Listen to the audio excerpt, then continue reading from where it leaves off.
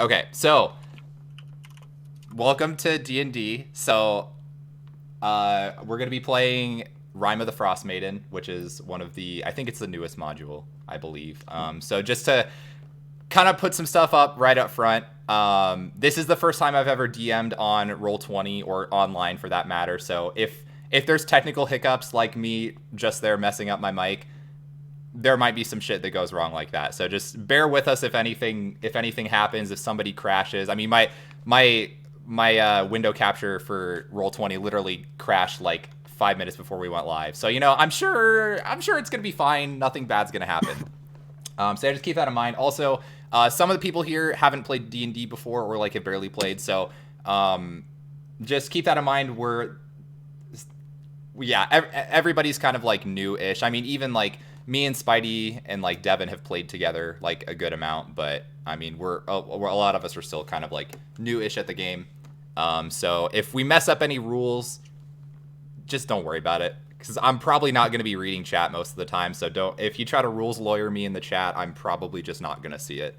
So keep that in mind. Trying to think if there's anything else that I need to say as far as ground rules. I don't really think so. Does anybody have anything they want to say before we start? I mean, I'll have like you guys introduce your characters and everything, but I don't know if you guys anybody want to plug our sponsor, anything like that. We don't have a sponsor. I mean, we could always talk about how you finally got official merch for Toast. That's not true. Yeah, it's a nice robe. Yeah, check the merch store, argmytoast.com. Includes butter. Yeah. Go check out my merch store at argmytoast.gg for all the sick Argmytoast merch. And in order to, if anyone dies in a campaign, in order to make a new character, you have to just go, Arg, I'm Toast. That's not... Who invited this guy? The stream needs to know if you clip the best GIF of the week, you get the $10 gift card to the store. Yeah, the store, so. Yeah, you guys will get a $10 gift card to the store as long as the store is real. So, as long as that store is real, you'll get one. It's a weird stipulation because it is real. Yeah. I'm just saying, like, just as long as it's real, you would get a gift card for it. It's a very real store. Yeah. All right, so I think I've tried to stall as much as I can. There's Matt in the background. Everyone's favorite. I think I've tried to stall as much as I possibly can. You can stall more. So how's everyone's day? Yeah, how's everyone's day? It's really cold. yeah, it is. Okay. I think I got OBS on one monitor. Everything else on the other. Okay, cool. All right. Okay. So I believe we are ready to start.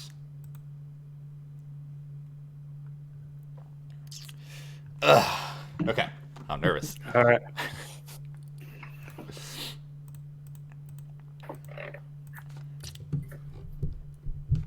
Okay. So, north of the spine of the world and west of the towering Regid Glacier is a frigid expanse known as Icewind Dale, which few dare to explore, let alone inhabit. Icewind Dale has become trapped in a perpetual winter. Ferocious blizzards make the mountain pass through the spine of the world exceedingly treacherous, and this land has not felt the warmth of the sun in over 2 years. In fact, the sun no longer appears above the mountains, not even in what should be the height of the summer. In this frozen tundra, darkness and bitter cold reign as king and queen. Most Dale residents blame Auril the Frostmaiden, the god of winter's wrath. The shimmering aurora that weaves across the sky each night is said to be her doing, a potent spell that keeps the sun at bay. Dale folk live in a scattering of settlements known as 10 towns. The drop-in caravans coming from the south and travel between settlements in this never-ending winter has left everyone feeling isolated. Although each town has resolved to appease the Frostmaiden with sacrifices of one kind or another, no respite from winter's fury seems forthcoming. For adventurers such as yourselves, 10 Towns is a place to test one's mettle and, in the spirit of heroes who've come before, leave one's mark on this frigid, blighted land. So, all of you are currently in a caravan that is traveling north along the spine of the world. So kind of in the bottom left of where that trail is going through the mountains. Again, the spine of the world is sort of the mountain range that comes between the Icewind Dale area and the rest of the world. If you go through the spine of the world to the south of it, is there sun? And it just happens to be once you exit there that's where the Yes. winter happens. So, and yeah, none of you are locals from the area, so you've only kind of like heard the stories, but yeah, from what you understand, it's basically when you go north of the spine of the world mountain range, like everything's fucked up. Like basically perpetual winter there, the sun never shines. So, you guys are all from a caravan. Again, you all joined the caravan for various different reasons, which you may or may not get into as the sessions play on. The caravan is traveling from Luskan. Luskan is sort of the largest city on like the northmost edge of the Sword Coast. So generally speaking, people consider Luskan sort of the end of civilization in the north. Obviously, there are smaller towns like 10 towns to the north, but Luskan's the last like major city. But yeah, there have not been many traveling caravans as of late. Most of the mercenary companies that have gone up to 10 towns, most of the merchants have all kind of abandoned the area. It's way too dangerous to go up there. The cost isn't worth it. So everybody's just kind of given up on 10 towns and abandoned it. So you guys have all, again, for one reason or another, decided to go to 10 towns. One reason that you all do share to some degree, you did hear of a adventuring mercenary guild, whatever you want to call it, that is being set up in 10 towns. It's being set up in the town of Bryn Shander, which you would all know. Bryn Shander is the largest of the 10 towns.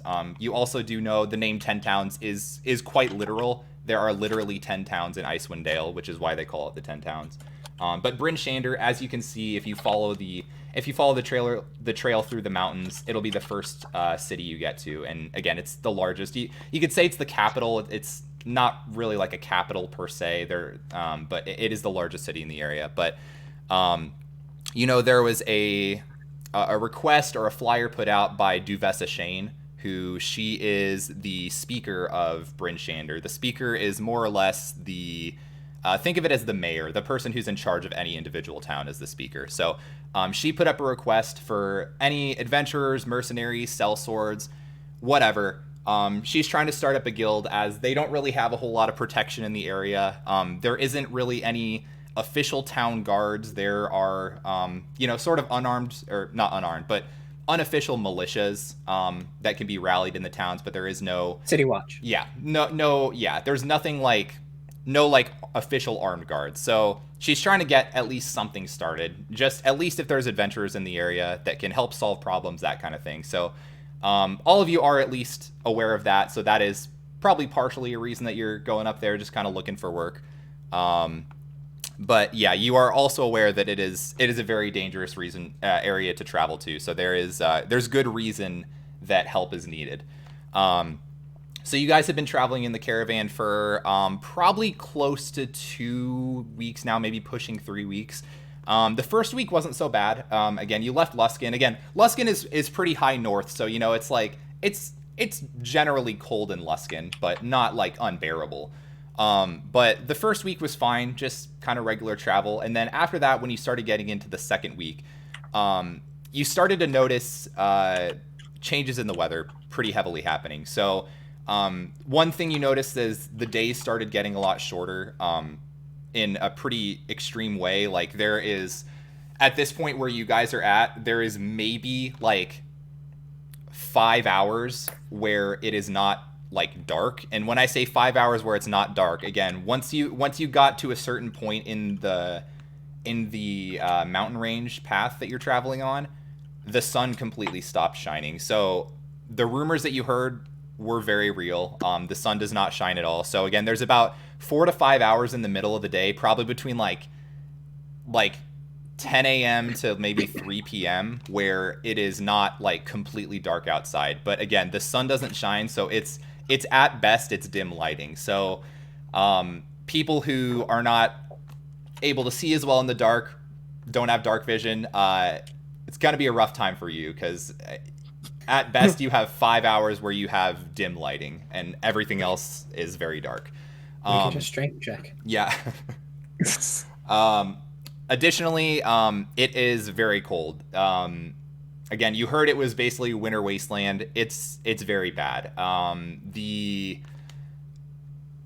the temperature ranges like at best maybe it's -30, and at worst it gets to -50, -60. Like it is unbearably cold, like cold enough to the point where if you are outside without shelter for a few hours, it could lead to death. Like it is very serious as far as the weather out here. So where we pick off, again, you guys are about maybe 3 weeks. You guys are getting to the end of the mountain range. So actually kind of about where the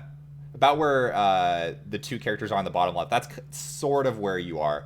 Maybe a little off. The map isn't super to scale for where exactly you guys are, but you're generally near the end of the mountain path.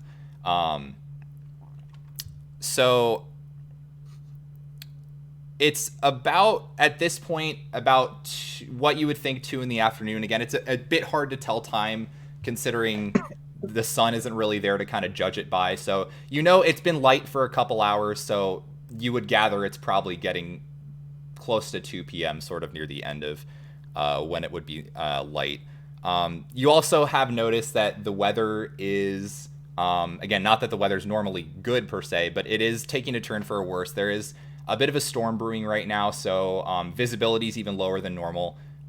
There's wind blowing snowdrifts all across the path. So travel has not been doing very well. You guys are in the backmost wagon. So again, it's a caravan, maybe 7 or 8 wagons, potentially all covered, obviously. And yeah, you guys are in the backmost wagon. So there are, in your wagon, it's all 5 of you. There's also one other person who is with you. His name is Andric. He's sort of similar boat to you guys, kind of.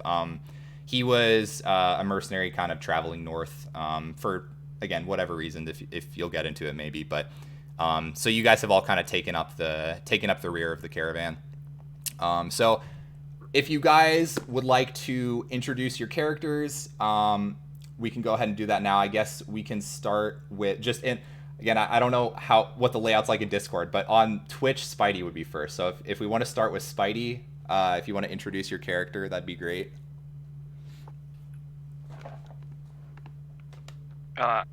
Oh, is he muted? muted, I think you're muted, Spidey. Oh yeah. There you go. That'll. Yeah, Are we like in the back of a caravan or just like all Skyrim style?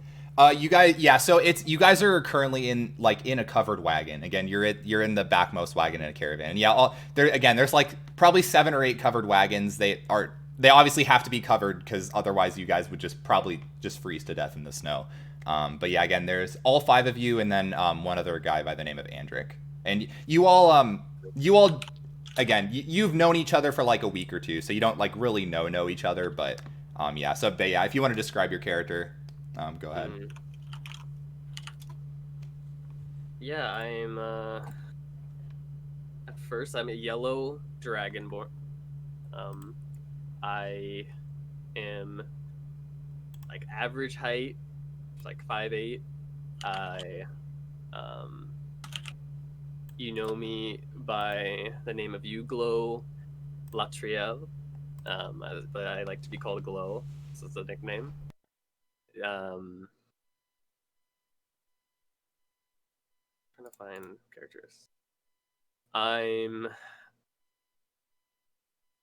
just said I was gold, yellow, which usually like I can breathe fire, which just helps me. And you know that I've come on a mission to search the area for information regarding my bees, because I am a beekeeper. So I'm trying to get some information up here. I don't think we're gonna find some bees in the north. What do you mean? He's looking for Is there winter dude. bees? Winter migrating. He's trying to find out. Ask him. Ask his character. He's right there. Yeah, well, if we want to jump ahead, Devin, do you want to introduce your character? Sure. So my name's Scrappy. Hello, He's Scrappy. a tall, kind of bulky Leonin. I think I'm pronouncing that correctly. He's middle-aged with a bit of a pot belly. He has large green goggles. His armor kind of consists of various types of material of scrap that's all like put together, and it looks kind of surprisingly durable. He wears a blacksmith apron over his armor. He also has a blacksmith hammer on his belt.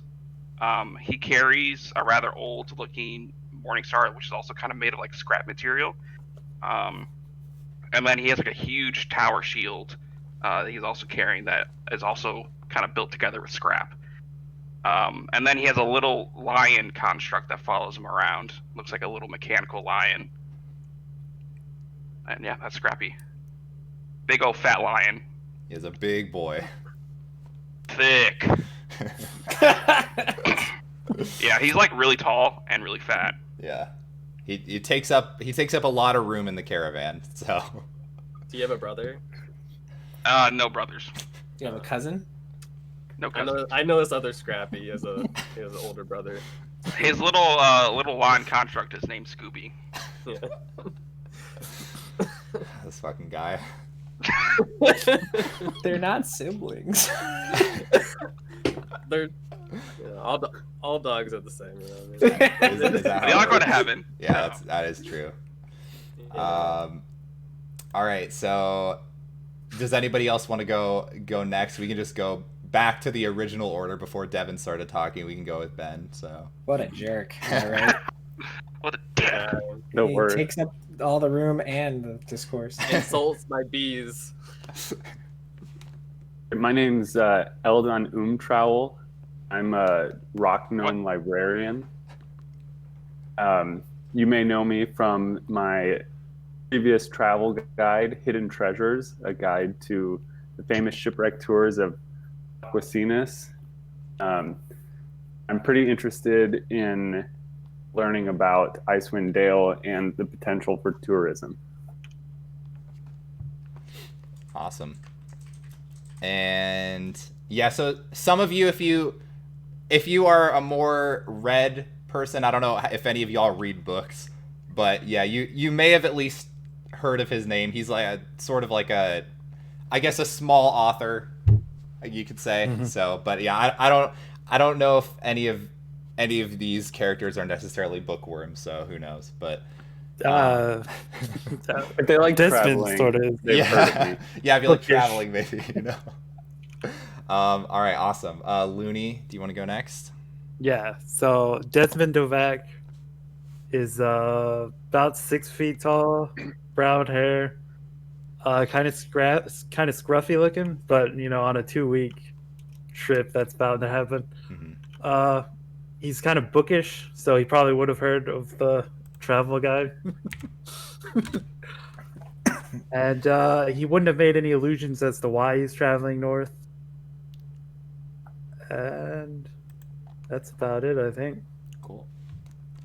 All right, and then last but certainly not least, Blue. Hello, my friends. Have you guys heard of Bahamut? Don't answer that. I have pamphlets here, and I hand one out to every one of them.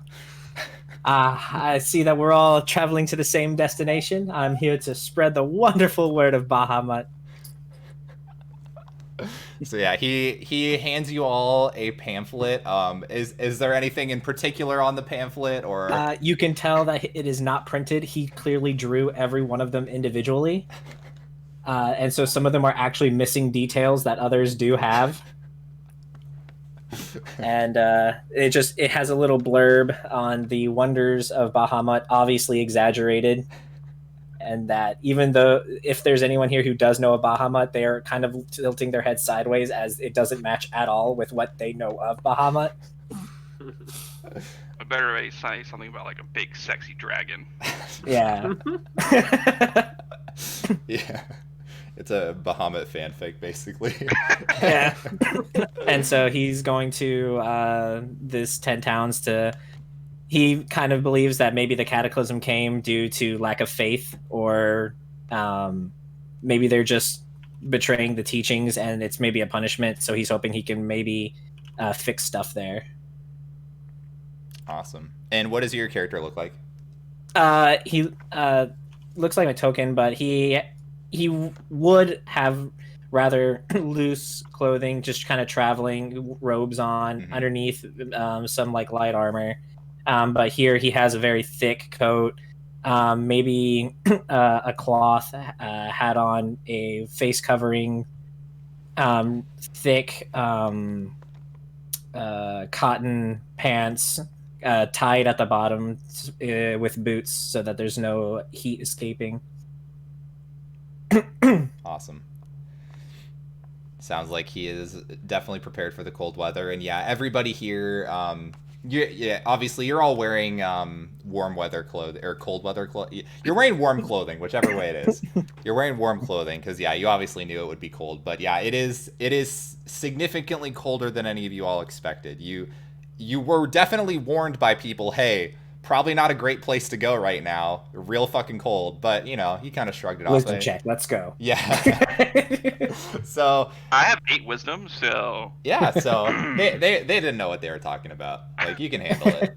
You have a lot of insulation built in. So I have a lot of fur. yeah, a lot of fur, a lot of fat, or muscle, you know, whatever it may be. Big bow. Yeah. So, did you actually want to ask Glow about the bees? Oh yeah. So you said there's some bees up north? That's what I hope for. I believe I've heard some tales that there's some maybe genetically modified bees up here that have adapted to the environment, but it could just be myths. I don't know. So I'm going up here to kind of do my own investigation. Okay, that makes sense. Bahamut's really fond of bees. I like this Bahamut. Seems like a Me good guy. too. Think we're gonna get along great. But yeah, it's getting really very cold, colder by the season back where I'm from, and I believe that the only way to save my bees back home is to try to crossbreed them and try to get those genes into my guys. Yeah, negative 60-degree weather is where I search for bees as well. Yeah. I kind of, this is the last avenue. That's all I got. So I mean, Hey, the miracles happen, and I'll say a prayer for you. Thank you. Amen. Amen. Praise Bahamut. Praise be Bahamut. You see my character grasp the medallion around his neck, and he says a prayer, being completely serious and unironic in every sense. Like, there's no sense of talking down or condescension. All right. So yeah, as you guys are traveling again, like I said, there's a storm. Storm is a brewing. It's starting to get a little bad out. So after a little bit longer of travel, you hear a very loud sound. It sounds almost like a loud roar, or like a bunch of thunder happening all at the same time. Sounds like it's coming from maybe hundreds of feet above you. And you guys look out one of the windows of the caravan, and you see a massive avalanche coming down the mountainside, and it's gonna be here probably within like the next 10 seconds. So if you guys want to like do anything to like try to brace yourself in any way, because it's coming directly for the caravan. What sort of like path are we on? So Is it? I don't have Stout Avalanche yet, so yeah, you don't have that yet. Yeah, so there's unfortunately there's not a whole lot you can do to get out of the way at this point. Like you guys are basically in a you guys are kind of in like a mountain pass. It's like maybe from the point you're at, it's probably like I don't know exact distance, maybe like 100 feet to the point of like sort of like the base of the mountain. Obviously that's just the base of the mountain, but at the speed that the avalanche is coming, there's not a whole lot you can do to necessarily get out of the way. But yeah, TPK right off the bat. There's not a whole lot you can maybe do to get out of the way, but yeah, I don't know if you have any anything you want to do beforehand, or just kind of brace for impact. Let me know. Can I check for any like caves or surrounding cover? Yeah, make Big a rocks or perception check. something? First roll. Perception. Yeah. What's the easiest way of going by that? Let me see. Okay, perception. 11. Okay. Again, visibility is really bad right now. Do you have dark vision? No. Okay. Well, so the roll probably would have been a disadvantage, but yeah, either way, it's hard to say. One thing you do see, which maybe provides you a little bit of comfort, because you guys are at the back of the caravan, the way the avalanche is headed, there's a chance it could miss you. It looks like it's kind of like angling towards the front half of the caravan. So you do see there's a chance that it might not completely like fuck you guys up. But it's hard to say for sure with your roll. There isn't necessarily any caves you see in the immediate area right now either. Is the driver still going full speed ahead, or are they slowing down? They seem to still be moving the same speed. How heavy of an avalanche did it look like? I mean, I guess I could do perception real quick. Yeah, if you want to do perception. Yeah, and if you don't have dark vision, it's going to be with disadvantage. How do we do disadvantage with Right click 20? on the roll? I have my my what is it, light on? Oh, you have From the that cantrip? Yeah, you can just no, I'd say it's still disadvantage because you're Okay. because I mean, it's the heavy light, blizzard. Yeah. Yeah, it's a heavy blizzard, and the light, I believe it's bright light and 20 feet and dim light 20 feet after that. So Oh, I see. So yeah, that's pretty it's far. yeah, Okay. it's kind of far, so it'd be hard to Okay, tell. So it'd still be disadvantage. So I have dark vision up to 120 feet. I accidentally hit it Yeah, twice. is it because of your goggles? Yeah. Yeah, so if you want to make a Okay. perception check, you can you could do so Yeah. just straight up. I have really bad wisdom, so I'm sure this will go fine. It's fine.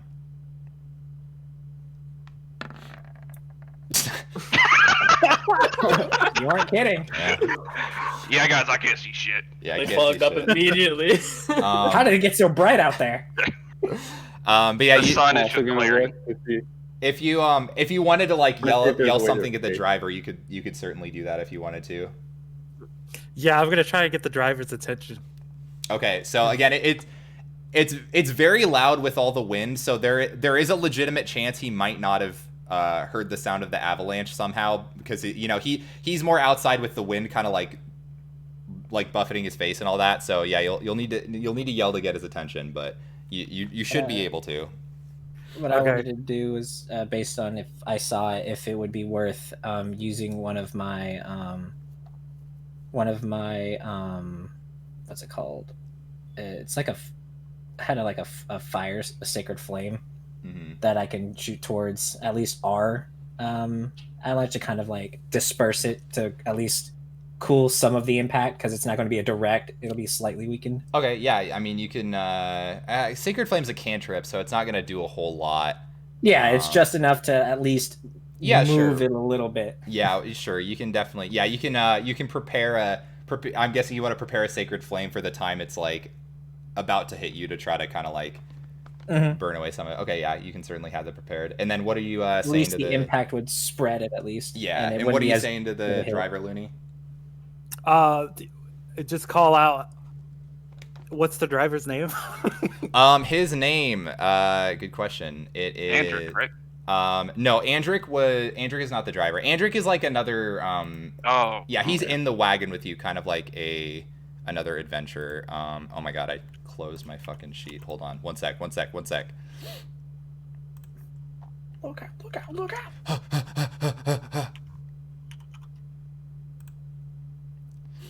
Remember, he said we had 10 seconds. Yep, you guys are all dead. Yeah. The driver's name is Kale. All right, so I'll just call out Kale. There's an avalanche. What? No, avalanche. Slow down. He kind of looks up. He's like, "Oh shit!" And he kind of tries to steer the horses, like to sort of back them off. So he is able to kind of slow them down a bit. So you imagine that does actually help. Try to maybe get you out of the range of the avalanche. So, Yeah, then I can shoot. So I yell at the horses. I can talk to animals. I have beast speak, so Oh, I yeah. also yell at the horses. Mm-hmm. Yeah, Stop absolutely. and avoid the avalanche. Give me an animal handling check. Yes. I'm I proficient. love these checks. Anytime animal handling comes up, I have to make someone roll. Oh! Okay. 2 natural ones in a row. You imagine you would be very convincing if they would have been able to hear you over the sound of the wind. Yeah, I just stare at them expectingly. Yeah, they are not listening to you. But again, Kale is able to kind of slow them down a bit. So at this point, the avalanche is about to hit your guys' wagon. But it does look like slowing down the driver helped a bit. So you see as Do I have to cast the thingy, or is it? yeah, just... if you want to go ahead and cast it now. Give me I guess it would, yeah. Give me like an Arcana check. Oh, because I think Sacred Flame is just like a save, so it's weird in this situation. But yeah, you can give me an Arcana check. Okay, 18. Okay. Roll a D4 for me. D4. Yeah, just roll 1 D4.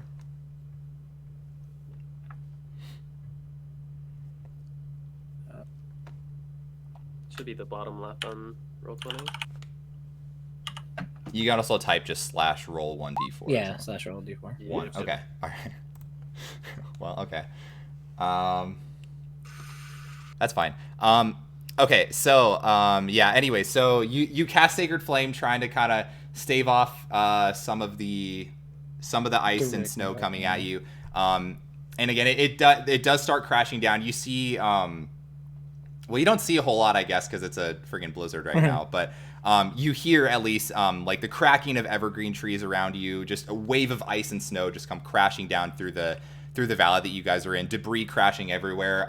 So luckily, the wagon that you're in really only gets hit in sort of the front half, but it is enough to capsize the wagon and knock it over. But so you guys do take a little bit of bludgeoning damage just from falling when the thing falls over here. That's saving throw already. Yeah, you guys are dead already. Well, some of you with -1 Constitution.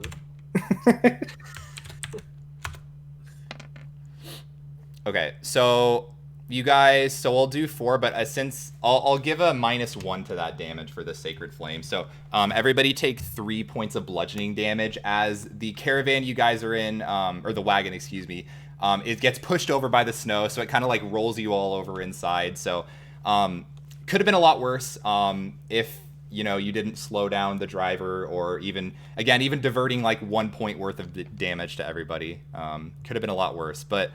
So yeah, currently the wagon you guys are in it's a little bit buried in snow. There's kind of some snow coming in through the window that you guys were looking through, and it is currently tipped over on its side. So again, basically there is a door in the cabin, but it's on the ceiling now. But if you guys want to try to open the door, there is going to be some snow on top of it, so it's going to be a little bit heavier to open. it.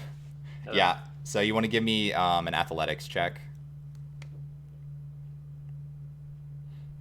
Can I assist him? Sure. If you can roll 1 as well if you want. I'd say it's too late for him to roll at advantage because he already rolled. Okay. Not very great. So the door is not budging. So you can maybe try to like crawl out through the window potentially, but some people, not gonna name names, are maybe a bit too big to fit through the window. Hey guys, looks like that's the end of the road for us. I wonder who we're gonna eat first. I imagine it's the little guy with the necklace and talking about Bahamut. Actually, that's a good point. Since we have plenty of time, I can explain deep. Oh no! All right, let's get away out. Window, All right, let's try the window. Gotta clear out the snow. Going to cast Hold Person. You will listen to me.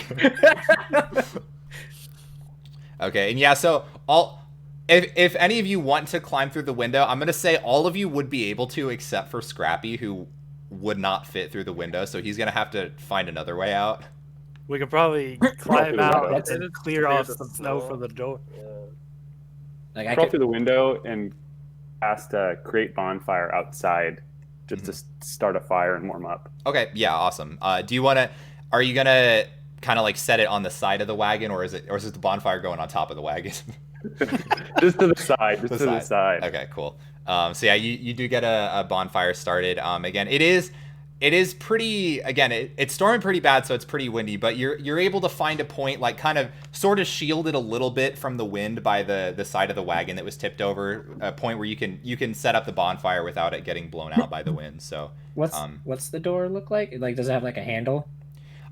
Yes. So Could I tie my rope around it and then the four of us pull? yeah, absolutely. Okay, so I'm gonna do that. I'm gonna tie my rope around it, and then I'm gonna ask, "Hey, could you guys help me pull?" And then maybe inside he can push.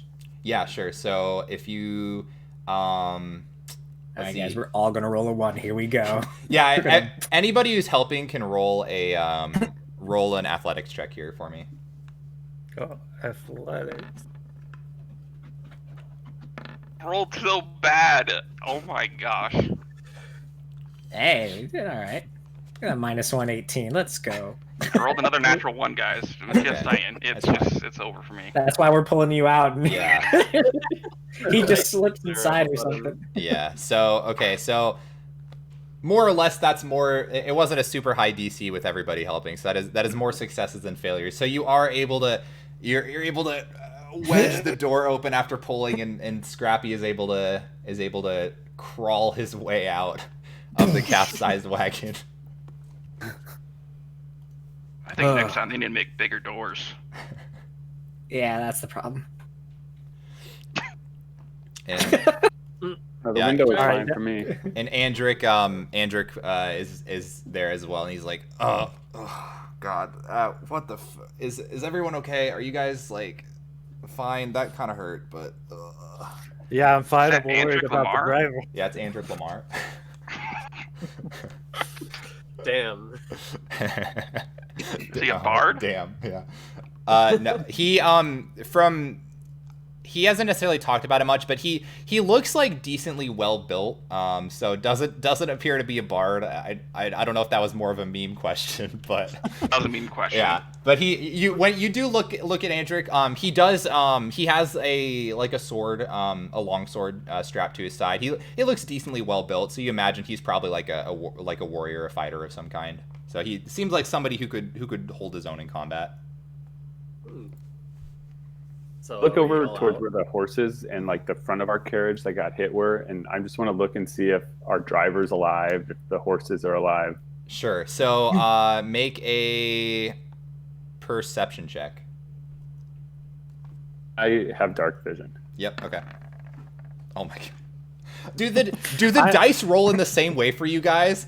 Because It was like on a natural 20. it was a and then 20 and then slowly okay, went to it did. two. Okay. I just wanted to make sure because it was like I was like, oh my god, he's gonna get a 20, and then it rolls over to a 2. My glasses are super. Yeah. Like yeah, your goggles are all fogged up. You gotta take some time. Oh, you got goggles too? Let's Mike- go. Yeah. well, I can't see shit. You are not seeing him. Your guys' wagon is like almost, it's basically like halfway submerged in snow, and the front half of it is the part that's submerged. So you imagine driver and the horses are somewhere under there. If they're still alive, I don't know, because they would have taken a lot more damage since they weren't like within cover of the wagon. So you could maybe try to dig them out, but who's to say if they're okay? I also go to check on the driver. Mm-hmm. Okay. You want me to roll a perception? Yeah. If you're just trying to like look around, like Yeah, I'm just visually- trying to look around for any signs. Okay. That would be perception. And again, Under if that. you don't have dark vision, it's going to be with disadvantage. Okay, so right click, disadvantage. Mm-hmm.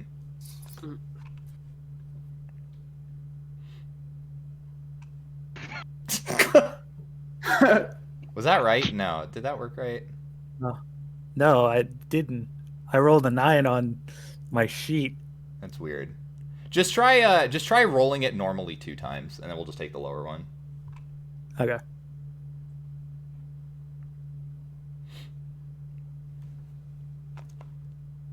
Okay, so got a 5. So again, it's really dark. So as a human, unfortunately, seeing outside of the dark is not your strong suit, especially if it's in the middle of what is appeared to be the start of a blizzard. So hard to tell. You see about as much as everybody else. Well, again, some of you have dark vision, so I know Scrappy sees a lot better than others. Eldon also has dark. Eldon theoretically sees better than others unless he rolls bad.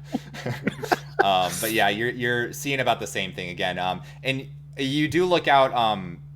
The front half of most of the wagons in front of you, you don't see them at all. Like everything is almost completely destroyed. I mean, if you guys want to like go around and try to like sort of inspect, see if there's any other survivors or anything, you can certainly do that. Yeah, I was waiting my turn. Sure. Okay. For some While they were, survivors. because it's gonna be while they were looking for the driver, I would have cast a light on my medallion, and I would have looked for like to see if I could help anybody. Okay. Yeah. So go ahead and again, if you're just kind of looking around, make a perception check. Since you have light up, it's a little easier to see. Again, if you're just kind of looking in like a sort of general area, then oh my god, guys. Oh my god. Happen again. You gotta get it together. Again, you try being in negative 30-degree weather, see how well, man, I'm a sharpshooter right now. Negative 50, so yeah, so it's not looking too great. There's a little bit more perception. Okay, so he's better with his eyes then. Yeah. So yeah, Scrappy, you're just kind of looking around for stuff as well. Yeah, looking for survivors. Okay. So yeah, again, so you're definitely not seeing your driver. So the driver is somewhere underneath like huge piles of snow and debris. So yeah, he's dead, guys. yeah, it's not looking good. I mean, there's a chance he's alive, but its odds are not looking very good.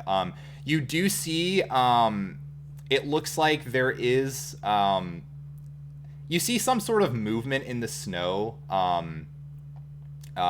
Maybe like probably like 3 wagons up. You see movement like outside of the snow or outside of the wagons in the snow. It looks like there's almost as if somebody is like, you see a leg that's moving, like maybe somebody's like upside down in the snow but still trying to move around. So you do see somebody moving around. They're fine. So we go help him pull him out. They're fine. Pull who out? You got yourself in there? Nothing here. I don't know how far I drifted off to look for survivors. I would, if I was close, I would definitely have immediately, like not even without a second thought, have run over to help. Yeah, if the two of you guys want to go try to help pull that person out. Okay. Okay, so give me either both of you guys can give an athletics check to try to pull them out of the snow, or one of you can roll with advantage. What's your strength? 3. +3. I'll help him. Yeah. It's very good. All right. Is there any light currently on us? My pendant. Yeah. So it gives 20 feet of light. Yep. So he has, I think it's 20 feet of bright light, and then beyond that, 20 more feet of dim light. Is that correct? Yes. Yep. I'll stick near him. I can't see a thing. Mm-hmm. Yeah, I think rolling with advantage, like right clicking, I think it bugs it. So I think if you have advantage or disadvantage, just roll it twice. Because in D&D Beyond, I rolled 11 and a 20. Yeah, I think it bugs out when you do that. Okay, I'll just roll twice. Just roll it. Yeah, just if anybody has advantage or disadvantage, just like click the roll twice. Because I got a 21 on my perception. But... Oof, what is going on? Oh, I rolled a natural 20 in the previous roll. Yeah. Okay, yeah, I see the perception check that time, Spidey. Okay, so are you just kind of looking around as well? I was looking up towards the mountain to see if there's any if it was just naturally caused or if it had been a sabotage purpose. You don't necessarily see anything. Again, weather conditions are pretty bad right now, so it's hard to see super far out.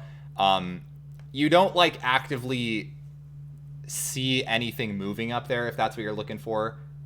It seems to have maybe just been a natural avalanche. Again, it's very, very windy right now. Blizzarding conditions are like borderline blizzard, so It could have just just been natural causes potentially. Again, you don't know for sure, but from what you can see, it doesn't actively look fishy, I guess is the way to put it. Yeah. So and as Scrappy and Phil, you guys try to pull the person. They're really wedged in there, and you definitely hear them trying to yell something at you. It sounds like a girl that's yelling something at you, but she's basically almost completely buried in the snow, and it's packed down pretty heavy with ice and debris. Can I use Sacred Flame on the side? Yeah. Firebolt on the side. Yeah. Do you have Firebolt? I do. Yeah, you guys can go ahead and start melting the snow and ice. That is one way to do it for sure. I'm guessing. Yeah, are you guys probably focusing on just the same side or the different surround? side? Yeah. Yeah, the surrounding. Okay. Just to soften the surrounding. All right. Yeah. So it'll take a little bit, but if you guys work at that for the next minute or so, you should theoretically be able to get them out. Okay. So, Mage Hand dig. I don't want to do it, so I'll just let the Mage Hand do it. Okay. Yeah, you would help as well. Okay. Yeah. So as you guys all kind of spend your spells to sort of loosen up the surroundings, so eventually you are able to pull the person out. They look real fucked up. Maybe early frostbite coming on. They've been buried fully in the snow for a good 5 minutes at least at this point, and again negative 50-degree weather. So it is a female human. She looks like in her mid-20s or something. Really puffy white jacket. Looks a little bit sort of more fashionable than it is practical. Heavy fur lining, nicely dressed person. Kind of it's odd to see somebody this nicely dressed, or maybe fashion savvy, I don't know is a better way to put it, but she doesn't look like a typical adventurer that would be traveling up to this region. But can I use Healing Word then? Yeah, if you want to go ahead and do that. Yeah, I'll use Healing Word. Okay. Where do I keep track of my spell slots? It should be on D&D Beyond. Oh, I see. Yep. So you'll just, it's these 4 blocks? Yeah, you'll just click one of the blocks. Okay, there we go. And then I cast it. Mm-hmm. 1, wow. Oh, okay. Well, yeah, you still... it's still not bad. So yeah, 3, so 6. Okay. All right, so you heal 6 points of her, and she does look a little bit better, but yeah, again, she is shivering very badly. Her clothes are kind of soaked from the snow. And she just kind of looks up to you guys. She's like, thanks. Is there fire, blankets, something? I'm so cold. She looks very, very, very cold. I guess we can just lead her over to the bonfire. Okay. I kind of wave my hand hey, we've got it's pretty nice over here. Okay, and yeah, you kind of lead her over there, and she kind of just sits down leaning up against the back of the wagon next to the fire, and just kind of puts her head in her hands, she's not having it. She is not talking to anybody right now. So she looks okay for the time being, especially after being healed. Not an immediate threat of death or anything, but yeah, she is. She doesn't look in the mood to talk to anyone right now. Is a way to put it, I guess. Do we hear any animals? Make a perception check. Yeah, make a perception check. Can we also see the other 2 carts, or the other couple carts? Yeah. So as far as hearing any animals, you don't hear any animals. You hear actually another one of the carts. So there's only besides yours, there are only basically 2 carts that are not completely just buried and inaccessible. You do hear some sort of noise coming from one of them. It kind of sounds like a pounding sound of some kind. No animals though, but that's really the only thing you can hear over the sound of the storm, is some sort of pounding sound coming from one of the things. Mention it to the big man, and who was the other one that had a really high perception? The glow guy, right? Yeah, glow. Yeah, I would mention that to those two that I hear sound pounding, so there might be someone still alive. So towards the pounding and see if there's anything I can do to help them out. Okay. It kind of similar situation to your wagon where it was tipped over. This one is a lot more buried. You can only see like parts of the door, so you could again, you could try to like take some time to clear off the snow, or you could just try to like maybe force the door open. Either way, whichever you want to do. But yeah, it definitely sounds like somebody is like banging on the door from the inside. I'll just try to open up the door. Just Okay. force it open. Yeah, give me an athletics check. Can I help? Oh, never. Oh, Don't need it. Yeah. Hands up and say very well. Yeah, Here's scrap- my hands up. Rolls up his sleeves like, all right, I got it this time. You Yeah. yank the door open. He's like redemption arc. Yeah. So inside, you do see there is a dwarf inside that is he's like, oh, thank you so much. He kind of like tries to climb again. It's the wagon's capsized and he's a little bit smaller, so he's like a little help here. Can you help? I'll reach my me get hand up?" down. So you can All right, grab he onto reaches it. up and grabs it. And you're able to pull him up. You just lift him up with one arm and just place him down. Yeah. Like, oh, thanks, friend. I appreciate that. Oh, fuck. I hand him a torch fire.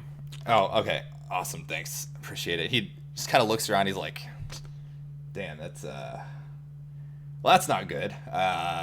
Are you guys the only survivors? We're still searching. Like we were able to hear you, and so we're still looking to see if there's any other survivors. Gotcha. Were you the only one in there? Yeah, I was the only one in mine. I guess there was the driver, but he kind of looks over to the front of the wagon. I don't think he made it, so I think it was just me out of mine. Craziest thing, we were just sitting there, and Glow farted, and the next thing we know, an avalanche is just coming off to the sides and just caving us in. That you're trying to tell me a fart caused this whole thing? Oh, that's my guess. I think your guess is wrong, friend. But again, I appreciate you getting me out of there, but I don't know about that one. Depends on you ask. Oh, well, I don't think it does.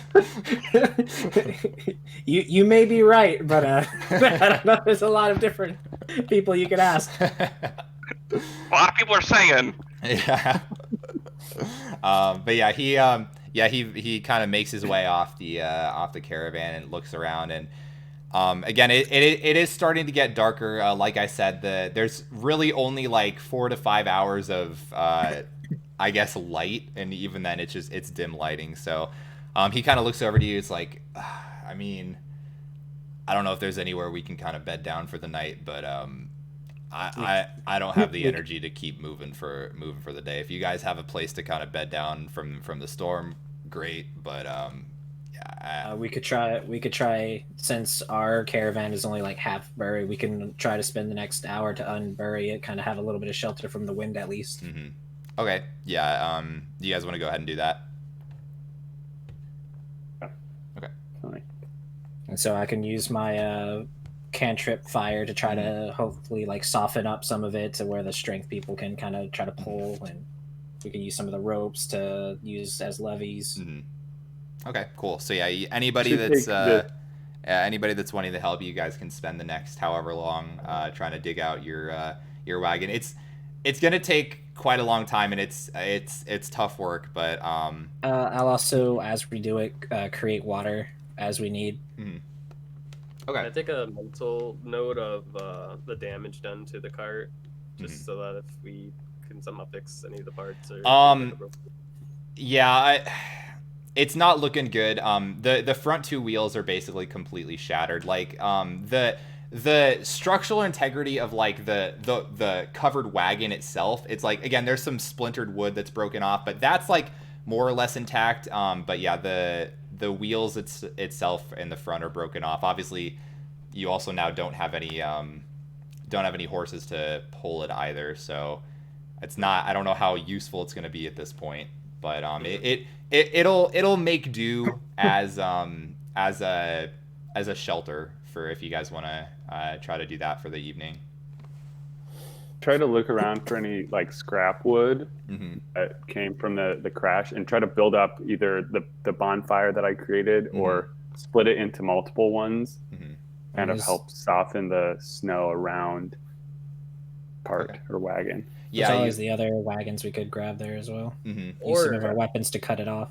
Yeah, if anybody Maybe wants to start- kind of look around for like scavenge for supplies, just give me an investigation check. Anybody who wants to do that. Sure. Yeah. Something better to do. Investigation. Also, we'll look around. Some really good rolls. How realistic would it be to make the cart into like skis, and we just screw the wheels? We just have a big sled. We'd still need somebody to pull. Yeah, you would Yeah. still the main issue. So Scrappy. the main issue is you don't have anything to necessarily pull the caravan. Scrappy is he's good with tools and fixing stuff up. So he could maybe do something for the wagon itself potentially, but yeah, the main issue is you wouldn't have anything to pull it. Mm. That's the main problem. That Also gives me an considering idea. like the entire like next like half a mile ahead of you is just completely destroyed with an avalanche. So you don't really necessarily have a path to go through either. Again, like you can like walk over it, but like as far as taking a caravan through, that's probably not going to happen. Yeah. Okay, yeah. So, all right, investigation check. So, Desmond, you're not really finding a whole lot again. It is very dark. It is very snowy. You are not. Yeah, you're a human. I'm What can I say? You're out of your element here. When it comes to cracking skulls, you can do that, but not so much seeing in the dark outside. But yeah, the other three of you, yeah. So Eldon, yeah, you're able to kind of you're looking for like sort of like firewood or scrap wood to kind of help with the bonfire. You're able to find some of that again. A lot of it is honestly kind of pieces of like shattered pieces of the wagon, or maybe some of the trees that had kind of fell down with the avalanche. So good amount of firewood to be found, so you can kind of work on feeding the fire a little bit that you have going. Phil and Scrappy, you guys. Was there anything particular you were looking for? Were you just kind of like looking in? Because again, there's two wagons that are like that you can actually access still besides yours, or were you just kind of like looking for firewood as well, or what? Looking for scrap material because we need to build up our fire. Maybe try to fix our wagon for going forward. Gotcha. Okay. So yeah, you're able to find. Again, yeah. If you're just looking for kind of scrap wood, that's decent enough to find. Again, yeah, broken pieces of wagons. You do see also in one of the wagons, kind of the one that the girl was next to. If you open that up and look, there is a large like wooden crate that you could maybe use that for firewood as well potentially. That is something you could maybe do. And then let's see, Phil rolled a 17. So for that, were you looking in a wagon as well, or just kind of outside of the stuff for materials? I went back to the one that we found the dwarf in, because Okay. I imagined that his driver had some sort of supplies that he would need for his taxiing, and I was also looking around on the edges of this cliffside for any like nature, any sorts of like natural berries, trees, twigs, medicine. Sure. So for the wagon that you look through, not a whole lot in there. I mean, there's some like there's a couple. You see like some broken bottles on the ground. There's a couple like crates that were kind of destroyed. There are some like food rations that you can find there. You do see there is again, there amidst all the broken bottles on the ground, there is one vial that you find that does appear to be intact with like a red liquid in it. And then, so you find that, and then you find some food rations, like maybe dried meats, some breads, stuff like that. Dried meat, breads, some rations. Can I investigate, I guess, the vial? Yes, you would. Or would that be medicine? No, you'd be familiar with enough. It's a potion of healing. Oh, okay, it's just a potion of healing. Yeah, so you've seen those before. Me, it was like, some conspiracy. There's some poison going on, or Yeah. It's like, this was a setup. No, yeah, and then there are also in both of the wagons there are like a couple blankets because every wagon had at least some blankets in them just to kind of keep people warm. So if any of you guys want to take those, you can as well. As far as like plant life or anything, not a whole lot. You imagine there aren't probably a lot of like herbs necessarily or medicinal plants that grow in this kind of temperature. Mostly as far as plant life, you see it's like pine trees and stuff like that. I mean, there are some shrubs here or there, but yeah, nothing that looks like herbal per se. Okay. Guess I'll get whatever I can and then head back. Cool. And I'd probably pass around a couple rations for people who need them. Mm-hmm. All right, and yeah, at this time again, the not that there's a sun in the sky, but it is now like completely dark at this point. So anyone that does not have dark vision, you can pretty much only see the vicinity around the campfire. So I have my little light. Yeah, you have your light as well. So yeah, there is a little light around you guys, but yeah, it's pretty bad. And you see the storm is still about as strong as it was. Again, it's not like an impassable blizzard by any means, but it's snowing pretty heavily and it's still fairly windy. So just keeping the fire going is a little trouble. I mean, luckily you have the create bonfire cantrips. That makes it easier. But yeah, even still, you guys still have to kind of make sure the fire is a bit shielded from the wind so it doesn't just like blow out constantly. Mm-hmm. I'll take the first watch as everyone is like gathering into the shelter to get away from the wind. Cool. And so I'll be out there to keep the fire going and keep a lookout in case anyone drives by or in case anyone attacks. Awesome. And yeah, we'll probably want to have three different shifts for the watch because yeah, you guys definitely need to have somebody up at all times keeping the fire going. Otherwise, you will 100% freeze to death. So yeah, if you want to take the first watch, I don't know who wants to take second or third. I mean, I say a prayer every hour. Like that's just just a some. I can help you as well. I'm pretty good around this region. I believe this is the mountain region. It would be mountain region. My favorite terrain. Yeah. It's fucking rangers, dude. Yeah. It is your favorite terrain. You guys are in the mountain area. He just pushes me to the side, like, oh, sorry. Let me handle this. Like, yeah, I mean, that's like you can go over there for firewood, but it's more efficient over here and foraging, maybe over there. Yeah. So yeah, you guys are able to stay up again. You were able to gather enough firewood. I'm not gonna like make you roll to keep the fire going since you guys did scavenge for materials. Is there anything you wanted to talk about, or are you just kind of keeping watch of everything, making sure the fire is going? I guess I would ask the lass what was she heading up to the 10 towns for? So you're asking the girl that you found? Yeah, it's like we haven't met or formally introduced. Like, what's your story? And she kind of looks at you, and she was getting ready for bed. I'm gonna say I'm assuming this is before the watch started. Because you said before the watch happens. Is there anything you guys want to? No. So no, that's fine. And she kind of looks at you, and she has been basically sitting in the exact same spot right next to the fire the whole time. She, you're not a doctor, but it seems like she may have suffered frostbite potentially. Some of her, I mean, she does have gloves on, but you can see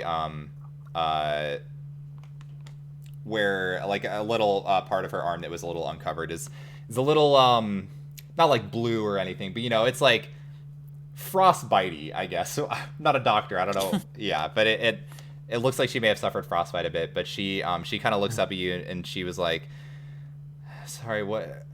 I'm kind of out of it. What did you say?" I was curious what it is that you're heading to 10 Towns for. Did you have family, friends that are waiting for you there? No family, no friends, colleagues, I guess you could say. I was gonna meet up with some coworkers up there, but I didn't realize it was gonna be this bad. But at this point, I can't really turn back. But yeah, I'm meeting a few people up there. Would you happen to know how far we are from there? I can't say for sure. I would maybe just looking at where we are in the mountain range. I would say maybe 2-3 days travel, but maybe a bit more since we're And she kind of points at all the wagons. We're kind of out of transport, so less than a week maybe. I don't know. I've never been up here before. I mean, I've seen it on maps, but that's about it. Okay. I noticed you said her hands are frostbitten and hurting. Yeah. I probably put some if I would offer to put some warm water and then wrap them with some of the common clothes that I have, kind of drip them up to try to protect it from getting worse. Okay. Yeah, and she does not she doesn't have any problems with that, but yeah, she just seems really, really she's had a bad day. She seems really out of it. Again, the last thing we need is someone's hands not being usable in this for 2 days. Yeah. So. And yeah, she thanks you for helping a bit, and she's like, I appreciate you guys all saving me, and again, I'm sorry. I'm usually a little bit more, little more outgoing normally, but I've had a day, So, anyways, was there any other questions you had for me? No, that's all that we need for now. I'm gonna take care of yourself, get some rest. I'm gonna try to get some sleep if you don't mind. So I have a question. Yeah, you just hear a booming voice. Why was the gnome artificer embarrassed when his clockwork crocodile stopped working? What is he asking me a joke? He had erectile dysfunction. That's all. Good night. I burst out laughing. Everyone died. She does not react. She just looks at you and then just kind of groans. And then she's like, I'm going to bed. He just puts away his book of jokes. Okay. Is there anything else anybody wanted to do? Like to cast Wish to unhear that? Okay. I will allow it. Dexterity saving throw. All right. So yeah. What was that? Do we have an agreed order of when we're switching shifts on the watch? Are we doing 2 people per shift or just one? Sure, we could do 2 people. I think 2 first would be. with Broly. Broly's not here. Broly's it's not in this session. Broly's next session. Getting ahead of yourself. Spoilers, dude. My notes. I copied and pasted the wrong name. Mm-hmm. And yeah, Andric chimes in. I don't mind taking watch with somebody if we want to do shifts of 2. I had offered at the start, so. Mm-hmm. And I think. Take a shift as well. What's his name had stood up with me. I was like, I got this. So I assumed we were doing it together. Mm-hmm. And I was learning from him on how this training works. Mm-hmm. Yeah. So Glow and Phil want to take the first watch. Who wants to be on the second watch? I'll take second. Okay. Sure, second. You Okay. can also do Or do Ben. third then. I can do the last watch. Okay. You want to be with the third. Andric at the last watch? Yeah. Okay. Cool.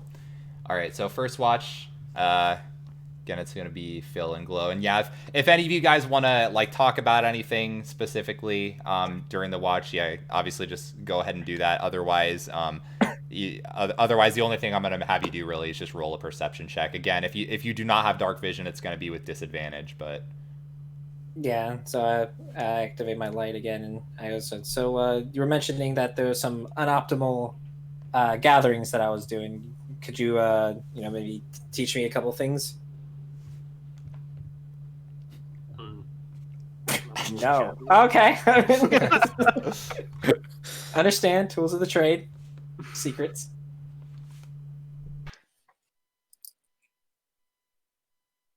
Did you want to talk about Bahamut? Go get some wood. I understand. Time Bahamut comes up, I'm the same.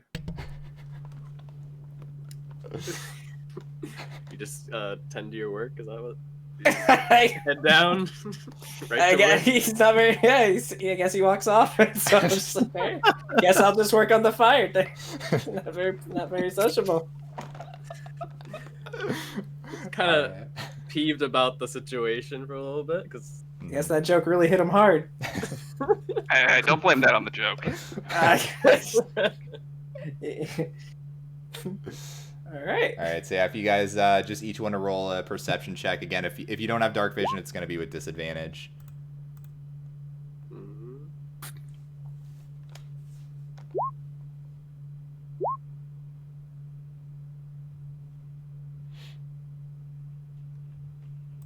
Do you have a modifier, Spidey? Oh, sorry. That's Let okay. me do it from here. And Phil, do you still have your light going? Yeah. Okay. And I guess Yeah. I'm also standing by the fire. Too, Yeah, so since he walked I guess off, with the light going, your guys' rolls can just be with without advantage. But keep in mind, basically, you guys can only see about 40 feet out from you. Yeah, but, 40 feet. Yeah, but it's without disadvantage in that range. But you don't see anything immediately. Snow's still falling down. It's about the same type of weather out. Again, it's like not like insurmountable blizzard, but it's snowing really hard, and it's the main issue that's bothering you is the wind. It's very, very windy, which makes it even more cold than it probably should be. How deep is the snow under our feet? It's hard to say for sure. I mean, just given the avalanche-y area, you guys probably set up in a spot where it's probably like it's a little more packed down, because it was sort of like on a trail, so to speak. But generally speaking, most snow, again, outside of where the avalanche was, it'd probably be like a couple feet deep, probably like 2 feet deep. Avalanche, obviously, it gets way higher. I wasn't sure if I needed to destroy water because the bonfire. I don't know if it's like the snow underneath the bonfire, if it's just like going down, and I need to use destroy water to kind of save it. No, it'll be fine. I'm not gonna be that mean to you guys. Oh, okay. I was just thinking like, man, this. No, I'm not gonna be that mean, so don't worry. Can I make some like makeshift like walking snow skis for us so that we can traverse a little faster? You can certainly rope try. And some salvage wood. Yeah. I don't even know what check that would be. Like a tinkering check of some kind, like a dexterity, I guess, probably. All right. Sleight of hand. If all else Survival. fails, you know you have somebody who's a little bit more crafty in the party. You're able to fashion a kind of makeshift one together, at least something that you can put on your feet. You don't know how good it's gonna be, but I guess you'll see in the morning. Yeah. All right. Yeah. Anything else from you guys? Yeah, I can't see anything. I just keep it going, and I keep watch. Awesome. All right. So your guys' shift ends without any hiccups. Second shift, you can arouse from your slumber. All right, so I'll All just right. kind of sit around the bonfire and just kind of chillax and look around. I'm a heavy sleeper, so does anyone shake me awake? Of course. All right. I make sure that things are going well. I always make sure my tasks are done with the utmost perfection. All right. The fire's still going. Yep. And who are the two that are doing watch? Right now it's Desmond and Scrappy. Is Scrappy the one with the big shield? Yeah, Scrappy's the big artificer boy. I'm gonna cast light on the shield before I go to sleep. Cool. Or do I have to be awake and concentrating for that? So light lasts 1 hour. So you can Yeah, basically okay. you can do it, and then it'll be lit for an hour, but that won't cover Okay. the entire shift. But yeah. Yeah, Mhm. yeah, that's fine. Yep. Just to do my part. Mm-hmm. Cool. As the shift change, can I let me see, cast good berries, Sure. good berry, and just like have them on hand, and then as we shift, I just hand one off to Desmond and one to Scrappy, and I guess like two more for the next shift as well. Be like, hey, when you next shift change, tell them to pop one of these, Totally, I can do that. and you'll if you eat it, it usually goes good for a full day. Make you last through the night. If you eat it, you'll get a hit point. If you decide to do that. Mm-hmm. Yeah, I'll eat it. Yeah, I'll eat mine. Yeah, it gives you 1 hit point, and it's basically it equates to 1 full day of nourishment. So it's good berry is a very nice spell to have in these situations. He's like, man, I'm sure I'm hungry. Eats 4. Yeah, it's like, oh gosh. Really hungry. All right. Anything you guys want to do on second shift? I don't know how. No, go ahead. I don't know, man. I think tomorrow we're gonna have to start legging it. We can't stay here that much longer. No, we can't. Well, I don't- did you hear about a magic skillet? A magic skillet? No, I have not. It's made of cast iron. he Desmond fights back a smile and he just shakes his head. Let's go! I got 1. 4 more to go. Or 3 more. I can't count. I think there's more than that even now. We got the dwarf. Count. You gotta add more to your list. I'll actually I'll hand over my goggles to Desmond. Okay. He's like, you could just wear these. I'll allow you to see in the night. Make it easier to keep watch. So Thanks. what he's And- handing you is goggles of night vision. So Okay, do I as long need as to add you that on? I guess I don't know, because it's the artificer infused one, right? Yeah. Yeah. So basically it gives you dark vision up to 60 feet as long as you're wearing them. Is it attunement? No. Okay. Yeah. I don't think it is. We can put it in your inventory later, but yeah, just keep Okay. that in mind now. As long as you're wearing those goggles, you have night vision out to 60 feet, or dark vision up to 60 feet. So Okay. that is very helpful. Very helpful for you. Yes, it is. Yeah, I noticed that you had a little hard time looking earlier, and so Yeah, I your was just human eyes should be able to help. practically stumbling through the snow.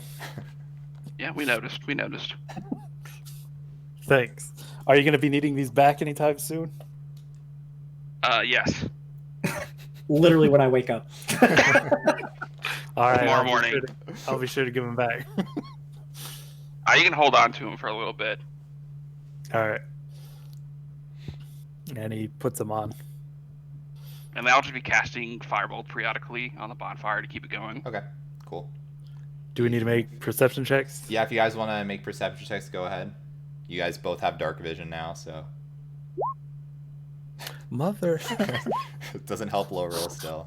Okay, 14. Okay, Desmond, you're getting used to the goggles. You know, it's whenever you get like new glasses, you know, it's like everything's a little kind of like dizzy for a sec. So you're getting used to them still. So yeah, maybe tomorrow it'll be better. Scrappy, yeah, don't really see anything that catches your attention. Nothing you notice. All right, I eat the other good berry. Okay. Did you eat 2? Yeah, that was my second one. Okay. All right. You're a big boy. You could probably handle 2, but your stomach is feeling very upset. Oh, that feels good. Sitting by the bonfire, nice full stomach. Shits himself. All right. Anything else for you guys? Anyone notice steam coming from the snow over there? Guess we'll wake up the next people All right. for watch. Yeah. Wake up the And next. Andric Lamar. Yeah. All right. So, Andric is awoken from his slumber. All right, ready to get this watch started, I guess. And he'll start tending to the fire. Yeah, I don't know if there's anything you want to particular talk about, but he's just kind of man, what are the odds, right? You just think, oh, I'll go to Icewind Dale, it's gonna be fine. Then get hit with a fucking avalanche. Like, it's ridiculous, you know. Yeah, we lived those, so we did, I guess. could You know, be worse. could nice be fire worse. going. You know, Lady Luck's looking out for us, and he kind of like pulls into like he has like a gold coin on a necklace, and he kind of kisses it, and he's like, Lady Luck is always with us, so guess it could have been worse. Raise my eyebrows at that. Over, do I see the skis that were made earlier? I get glow. I glow. Where did you put them? Did you like hide them or just kind of leave them out? They're still on his feet as he's sleeping. Set them on like the not compartment, the cart. I mean, just visibly there. Okay, yeah. I So guess. yeah, you do see them. I see those and I kind of like laugh a little bit. And, well, somebody tried at least. It's a good idea. Yeah, we'll see if it works well tomorrow. I don't know. Yeah. I look over at Andric and I say, you know, I was in Canada, this place southeast of here, and they have a sport called cross-country skiing. Oh. They do something like this. Interesting. So I kind of think for a little bit. I'm like, you know, I think I could do this. I could do this a little bit better. Yeah, snap my fingers and cast Mage Hand, and a little hand pops up. And I sit down to improve those skis and try to make more.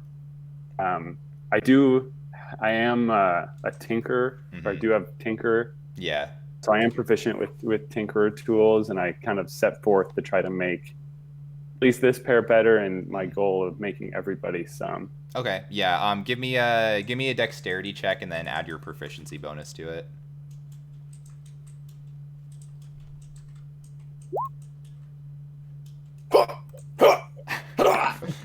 Yeah. You are. Yep. Yeah. The gnomish tinkering blood runs through your veins. You see again. Glow did a good job for a novice, right? But yeah, you're able to kind of fix up some of the imperfections that Glow had on the skis, and you're able to start working on some more. You're not able to get them made for everyone in the time, but I'll say you're able to get you're able to fashion 2 more pairs that are like good quality. So you're able to fix up Glow's skis, and then basically there's 3 pairs that are like good now. Okay. And then just perception. Yep. The rest of the watch. Sure. He's distracted with the shoes. Yeah.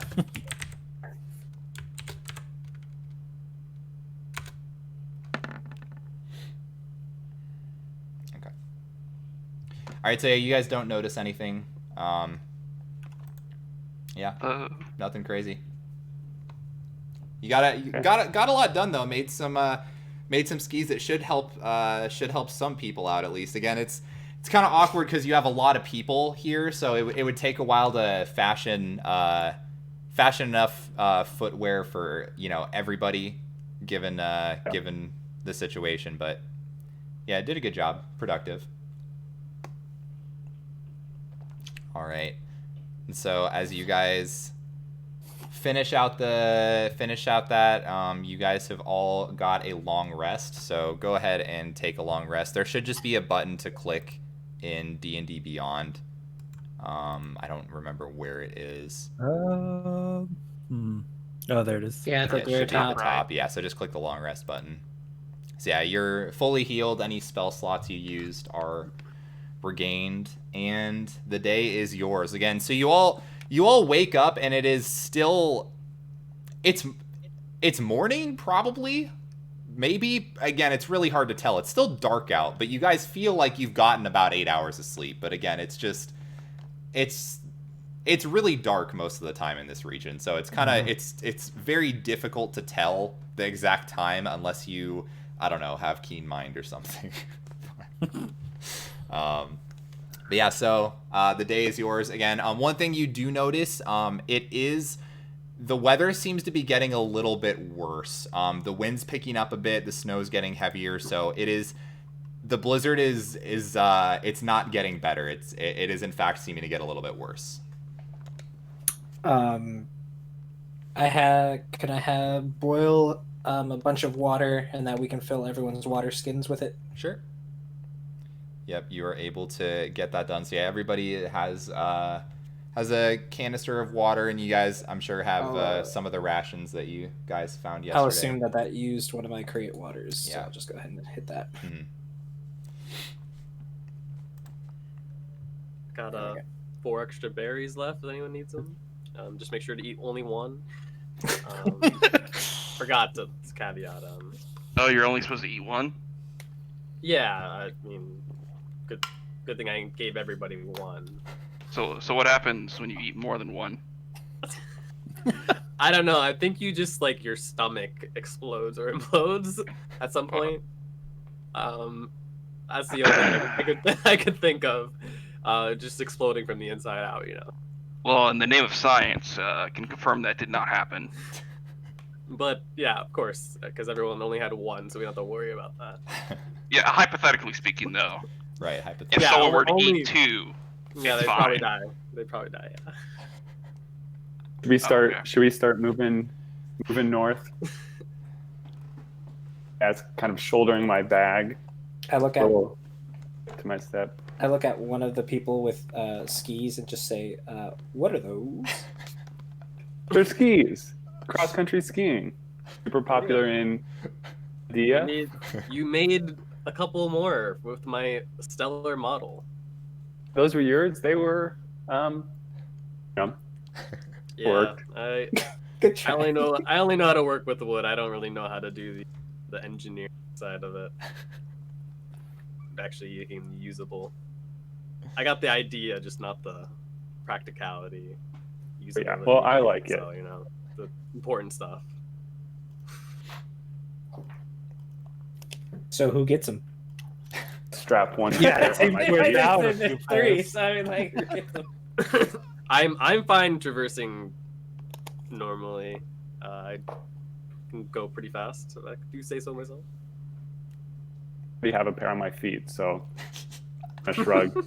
Are you gonna lead? How do the other survivors look, including the girl? So she definitely looks the worst. Andric, again, Andric looks kind of fine. He was with you guys, so he didn't sustain as much damage. The dwarf, he looks kind of in between, not nearly as bad as the girl, but yeah, a little more shaken than Andric was. Andric, just on a quick glance, Andric looks like the only one of them who is like, you know, a hardy like fighter, so to speak, you know. The other two don't nearly look as much. Again, the girl looks like she doesn't look like the adventuring type. So it seems like she is affecting this the worst. The dwarf, I mean, he's a dwarf. He's hardy enough, but yeah, maybe not like a super tough necessarily, but You could give them the other two skis. I kind of look around. Yeah. Proposing. If it makes it easier, we should probably give it to the miss. Sorry, Miss. What was your name? I didn't quite catch it. My name's Nas. Nice to meet you, Ness. I believe we're gonna be heading out as soon as possible. I think we have an extra pair of skis for you. That'd be appreciated. Andric, if you want it. I don't want to slow you guys down, so I wouldn't be opposed to taking them. And I have this extra berry if you want it. It'll keep you.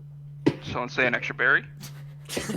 Do you need another one for today, Scrappy? I can that's my first barely one. believe it. Oh, I'll give Scrappy one and Nass one. Right, Anyone Nass, else? I I'll have take it. 2 more. No, the last one's still I'll holding take me one. over.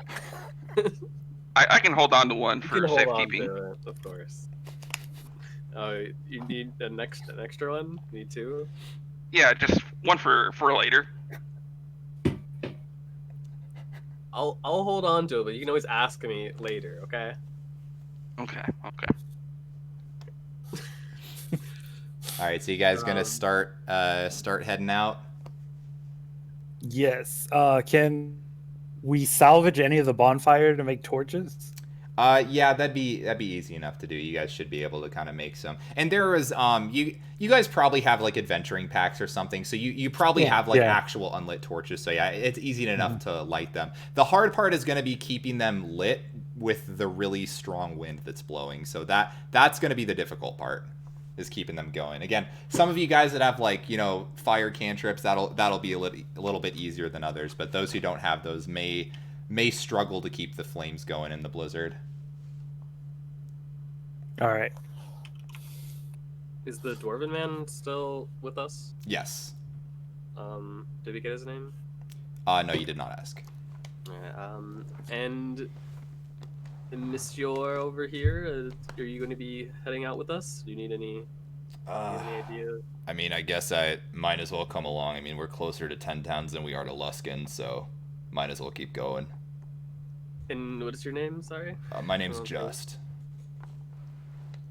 Sorry, was that just? Yeah, it's Just. Just. Okay. Right, Just what? I hate these wise guys. I think he said Gus. I said Just. Yeah. Okay. So unless we want to look over the crash site again, we can kind of move on. I don't know. If we didn't hear Let's them go last for night, it. They're probably gone. Skiing away. And now they're probably all dead. Who's Yeah, leading? we can see if the wind unearthed any of the other wagons on our way out. It doesn't appear that it did overnight. In Okay. fact, I mean, the snow is heavier now because it was snowing all night. So like, Yeah, they're long gone. yeah, they're long gone at this point. So yeah, you were able to save a couple people. So that's that is good. But yeah, it wasn't realistic to be able to save everyone. So I ask who's leading, or who's going to be at the lead. I'll lead. I Does can carry the. I can kind of be a buffer for the wind. okay. Does he have the skis on? Nope, don't need them. Okay. I'm going to use light on the shield so that, since it's still really dark and hasn't lit yet, Okay. so that way everyone can see the lead. And yeah, I'll say everybody who wouldn't have the skis would be moving at half speed, but I don't know if there's any favored terrain shit that comes into play here. If we're in the mountains, then if I'm in the train for more than an hour, we get to move at, I believe, normal speed. As long as I am leading, I think. It's mountainous to me. Yeah, I think the ranger has to lead to get favored terrain bonus. So yeah, luckily Glow's favored terrain is mountains, so you guys are considered in the mountain terrain right now. Okay. All right, so yeah, whoever's leading, you want to make me a survival check? Decided the ranger was going to be leading for favorite terrain. That's what I Yeah. found.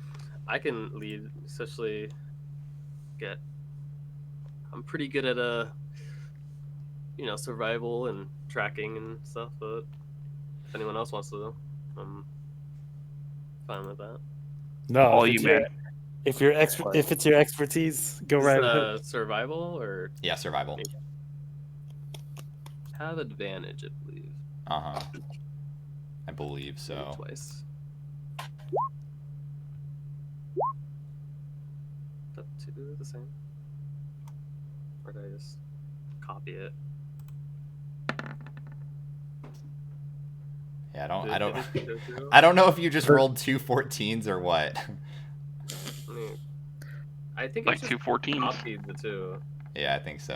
All right, we'll give you that. How All come right. Triple one of them says advantage. check? I think I had to wait a second. I clicked it twice. And Yeah, it just went... I think you Yeah. probably clicked it too fast, so it duplicated the first one. So yeah, we'll see. Yeah, so with advantage, we'll give you a 20. So again, yeah, this is your terrain. You know, you're used to mountain travel, so you guys are able to follow Glow, who very clearly kind of knows what's going on. You're able to point out some spots. Like there's the one spot along the way you notice may be sort of like quick snow, I guess. Basically, it looks like if you were to step on it, you would kind of fall in. So you kind of make sure to, you know, point that out. Hey, like, hey, don't step there. But yeah, no. With a ranger guiding the way in their favored terrain, it's pretty helpful, pretty good to have. So again, it's continuing to get colder and colder is one thing you notice, that the weather is getting worse. So something you will have to keep in mind is you're probably going to need like actual shelter. Again, you don't have the caravan to hide in anymore. You're going to need to find something if the blizzard is going to continue to get worse. Otherwise, you're probably going to end up freezing to death. So that is something you're going to want to keep in mind as you continue. Yeah, go ahead and make give me a perception check. I get proficiency bonus is doubled whenever I make an intelligence or wisdom. In your favored terrain for stuff like that? I don't know how to add that. Let's see, what is it? Or how to signify that I guess I could just double it. Yeah, you can just add it manually afterwards, yeah. Plus, that's fine. It would just be another +2? Yeah, uh-huh. So that'd be investigation or perception? Perception. Perception, then? Yeah, and then whatever you roll, just add 2 to it, basically. Yeah. 25. 25, yeah. Rangers, man. Yeah, so you're able to so yeah, you can tell, like you especially, you can tell the weather's starting to get bad, and you know you're gonna have to start looking for something soon. So instead of kind of traveling near the middle of the road, you kind of actually veer the party off a little bit to the right, kind of hugging the mountainside, and you're really keeping an eye out for any sort of openings, any sort of really anything that you could use for shelter. After about probably like half an hour while traveling along the edge of the mountains, you do come upon the entrance to a cave. So you can try to go in there, scope it out, see if it looks like it'd do the job. But I mean, really anything that gets you out of the wind and the snow is going to be very helpful. At this point, given you guys have probably been traveling for a few hours, it's kind of probably about, I want to say midday. You maybe have like 1, maybe 2 hours at most of dim lighting out before it becomes like actual like night. So yeah, you can always try to press on, or you could just not risk it. How is the dwarf and the lady looking? Dwarf is holding up all right. Nass is looking very cold. She seems to be very exhausted. I'll word it that way. She is very exhausted. I would suggest that we should take a break. Like, because like it would defeat the purpose of having saved people if they just die on the way. Should stop here. This cave. Is there any tracks around? Make a survival check. Plus 16. Yeah. So you do see some tracks, not immediately near the cave, but you do kind of see them maybe like going about 50 feet out. There are tracks of some kind. They're kind of large, maybe the size of like a bear, something like that. But you don't really, it's hard to tell how old they are. Again, it's snowing, so you would think they wouldn't be like that old, but at the same time, they're larger tracks, so they made a deeper impression than if it was just like a rabbit or something, which that would get covered up in the snow real fast. So could be within the last day or two. It's hard to say for sure. If they're a little bit off, I can just mention, hey, there's some tracks over here. It's kind of large. Just be on the lookout. Might want to scan the area. Can we go look at what tracks they are? Can we see them? Yeah, so after Glow points them out, you do see that. Again, it looks like a larger animal, they kind of look like bear tracks. Can we try to identify further what it is? You can make a nature check. Can I try to? Yeah. It's like bear tracks. Yeah, you can make a nature check if you want to try to inquire further. 17. Oh, it was just Scrappy's footprints. Yeah, it was actually just Scrappy the whole time. You guys were walking in circles. So yeah, this does look like a bear track. It looks, again, you spent time kind of in the outdoors writing travel guides and stuff. These do look like owl bear tracks specifically. Hey guys, just so we know, these are owl bear tracks. I've seen a lot of these in Canada, the cold regions. But these do appear to be owl bear tracks. Then we just need to be on our guard. Either we die out here or we die there, and at least we stand a chance in there. Yeah, we should rest up. We should keep vigilant. Mm-hmm. Yeah. I mean, as long as we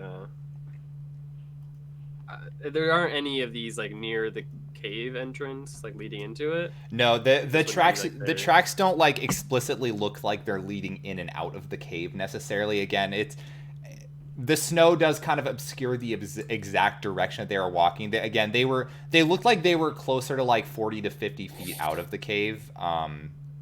Doesn't look like they were necessarily going in the cave, but again, the general direction they were moving, it's hard to tell. But yeah, the tracks were not immediately in front of the cave. Start a fire using the bonfire cantrip to the cave, sheltered definitely from the wind a little bit. Mm-hmm. Start right, that. Are you guys all going in the cave then? Yes. Oh, yeah. Cool. And I use light. Cool. Okay. What are you lighting up? I guess my pendant. Okay. Cool. Old cave. I push my hand on the cave and it just. The eyes. What? The walls of the cave. Yeah. Okay. I take up the rear to make sure the our stragglers get in safely. Okay. Cool. And yeah, you're able to kind of shepherd them into the cave. And yeah, Nas and Just have kind of both been they've both been taking up the rear. They're a lot slower. Again, they do have the skis. You gave them the skis, right? I think you did. Yes, those two have yeah, the skis. yeah. Okay. So yeah, they're able to keep up, but yeah, they're still struggling. Just is looking a little bit better than he did yesterday, but yeah, again, Nas is moving slow. She's very exhausted. In a literal game mechanic sense, she is exhausted. So Nas, so what are you doing on this Old Town Road? What do you do? What are you doing out here? Well, I was going to meet some colleagues up in 10 Towns. I guess you could say I'm a biologist, sort of. I study animal behaviors, and I was meeting some colleagues up in the 10 Towns area. I don't know if you've heard that. There's a lot of weird stories about talking animals that have been going around. I don't know if it's real or not, but I figured that's talking bees. I haven't heard Talking anything bees? about bees specifically. I mean, wouldn't bees be in more to the south? That's what you would think. Well, As a biologist, have you heard of cold weather bees? Cold-blooded bees. I can't say I have personally, but there's a lot of weird stuff out there, and I can't claim I'm like I know everything in the field. So it's possible, but I haven't heard of them personally. I mean, I have a couple books on me that show, and a couple hundred years ago there were some bees up here, like a rock type bee that considered like kind of like a legend, but I have a little bit of studies, so it's some loose knowledge. Mm-hmm. Okay, well, I mean, I just kind of like pull out my books, or like just have them all bookmarked and stuff. Do you actually have like a book about like bees and stuff? Yeah, I Okay. go to any like library Mhm. on the all the way up here. I've been Mhm. trying to just get any information on Okay. myths or legends, or just any type of the like terrain knowledge. Okay, and yeah, when you pull out the book, not her eyes light up a bit because she's like, oh, you mind if I read it a bit? Just again, I haven't heard of the bees you're talking about. It'd be great to kind of get some knowledge on that when we're in the area. That way, maybe I could look into it too. Yeah, of course. Is the title called Be Positive? Oh my god. Be yourself. Okay. It's actually a self-help book. No, that's the wrong one. Oh my god. Yeah, and I just hand her a book and I just like talk through like the bookmarks and all the different there's like some drawings that I've done and some type of like some genetic linear, like what are those graphs that like show you like the different genes codes that you can kind of like I know what you mean. predict the outcome of like how they breed, just kind of stuff like that. Yeah, she's definitely following, and she actually has a book of her own, and she kind of takes it out and just is kind of like writing some notes while you're going over that with her. So, does anybody else want to kind of do anything while they're going over the nerdy bee stuff? Hey, Scrappy. What's up? What's some more fun facts about the place that you hail from? Sounded really interesting. Have you ever heard of lions? I've heard of them. So there's a place down the south where there's lions. All right, and these lions can talk and walk. No way. No, you're lying. It's true. It's true. I swear. Dude, that's awesome. No, it's just a bunch of tribes of wandering lions, nomadic tribes. We kind of keep to ourselves typically, but I'm in search of something, and so I'm over here in the north, unfortunately. Yeah, where I come from is kind of like the opposite, where we don't really like keep to ourselves. Like, believe it or not, like the most reliable among us are like math teachers. What's math? It's like arithmetic, but the thing that really makes like these Arthritis? Is that what you said? Yeah, close. I mean, you definitely get it when you're studying it. I have arthritis. Oh boy, when I wake up in the morning, these knees crack real bad. Like the bee's knees. Speaking of bees, what do bees chew? Honey? Bubblegum. Oh, I see. Bubble. I mean, I hadn't heard about that Bubblegum. before. I look over at the bee guy talking and was like, I could probably ask him for more information about that. That's actually something that may be worth knowing for the future since he's searching for it. God.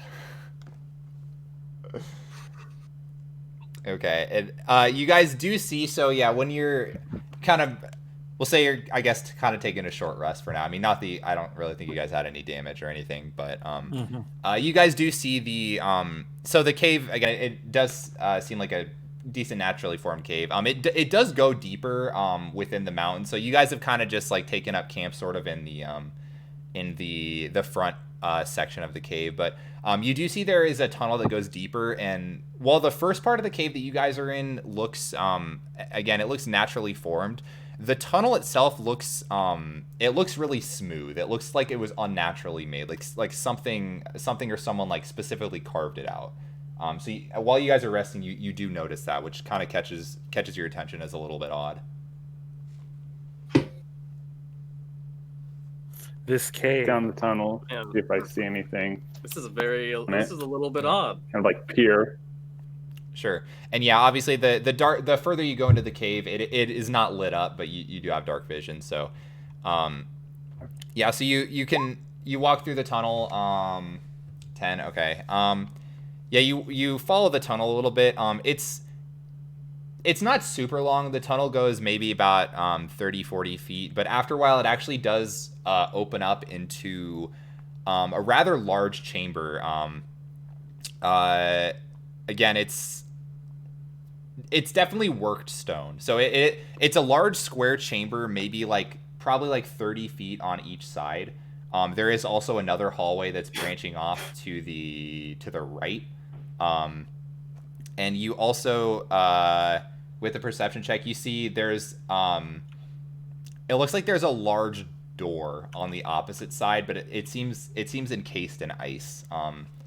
There also appears to be what maybe looks like remnants of like an older camp. Like you see there's like sort of like a fire pit, but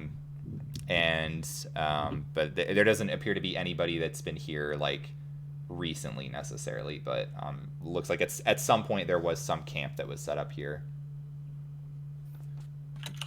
I look at the camp and just kind of to see how long ago it was occupied. Yeah, give me an investigation check.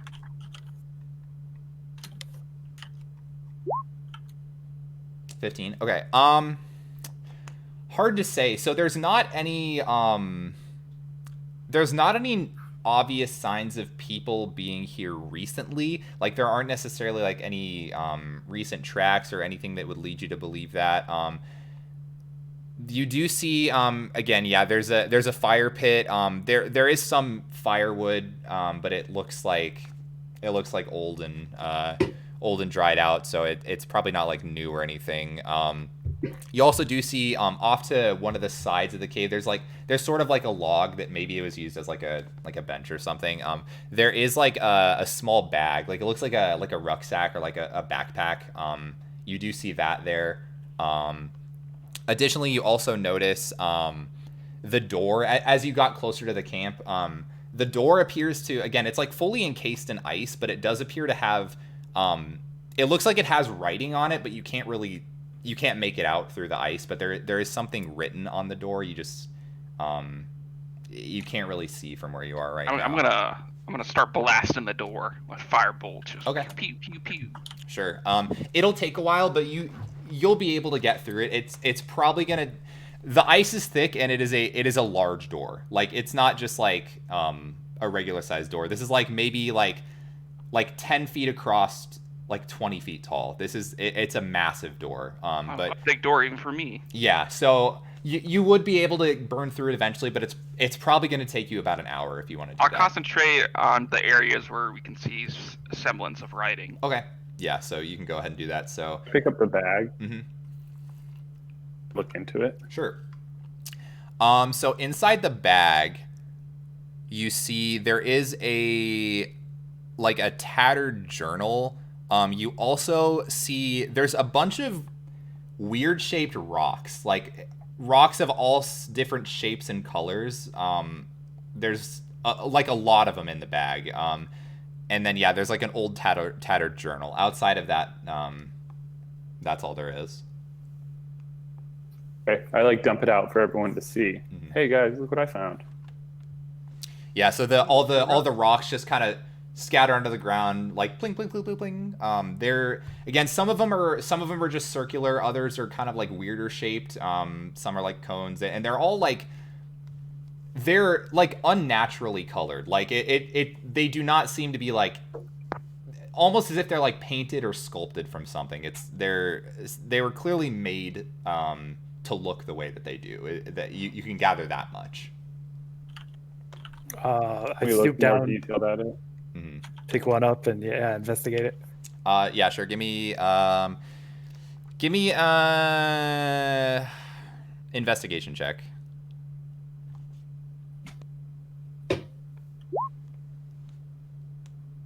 Okay. All right. So it's you don't necessarily know what they are, but it's hard to see for sure. But you look at Scrappy kind of like trying to melt through the fire. You see, and again, there's words behind the ice, but now you notice, like, as you're looking at the rocks closer, like, you pick one up and there's like one that's like pink or something, and you see like there's almost designs on the door that have a bunch of these colored rocks on there, like it's if they're painted on the door in like a circular pattern. So you gather the rocks have something to do with the door, but again, you don't really know what, since the ice hasn't been melted through. But there's something weird about the rocks. Okay. I think the rocks have the something to do tattered with journal. the door. Mm-hmm. Okay, you want to look at the journal? Okay, so the journal, so you open it up, and again, it's pretty tattered and beat up, so it's hard to make out most of the writing. A lot of the pages have kind of like some of them have been like torn out, others are just withered away, others are just unreadable. You do see there is one page that is fully legible, and it has it actually has drawings of all the rocks that were in the bag, and there are some notes in there. Let me one sec.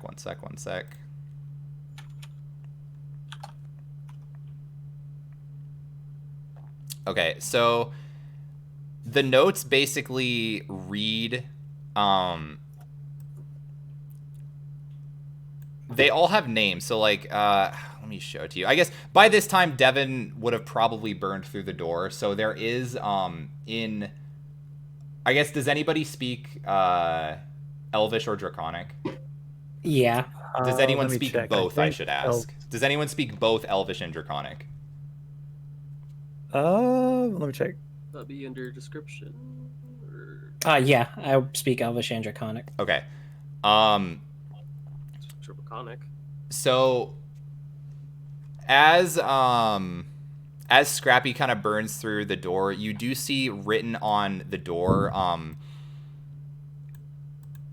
you see a phrase, and it takes you a while to kind of fully comprehend it. The language is weird. It's using the Draconic alphabet, but it's almost like written. It's hard to explain. It's using Draconic characters, but it's almost as if it was written in Elvish. Like, it's some weird combination of Draconic and Elvish. So, like, it's the sentence structure of Elvish using Draconic's wording. Yeah, it's like weird. How some people try to do like English sentence structure when writing some Spanish here and there. Yeah, kind of. So it's like you can really only piece it together because you speak both languages, but even then it's like a really rough translation. But while you're reading that out, you do also when Eldon is looking at the journal, there is also like, as you're reading that out, you see, oh, that's written in the journal as well. It's a phrase. It says, "Protection of the leadership leads to mastery, but reserve your intellect for self-preservation. Your fortitude is due to your regeneration and absorption of sustenance. Awareness of insight leads to supreme intellect." And then I will give you guys something. So you guys I see. should all have a handout now. So the gist of the notes, there's a bunch of, so you should see a picture. The picture's there just to kind of help you out in a sec. So just kind of ignore that for now. But basically, the notes in the journal, more or less, it was some sort of archaeologist, it seems, that he was trying to ID what these stones were. And you also see now that the doors, the ice on the doors burned through a little bit. It's kind of like what Desmond noticed. There are pictures of all these stones in a circular shape around the door. And I will give you another handout. Oh boy. In just a sec here, so you guys see what you're looking at.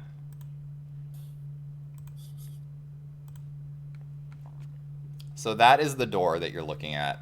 So the Chaos Emeralds. Yeah, it's all the Chaos Emeralds. So yeah, again, that was the message that was written in the middle, and I think I put that on the bottom of the journal handout, I believe. But yeah, so there's that message in the middle. Then you also see all there's pictures of all the weird colored stones, and there's also a little slot that is underneath all of them. You also additionally see a slot in the very middle. From what you can see, the slots around all the outsides, it seems to be like an exit of something, like something comes out of that. Whereas the one in the middle, it looks like a chute that you drop something through. Put one of the berries in there. Okay, you put one of the berries in. I'm gonna eat that. Oh no, I was suggesting. Oh, you did? Okay, just suggesting. Okay. Do you actually think I should put something in the thing? I mean, we could put That's very- something in there and see what happens. Unless you think it's a bad idea, then Curiosity has only led to good things. That's what I heard. So that's what I'm saying. Like, ask Scrappy over here. I'll flick him a berry. The last berry I have. No, here, I'll just put in a copper coin. Oh, there you go. Well, I just flicked it and it's on the ground now. Pick it up. 5-second rule. All right, so you're putting in a copper coin. Yeah, I put a copper coin in there. Okay, you put a copper coin in. You definitely hear it like fall down the chute, but nothing happens. All right, let's put another one in. Nothing happens. All right, somebody else is going to have to contribute to this, all right? Yeah. I'm studying the stones at the moment. Mm-hmm. And yeah, one thing you notice, which it should be in the notes at the bottom, but most of the stones the archaeologist was able to determine what they are. However, there are 4 stones that are missing. So you do notice that much. We're missing the self-preservation, intellect, awareness, and mastery stones. Mm-hmm. Yes. I guess we can kind of look around the cave and see if we can find something like that. Yeah, I look around. Okay, yeah, give me either a perception or investigation check. Perception if you're just kind of looking around, investigation if you're getting a little more hands-on. Oh, I'm going hands-on. I'm going hands-on in the fire pit. Okay. Oh, but I didn't find There shit. we go. All right, so both of you are, or all of you are looking around. You're not seeing anything in this room. Again, this room seems pretty picked over. Outside of the fire pit and that bag, and like again, there's like The other hallway. yeah, there's not a whole lot in here. Yeah, there is another hallway to go down, but this room doesn't appear to have anything else in there as far as you guys can see. We should all go down this path and see what's down here. Okay, do you Yeah, guys if we're all good want to with- go down that path, or? If we're not going out anytime soon, so Mhm. Yeah, the storm's picking up, so we have time might as to well. Mhm. investigate further. Does anybody have? I mean, you still have the light going, so Yeah, I'm it's a good to cantrip, go. so Yeah, as long as we can get some light, I'm good to go. whoever's leading, I'll have them light up like a easy target. Yeah, easy target, but I also can't see. No, I didn't say that to anyone. But I didn't say like, hell yeah, bait, let's go. No, this blind That's guy right. over here. yeah, I light somebody up. All right, so what's the marching order? I'll be the third from the front. Okay. Second. I- from- I Wanna go stay in the first? back to collect the stones we have, and then I'll take up the rear. Okay. Definitely closer towards the back than the front. It's like an elaborate riddle. Yeah. All right, Toast. Yeah, I'm okay. third from the front. Just He you guys takes want to the align rear. yourself? Can you align yourselves for me on the map? I'll you go minimize first. I'm in the back. Oh, how come it didn't update my HP after the You wreck? long rested. Oh, it should have. Yeah, but no, it still says I have. Oh, did you 26. click confirm after you hit long rest? Is it updated on Pretty D&D sure I did. Beyond? It asks you to confirm twice. Oh, Did you eat hang 2 on. good berries? Long rest. Take long rest. Confirm. There we go. Yeah, there. Okay, awesome. All right, so you guys head down the hallway, and again, it's another hallway of like very. The hallway that you're going down seems to be of worked stone, but eventually you come into a chamber that it's not as worked in here, so it seems like more of a natural chamber. You do hear some noise. Whoever's in the front, give me a perception check. Oh, I'm he's really dead. good at those.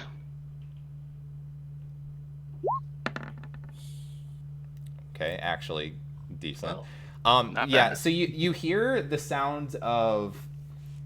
It sounds like things talking, but like not in like a language that you know, or even necessarily any language. Like there's some sort of talking in like some like high pitched voices from what you can hear up in front of you in the chamber. And right now the chamber is like well, I guess I can show you. This map is sponsored by. This map is sponsored by Dwarven Forge. Let me see. Oh no, what the fuck? Why is my map broken? What the fuck? It's just not there. Okay. We gotta fix something really quick. I don't know what the fuck's going on. I think my feat gives us. We can move at normal speed without disadvantage or stealthily, I think. Mhm.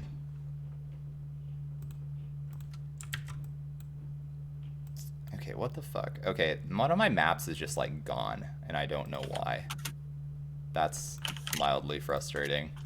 Yes.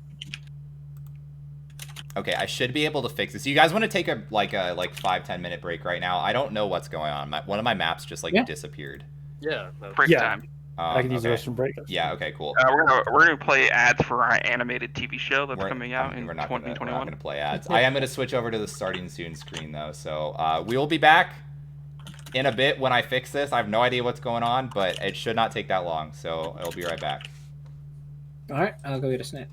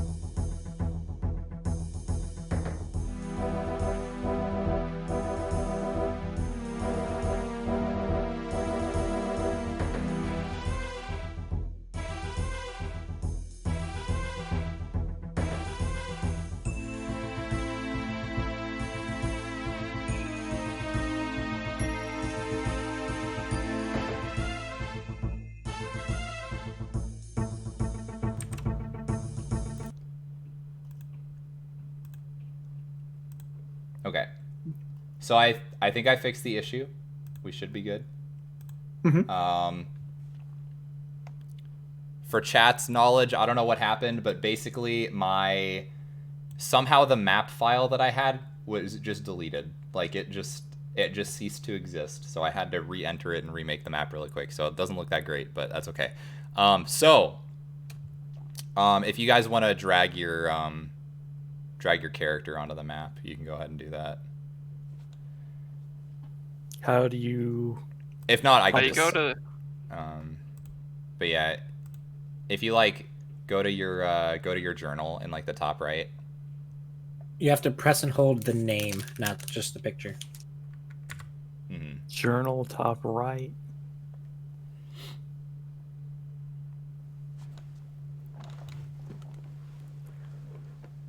Okay, but got it. Okay. So yeah, you guys are entering from the top right, obviously. So whichever marching order you were in, I don't Yeah. remember. Obviously. Yeah. The only entrance to the room. We're clipping through the walls. Yeah, that's fine. That's fine. We're speedrunners. Yeah. Yeah. I mean, the grid is, it's only good as it can be. But yeah, so, yeah, again, you did hear some creatures babbling, and you can see through the gap in the rocks there that it does appear to be. You see two Goblins. Two gazers. And then through the other gap to the south, you also see two more of them. Oh, wait, no, my spell can't reach. Never mind. No laughing. Looks like I was the jester. Okay. So we're going to say you can just see both of those just for posterity's sake or whatever. But yeah, so they haven't seemed to notice you, but you see that they appear to be arguing about something.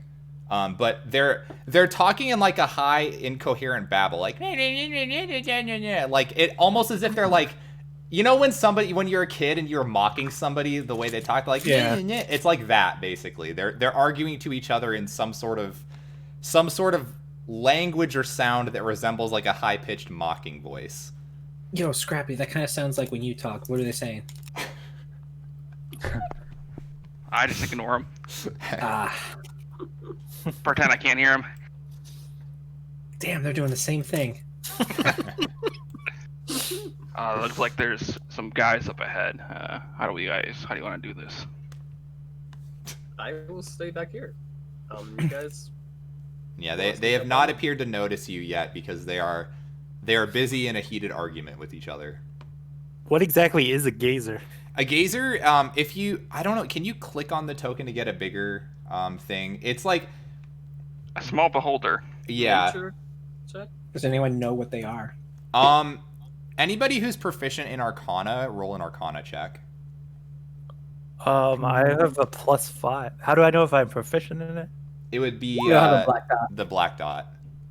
Okay, yeah, I'm proficient in Arcana. Okay. 10 and 9. Oh my gosh. We are both very terrible at this. I'll say you have both heard of gazers, but you don't really know anything other than they are basically like miniature beholders. And you would all know what a beholder is. Arcana check for what a beholder is. Yeah. You know that beholders are like big, they're big, like floating eyeballs with a bunch of tentacles. Very, very, very bad stuff. Oh, I get it, because beauty in the eye of the beholder. Sure. The meatball.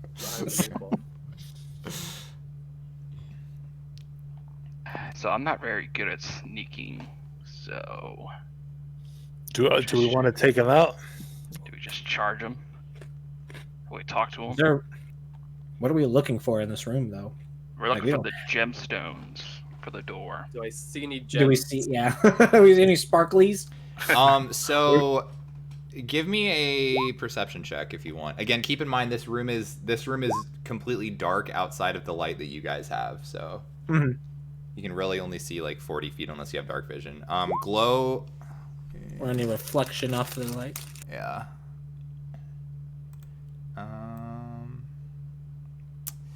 You can't quite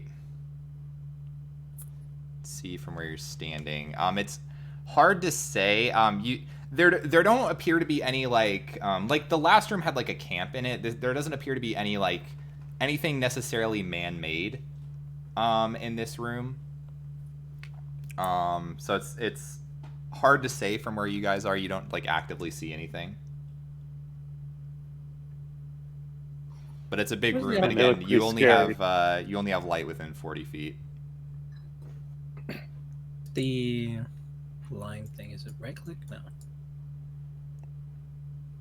It's the Can we tell if they're bad, like evil? I forgot how to do that. There on the left, there's like a little circle with a ruler out of it, snap to center. If you just like if you click that one, and then you can like click and drag anywhere. I mean, if we're gonna go, I can cast some magic to. I could try light to these guys up. sneak down there and see if there's anything I have over some, there. fairy magic. That's fair to say. Should we go talk to them? I whispered to everyone. Are Do we know beholders that typically they're- evil? Oh yeah, we know. that they would- Gazers, they generally are not friendly.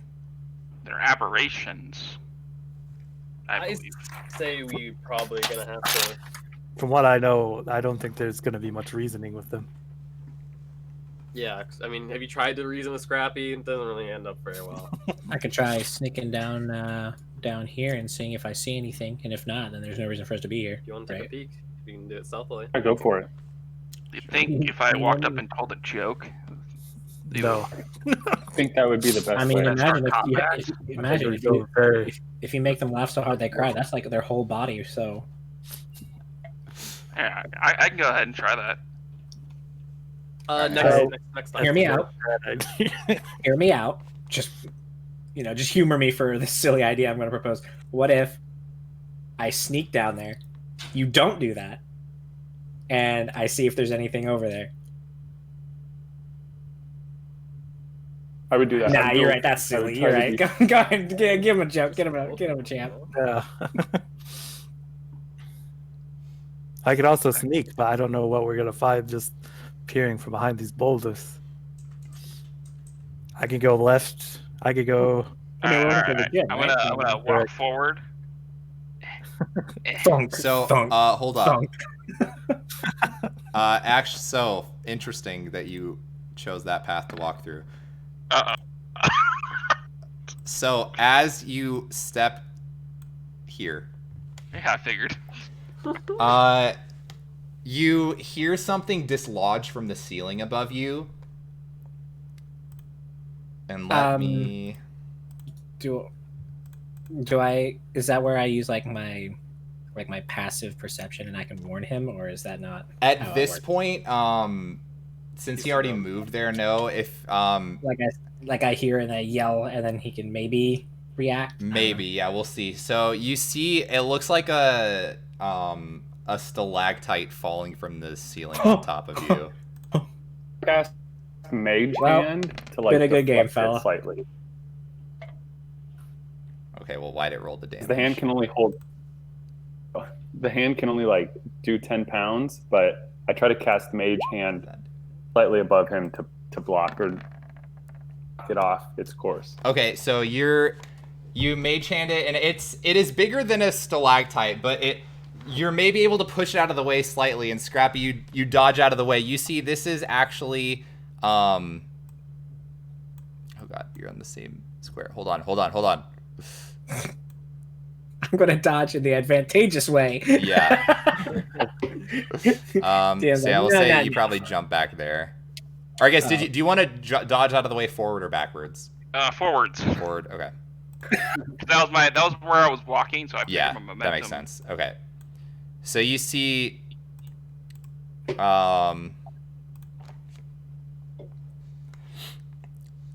an odd creature. Fuck. It looks like it's a stalactite with a big eye and like piercers on the front of it. That's Anybody proficient in Arcana can make an Arcana check if they want to. Yeah, I'm proficient. Okay. Hey, So yeah, you recognize this as a piercer. It's like a monstrosity that they live in caves and cling on the ceiling, and like basically they have like a barbed end to their body, and they try to like drop and pierce through things. But you do know also, once it's on the ground, it can't really do a whole lot. However, unfortunately, that piercer dropping down did make enough noise that the gazers have noticed your attention. So I'm going to need you all to roll initiative. Oh, where's the initiative? So there should be an initiative button. Oh, there it is. I think there is a way to actually do initiative in Roll20, but I'm not smart. So I think you have do to it. press and select your token and then roll. Oh, you mean? Oh, yeah. You activate it as the. Yeah, I don't know how to do and that then though. So we can just do it the old-fashioned way, because I forgot to look up how to do that. I accidentally rolled twice because of the tracker thing. So we can Sounds use my good. first one. Yeah, we just used the first one. All right, we're just Which is gonna. unfortunately much worse.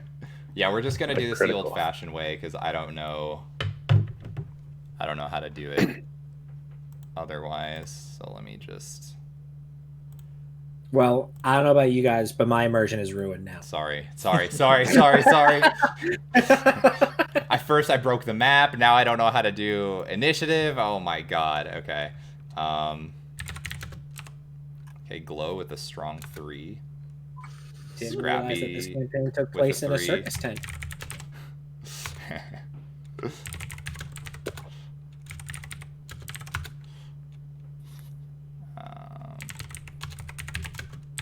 Okay, and then let me roll some initiatives really quick here.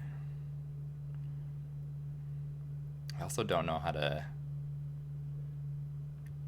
do a stealth roll so you guys can't see it. I think there's a way to do that, but I'm not sure. I am a novice at Roll20. There's like a GM roll thing. Yeah, can I? And imagine they don't see that. Yeah, I don't know how to do that though. I think it's just like /GM and then you roll. Let me see as a test. No.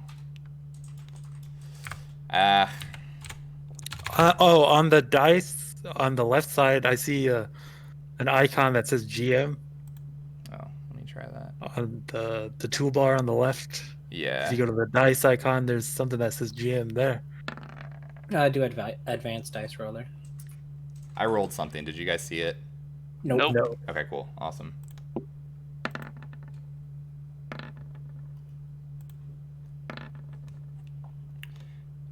Yeah, note to self. I will have to figure that out for next time. That is okay. Okay.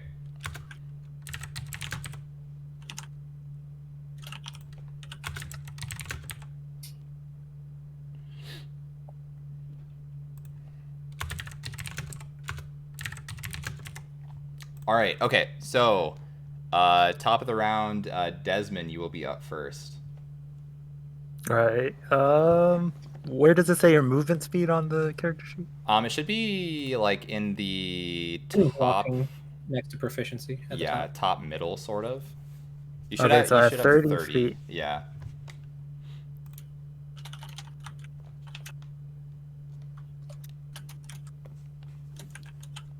Oh. Each square is 1 square foot.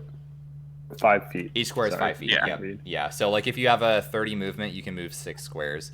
You can also use your action to dash, which lets you move your movement speed again, but then obviously you wouldn't get an attack necessarily. But yeah, you would be within 30 feet of the piercer. But I know those are not that dangerous. Yeah, I guess you can take you know they're not super dangerous on the ground. Like they literally. Yeah, they're not. They're kind of squirming around while they're on the ground. They'd have to basically climb back up to the ceiling to be any good, which they can do, but. So 1, 2, 3. You can't get in an occupied square, right? So I'd have to go 1 right here, Like I'd have to go down this way. You can walk through your allies. You just can't end in the Okay. same spot as them. Okay, so 1, 2, 3.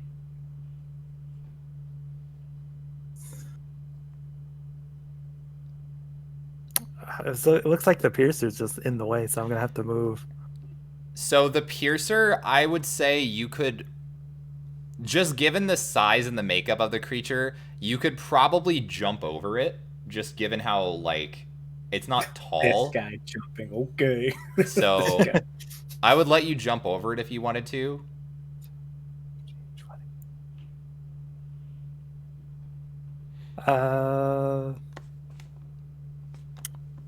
Can I end up here? Wait, how do I ping a square? Like hold.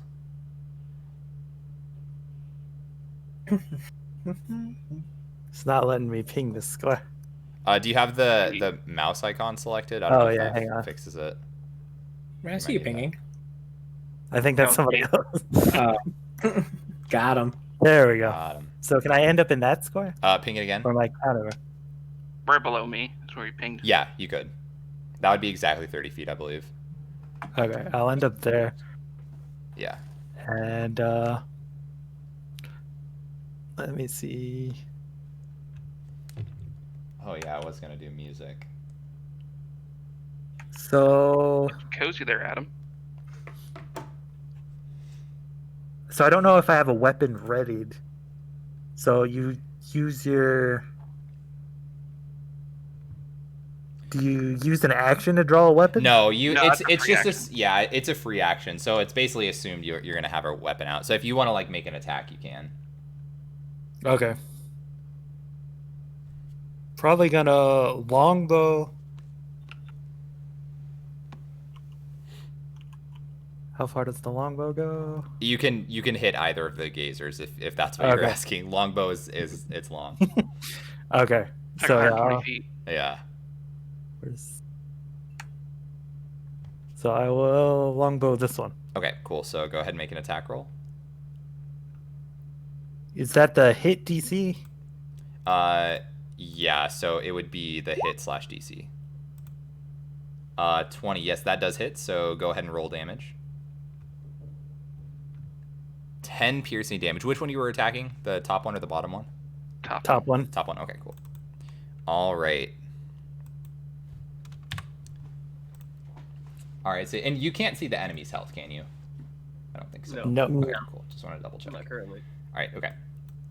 All right. So you bring out your longbow and fire at it and hit it right below the eye. It doesn't take it out, but it looks very, very injured. So, and is that going to be your turn then?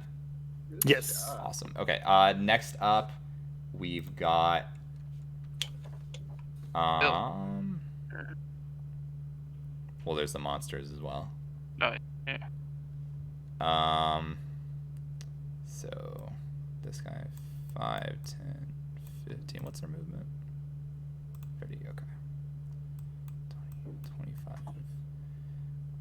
30. So yeah, he could see both of you. Okay, so he is going to. So you see the eye stalks on his head kind of like turn to look at the two of you. So he's gonna fire a beam at each of you guys. I'd like to see him try. Okay.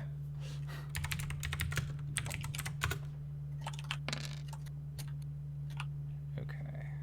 So that's just determining the type of beams. Okay, so okay, both of you guys are going to need to give me wisdom saving throws. Is that just a raw wisdom roll? It should Oh no, be, no, saving throws. yeah, I found saving it. throws specifically. Okay. All right, Scrappy, the beam fires at you, but you're able to shrug it off to no effect. Desmond, the beam hits you square on. You were kind of focused on shooting at the first one, so you weren't prepared to dodge this. You are considered charmed by this gazer. So until the start of this creature's turn, you can't attack the creature that charmed you, and you have disadvantage on or the that creature has advantage on any ability checks to interact with you. Basically, the main thing is that you can't attack that guy until your next turn. This one? Yeah, the one that just moved up and attacked you. So Okay. yeah, you can't attack that guy until your next turn. Okay, that's his turn. Phil, you are up. Let's go, Poggies. Straight poggers.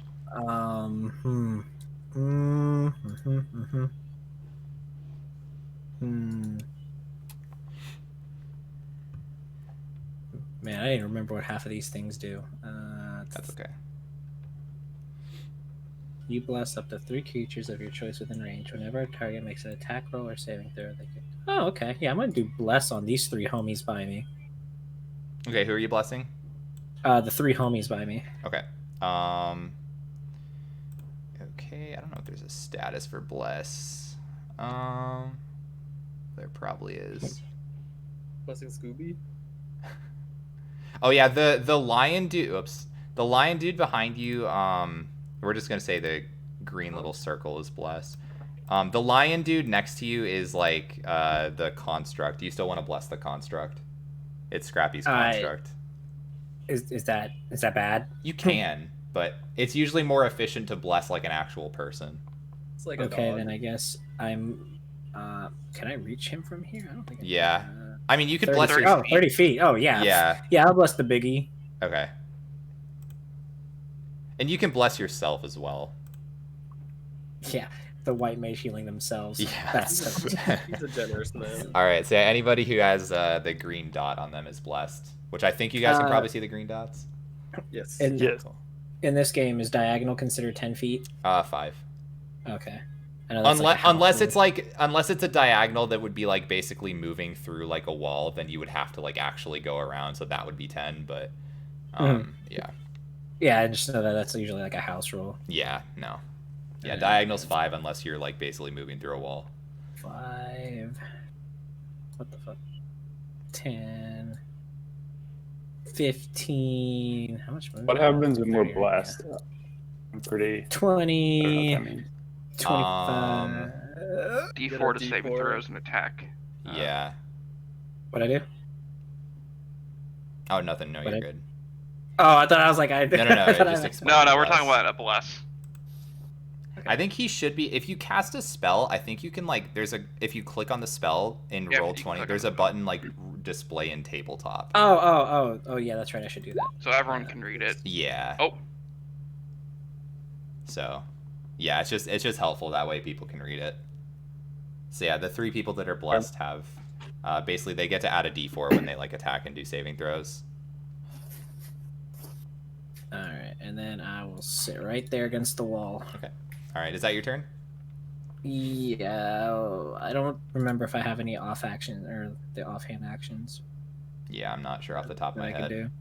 Yeah, since I don't know, we'll just sit it there. Okay, cool. All right, so it is the bottom gazer's turn now. So it's gonna go 1, 2, 3, 4, 5, 6.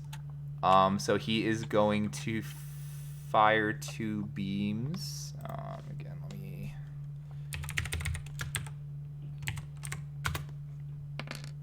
See what we get.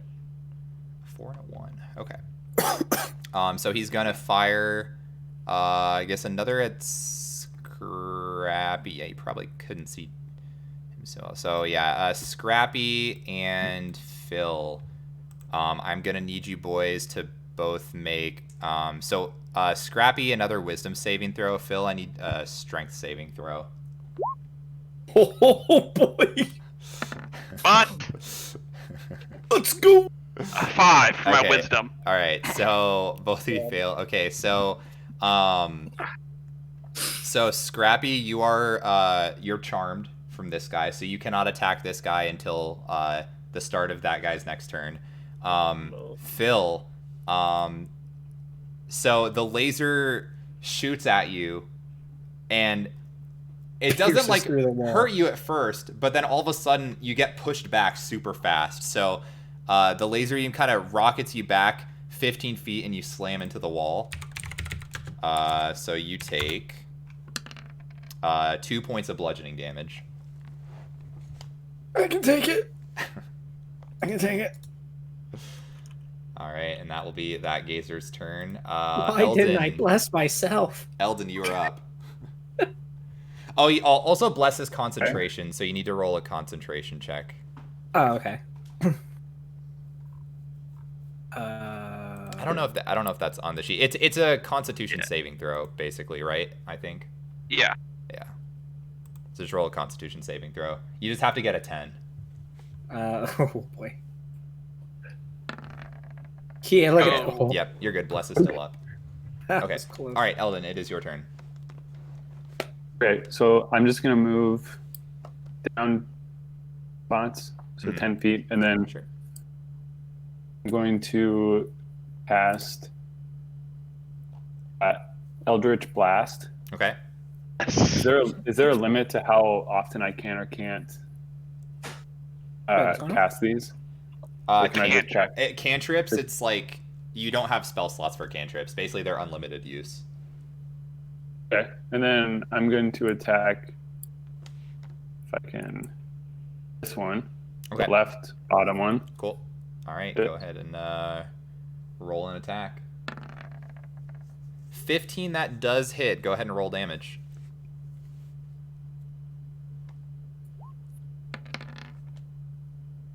Oh my gosh. 8 force damage. Good shit. Okay, you fire the Eldritch Blast. It explodes in this dude's face again. He is still up, but once again, he's looking very rough. Okay. Anything else you got for your turn? Nope, that's all. Cool. Okay. All right. Man, Glow and Scrappy with the real low. Real low initiative. Okay, so it is these guys' turns now, so I have high dex. Then move so I don't there. know if I should go first. well, this guy rolled a 4 on initiative, so but between the two of you, yeah. Okay, so roll 2d4. Double 2s. Okay. So both Scrappy and Desmond give me wisdom saving throws. I keep rolling 1s and 2s for them. Okay. 7. All right, Desmond, this does not affect you. Scrappy, you are... The laser hits you, and you are scared shitless. You are considered frightened of this guy until the start of his next turn. Can't go in his direction. Yeah, you can't willingly move closer, and as long as that creature is in your line of sight, any of your ability checks or attack rolls have disadvantage.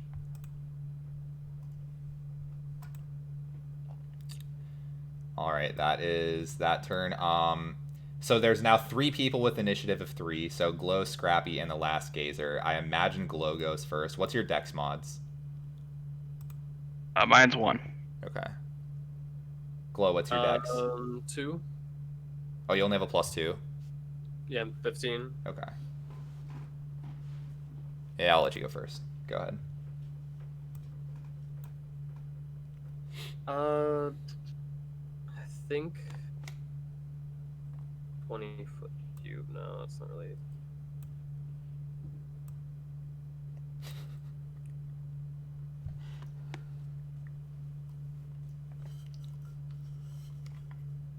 I think I want to run south. Can I get visual sight on them? I have 30 feet.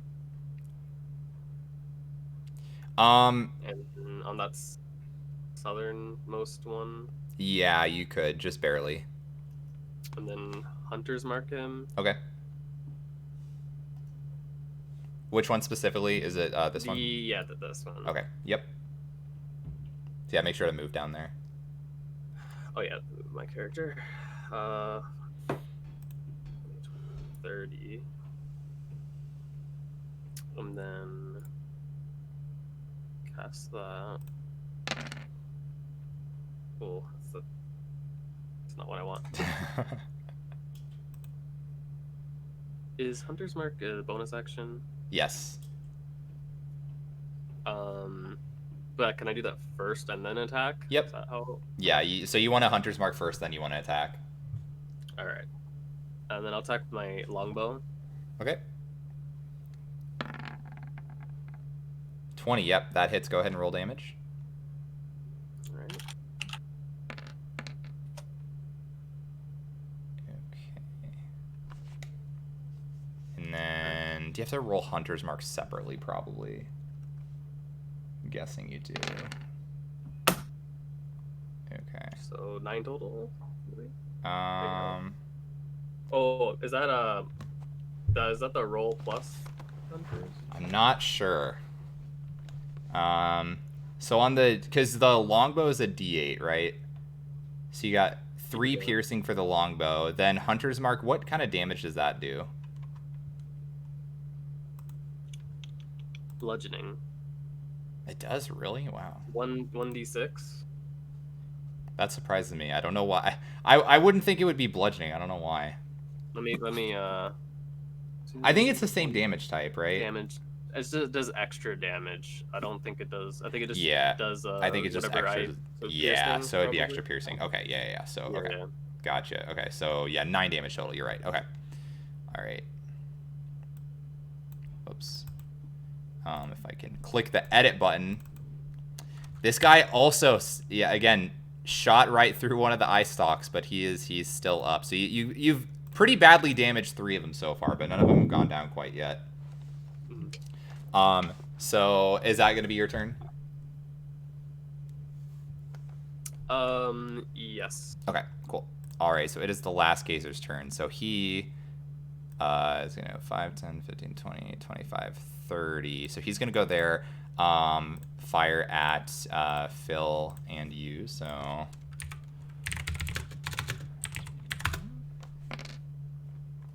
2 and a 4. Okay. Okay, well, both of you guys, that's funny.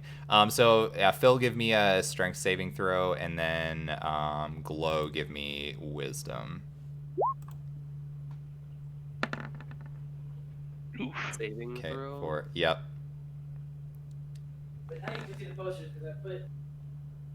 Okay, so you both failed. So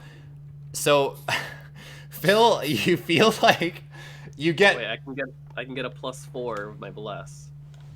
Oh yeah, you would have that.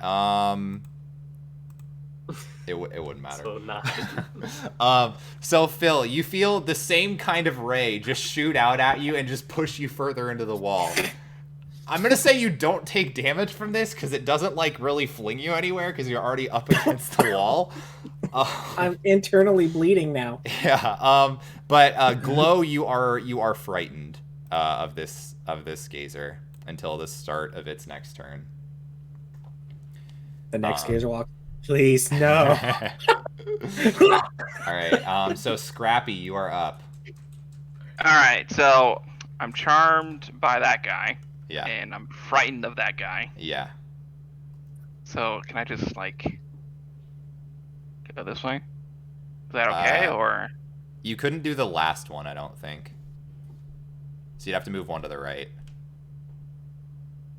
Yeah. Let's go there. That would be fine. All right. Because yeah, if you go to the left more, you're technically moving closer to the other one you're frightened of. All right, so I'm going to just hit him with my Morning Star. Okay. The guy on the left. All right, and you do have disadvantage because you're frightened and within the eyesight of the creature that is frightening you. All right. Oh, let's go.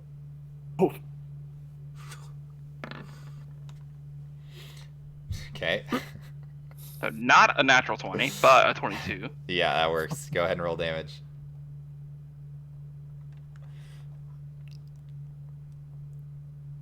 He won the video game. Yeah. Oh. I rolled a 1 and a 2. Which one were you attacking? The one on the left. Left. Okay, cool. Yeah, that's And then with my bonus action, I'll have Scooby come up and attack the little thing. I already forgot its name. The little the piercer. Yeah. Sure. Yeah, go ahead and roll an attack. Sorry, I gotta find this fucker in here. It's all good.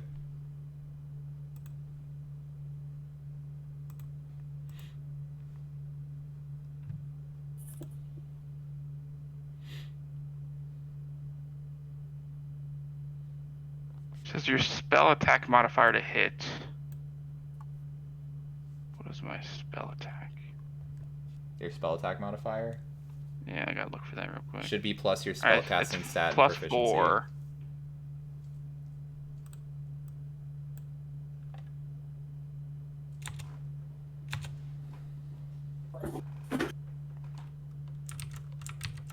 Shit, you killed the gazer that was like the last one to move, right? Is that correct? Or no? I don't remember which one you killed. I think the... Yes? Yeah, I don't remember. I thought Ooh. 19 plus 4 for 23. Against the thing. This guy here. Okay, that hits. And it's 1d8 damage. I don't Okay. think I add anything, so it's just 3. Okay, yeah, I'm not 100% sure. All right, so he sinks his teeth into the piercer, and it kind of lets out a shriek, but it looks kind of pathetic, just kind of squirming on the ground. It's still alive? Yeah, Oh my gosh. surprisingly, they have a lot higher HP than I would have expected. Yeah. Alright, that'll be my turn. Okay, all right, top of the round, Desmond, you're up. all right.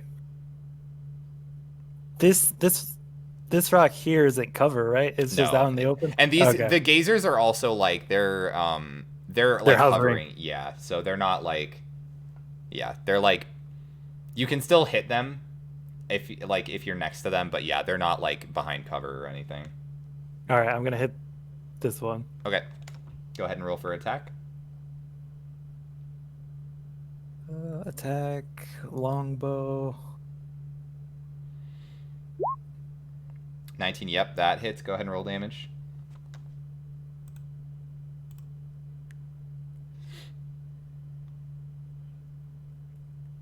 Okay, that's fine. You didn't even have to roll. Your lowest roll would have killed it. Oh. Okay. Question. Yeah. So I could psionic power strike. That has to be within 30. Oh, actually, feet wasn't of was me. that the one that charmed you? No, it wasn't. Was it? No, the one that No, charmed it's- me, I think, is this one right Yeah, I here. believe so. Yeah, that's right. I should have been paying attention more. Yeah, that was when I charmed him. You're running like 4 different things that all have different effects. Yeah. So I'm gonna go here. Mm-hmm. Oh wait, I was gonna psionic strike. My bad. So psionic strike is within 30 feet of me, Mm-hmm. but do I have to see it? So where was I? I was right here. No, I couldn't see that one, and I can't hit the one that's charming me, right? You can't make an attack roll against it. Okay, so I cannot psionic strike that. Okay, so I'll move here, and then I will action surge. Sure. Go for it. Where is that on my sheet? It might be under like your abilities. Found it. Okay, Yeah. so I'm gonna action surge and do another longbow. Sure. Go for it. The one I'm not charmed against. Yes, that would be that one, I believe. 11. Unfortunately, 11 does not hit. So you fire at that one, but it kind of swiftly dodges out of the way and cackles at you a little bit. So unfortunately, does not hit. And that'll do my turn. All right. I don't remember which gazer died, whether it was the one that went after you or the one that went after Phil. I can't remember. I'm a great DM, guys. Phil's having trouble remembering too, Yeah. because he like coughs up blood. I think that was the second one to move. Because that one that was there went up, and then the other one went that way. Okay. So I think that was the one that went after me. Okay. So then there should be a gazer turn now, which would have been, I think, this one. The one is Yeah, I think it's that one. Yeah, I believe it's that one. Okay. All right. So, it is going to again fire off 2 laser beams. No, please.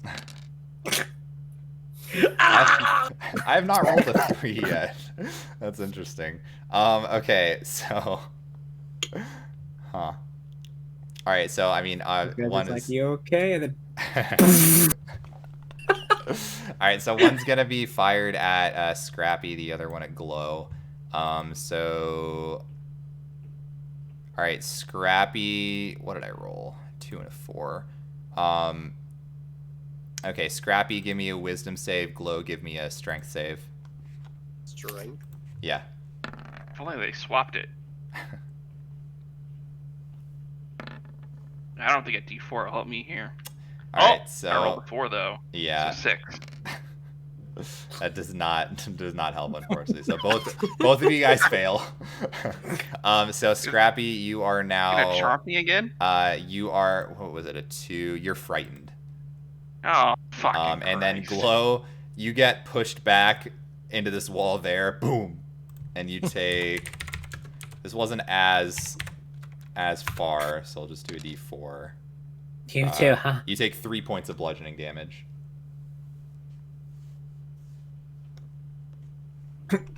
All right. And it will then be Phil's turn. I'm gonna stand up, dust myself off. I'm gonna Sacred Flame this guy. All right. Sacred Flame a save on my end. A wisdom saving throw or dex. One of those two. I guess I could just. Whoops. Did it post it at least? I think I have. Oh yeah, to make dexterity it. save. It says it right there. Okay, yeah.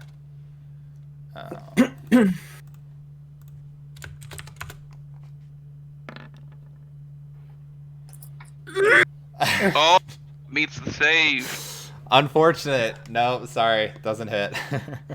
Why didn't I bless myself? Bless wouldn't have actually affected this if it makes you feel any better. So, Bless is like it helps for attack rolls on your end and saves on your end. So, If you casted Bane. yeah, on the bad Bane guys. would have. Bane is like the opposite of Bless. So if you baned this guy, it would have. But I don't think you have Bane. I guess I don't know. But Damn.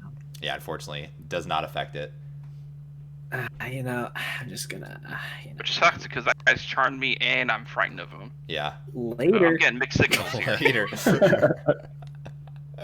All right. Eldon, you're up. Okay, I'm going to step forward, and then again, I'm going to cast Eldritch Blast on Bloodied One. Okay.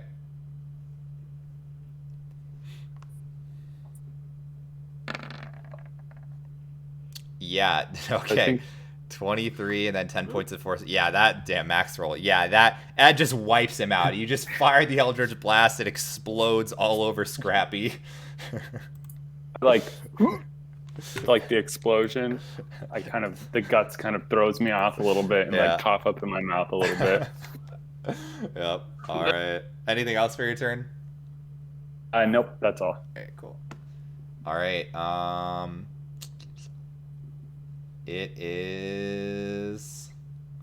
That was the one with the hunter's mark that died. So that means it is that last gazer's turn. So. What's it gonna do? Guess it's gonna go at the 2 big boys out front, so. I'm a big boy. Well, you ran away, so it's not that scared of you. It saw you miss an attack and then run away. Oh my god, I've never rolled a 3 on these. What the fuck? Okay. So Scrappy, give me a strength save, and then Desmond, give me a wisdom save. right, Scrappy, you succeed. Desmond, you do not succeed. So you are frightened of the creature until the start of its turn. So as long as you can see it, you can't move closer to it. Also, you have disadvantage on attack rolls and ability checks, I think. Okay. That is its turn. Glow, you're up. All right, I would like to Hunter's Market, the Yep. last remaining meatball, Yep. and attack with my longbow. Yep, go for it. 23, that hits. So, and then you rolled 10 on Pearson's. Then go ahead and roll your Hunter's Mark damage as well. Because I don't think that adds automatically there, I'm pretty sure. So +2. Oh, so 12 damage. Oh, these guys have 13 hit points. It is on death's door. Why didn't I bless him? Well, bless doesn't affect damage. Bless affects rolls to hit. All right, so close. All right, but now it is Scrappy's turn. All right, so I'm gonna mosey on over. Yeah. I'm gonna hold out my Morning Star, and I'm gonna say, "What's a beholder's favorite food?" Oh my god. Ice cream. And then I'm going to attack him. God, I hope you miss.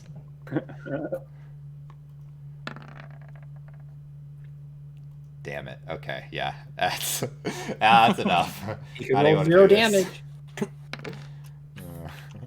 Darn, he didn't roll 0 damage. Yeah, if only you rolled 0. If only. Alright, how do you want to do this? Well, I say my joke, and then I smack him right in his main eyeball. It's true, you did already say it. Alright, okay. So mad. I just wanted you to miss so badly. Alright, so there is still the Piercer. However, it's not really doing a whole lot. So you see it squirming back up the wall. If you guys want to still try to kill it, you're welcome to. I'm not going to make you, like, roll for it, because it's pretty defenseless. Yeah, I'm going to send Scooby on him. Yeah, I think Scooby still has it. Yeah.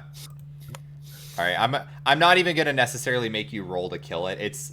Once they're on the ground, they're more of just an annoyance, because it takes them forever to climb back up to the ceiling to actually attack again. So it's like, okay, give me 10 rounds, I'll be back. Yeah, it's basically like it's like it does one thing cool, and then it has a movement speed of 5. So yeah, all right. So I'm not gonna make you deal with that. So all right. So for the time being, you don't appear to see any other threats. Can I do a perception check of the ceiling? Sure. Yeah, go for it. Right up here.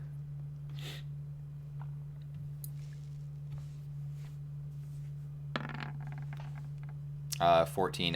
Where specifically was it? Sorry, I didn't see the ping. Right there? Okay. Yeah, right.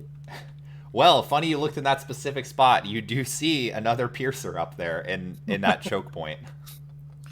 Yeah, hey guys, there's one more of those Piercers, so try not to walk there. Or walk there and deal with it. I'm gonna Sacred Flame. Okay.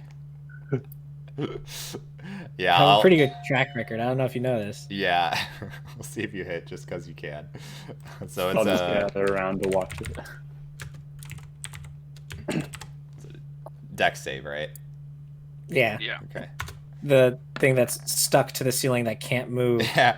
All right, you do actually hit it. So you Sacred Flame it. It takes 6 radiant damage. And I'm not gonna make you guys roll this one out again. It's once they fall, because that does detach it from the ceiling. Once they fall, it's easy picking. So No need to thank me.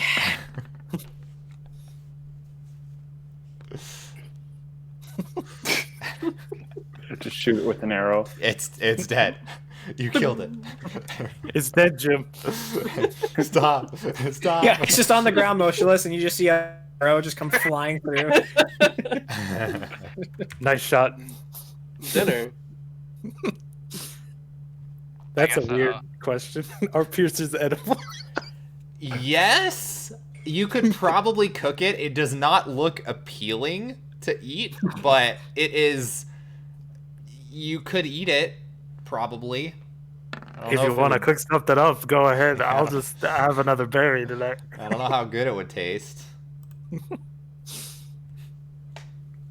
I'm looking for we any should look gem- around. Yes. So, 23. Yeah. So, you do see. So in this corner here, you notice it looks like a skeleton. It appears to be a dead adventurer. Right here. Yes, like in that corner over there. So if you want to get closer to inspect the body, other than that, you don't see anything else. Do I in see the room. any traps? You do, with the perception that high, no, you don't see anything that looks trapped or anything sketchy. It don't appear to be any more piercers over there. Hey, so. fellas, there's a skeleton over there with something shiny and shit.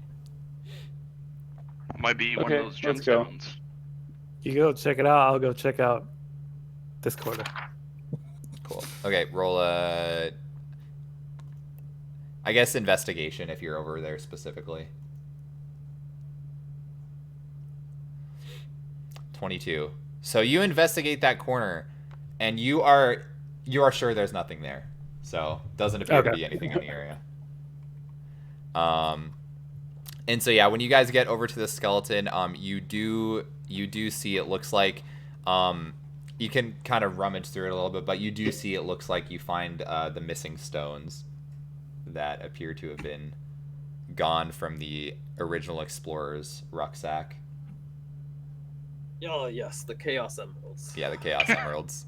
Well, somebody's gonna have to reach into that skeleton and get the gem. Not it. Mage Hey, hand. cast mage hand. Yeah.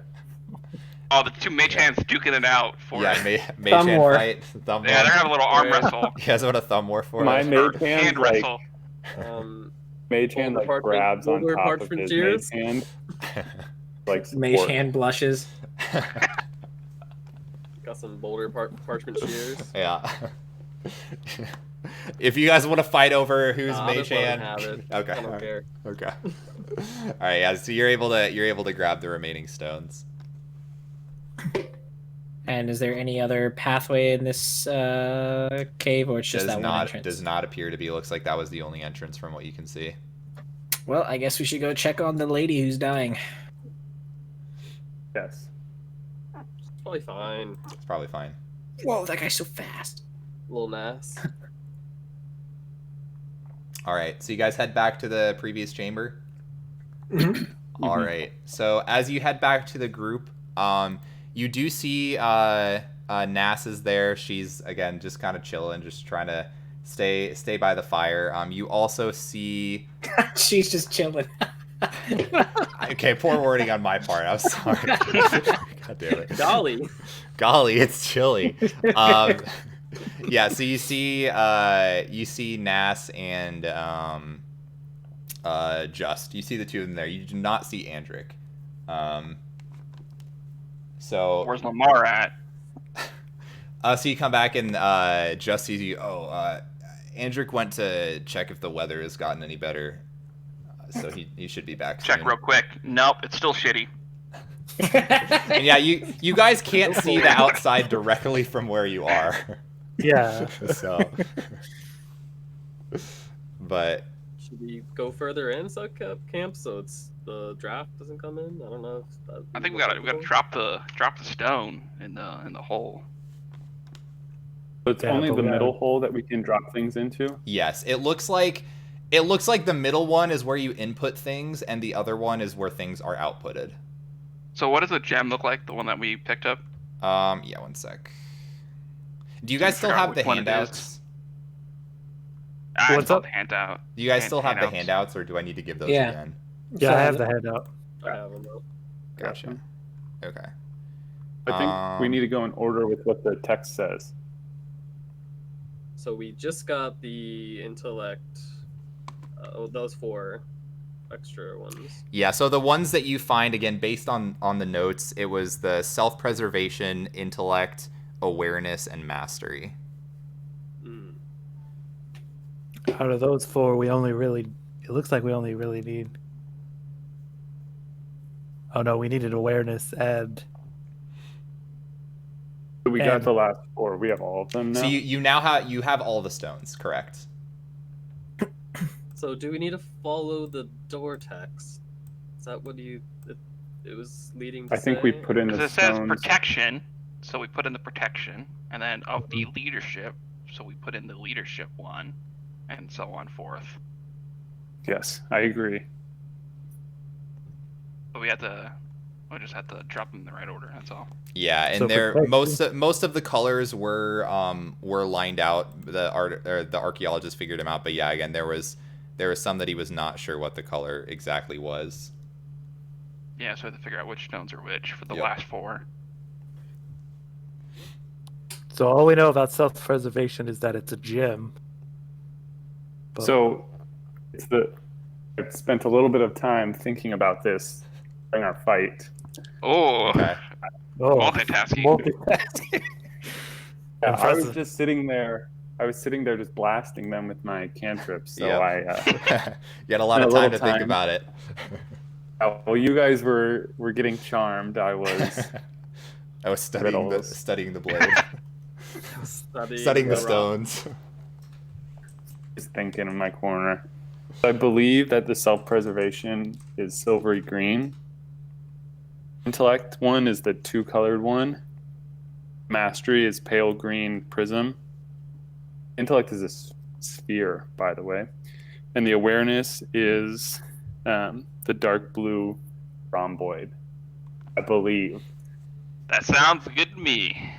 Sounds Yeah, like a colorblind. I offer him the stones, and I was like, "You have a better understanding. Yeah, Can you I reach look that at Go high? ahead and Could drop them in." I look at the door, look at the stones. I cast a magic hand. Yeah, I was gonna say it's a tall door for a Mage hand? gnome. I can pick you up. I cast mage hand, and basically I'm going to use the mage hand to insert them, and I step back away from the door Mhm. exactly 30 feet. 'Cause Just to that's as far as specify, I think I might have said it backwards, but the colored ones around the circle, that's where you put the stones in. I realized I might have said that backwards. The one in the middle is where something comes out of, you think. So I realized I think I might have said that backwards. Oh yeah. So like for example, like you would put like the green triangle one on the left, that's where you would assume you put the green triangle. Yeah, just to clarify in case, not that it super duper matters, but I think I said it backwards for some reason. Yeah. Okay, so I take the protection stone, the Dusty Rose Prism, and I mage hand it into its slot. Then I do the leadership, the marbled pink and green sphere, throw that into its spot. Take the mastery, the pale green prism, throw it there. Is reserve one? Yep. Reserve the vibrant purple prism next. Intellect, the scarlet and blue sphere. Yeah, into the next one. Self-preservation. Man, I got my notes everywhere. So the silver, that one. Yeah. Into its spot. Fortitude gem, pink rhomboid into its spot. Generation, the pearly white spindle into its spot. Absorption, pale lavender ellipsoid, its spot. Sustenance, which is the clear spindle into its spot. Awareness, the dark blue rhomboid, it, and then I believe intellect is the last one. Scarlet, supreme intellect. Yeah, I put them in the order that it has it within the within the text. Okay. Text. I think I put them all in. I'm pretty sure you got it in the right order. I'm pretty sure you did. So Okay. Let's go. So after And I entering, kind of move back a little bit. yeah. So after you enter all the stones in and you wait for a while, and then you hear sort of a low rumbling noise as you see the door starts to push itself open, and you seem to have solved the riddle. Get behind one of the larger people in our. Slightly Yeah, I step behind them. forward. I step forward and make sure I'm standing yes. between the door and our two charges. Mm-hmm. Oh, who wants to go first? I got that. I'm first. All right, after you. I'll use light on whatever he's holding. Okay. So who's going first? Me, Scrappy. Scrappy, and then Desmond. All right.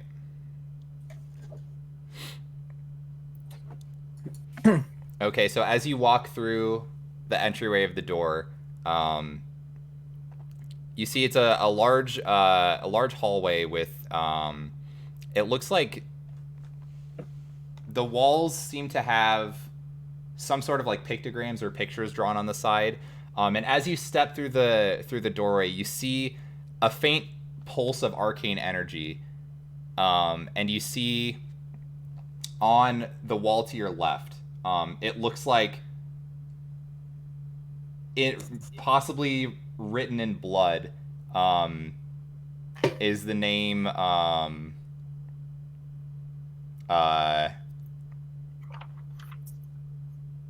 shit, who went out first? Fuck. Who went to check the cave? I can't remember which one's there still. The what do you mean? Andrew? The mercenary. Yeah. Yeah, Andrew went outside. So yeah, in blood it's written just Icehammer, and it looks like it's dripping blood writing with his name written on there. It just says Icehammer? It says just Icehammer. Just Icehammer.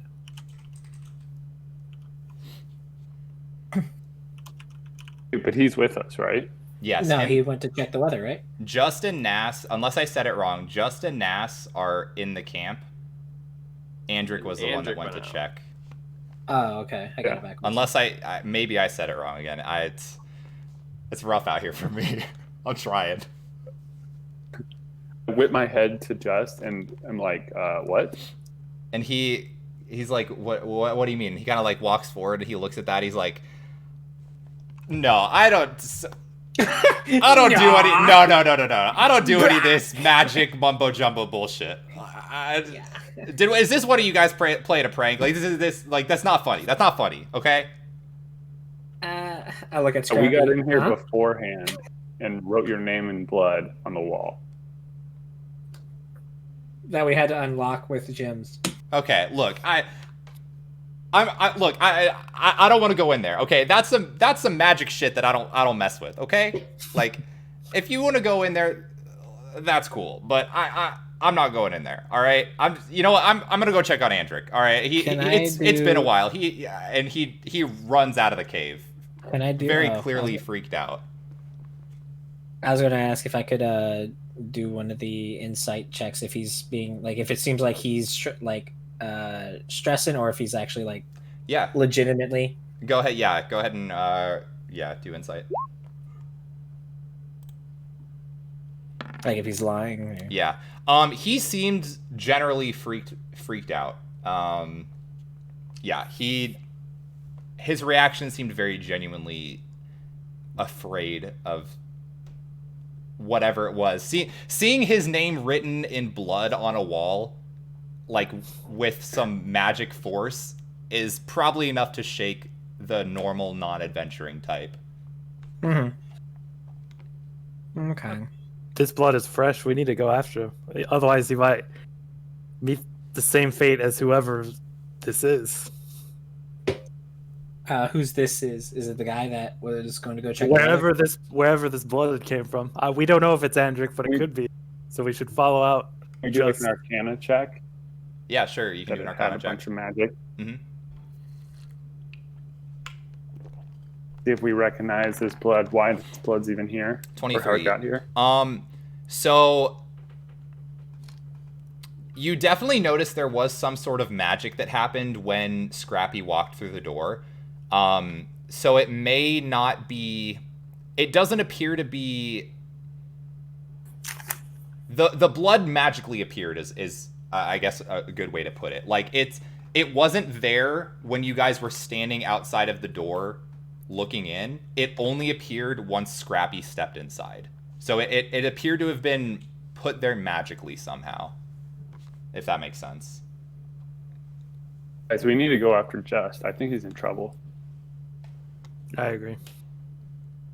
Like turn to run out. Okay, so you run after Just.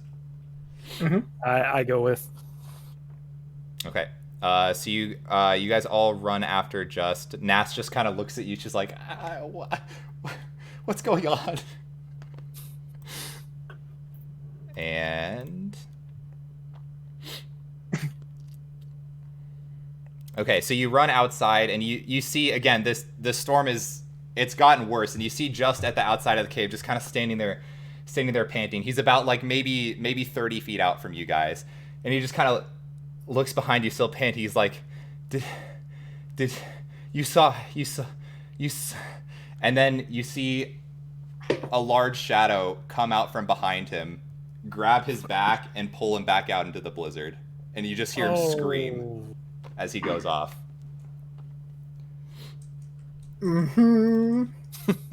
Oh. This is fine. Hey, Scrappy, why don't you give him a hand? Yes, Sissy. Did we recognize? Nope. Did anybody recognize what that hand was? You can give a perception check with disadvantage just because the storm is very bad and he was about 30 feet out. Perception. 10. I don't know. 18. right So you couldn't make out exactly what it was. You did notice it was a massive shape. What does that show? A 0? Is that a 0? Yeah. I didn't see anything. Oh, that was with disadvantage, Looney. But yeah, no, it was Yeah, 2. 10. Yeah, again, it was. You see, it was a massive shape, but like you couldn't make out what it was. It looked big, like over 10 feet tall. But that's you couldn't make out anything more than that. You think it's what caused those tracks earlier? That didn't look like any owlbear I've ever seen. I don't know if I saw anything really. I don't know if he was even out there.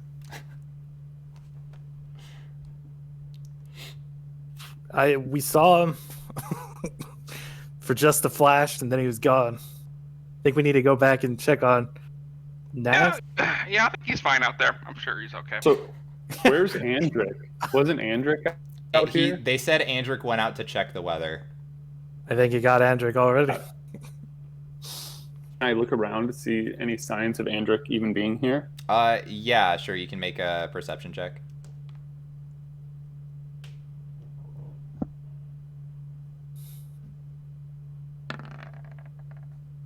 $15. So you look around a little bit. So, Just was taken off kind of like directly north of the cave. You do see what looks to be bloodied snow off to kind of the left side of the cave, and it looks like something was dragged through the snow. Hey, guys, it looks like there's some blood over there. I'm not really feeling good about going towards the entrance of the cave, but Andric was out this way. Do you think he got hurt as well? I think it's safe to say he was the first casualty. Don't go outside the cave is the rule. New adventure rule.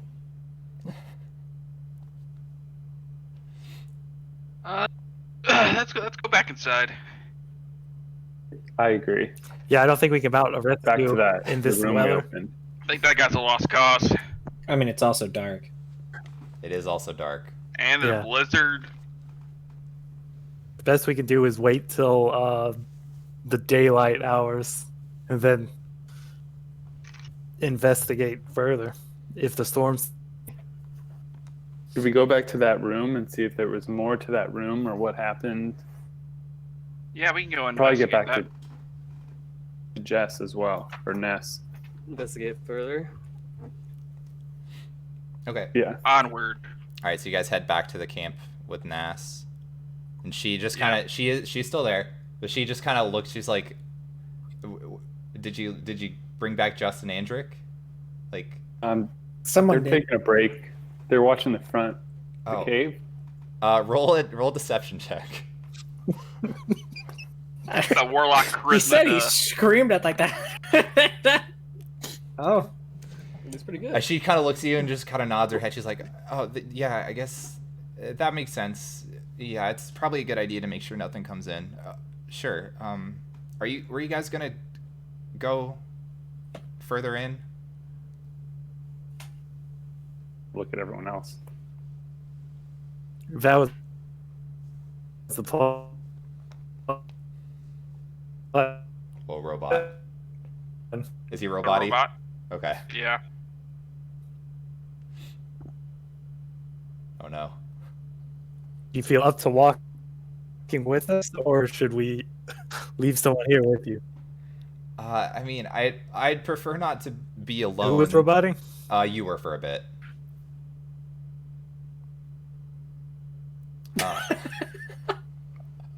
He's like, Couldn't be me. go.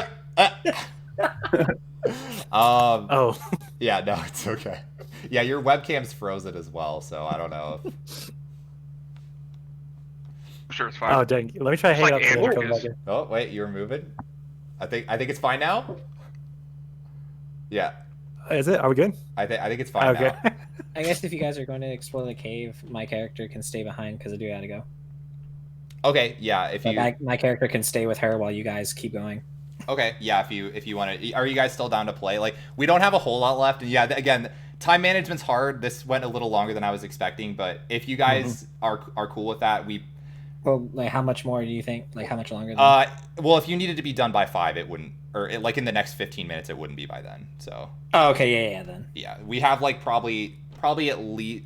Again, it's hard to tell. I would guess like an hour and a half, maybe at the most. Okay.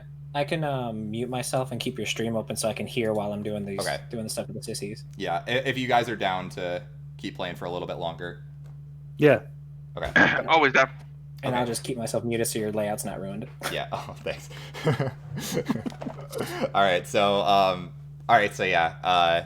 Nas will just stay behind with him then. So perfectly fine. All right, that's settled. That is settled. And I'll take the lead into the room with the blood on the wall. Oh yeah. It's probably fine. I follow. It's fine. It's probably smart to just. Yeah, you go first. Okay. All right. So you're going first. So, let's see. Where were we? Okay. Yeah. So you walk through, and again, it's the hallway. It appears to have like it has a bunch of like carvings on it with a bunch of pictures. If you like want to at any point like stop and look through those. Yeah, I'll stop and investigate the photos. Okay. Yeah. Go ahead and make a give me an Arcana check. Anybody who wants to look at the pictures.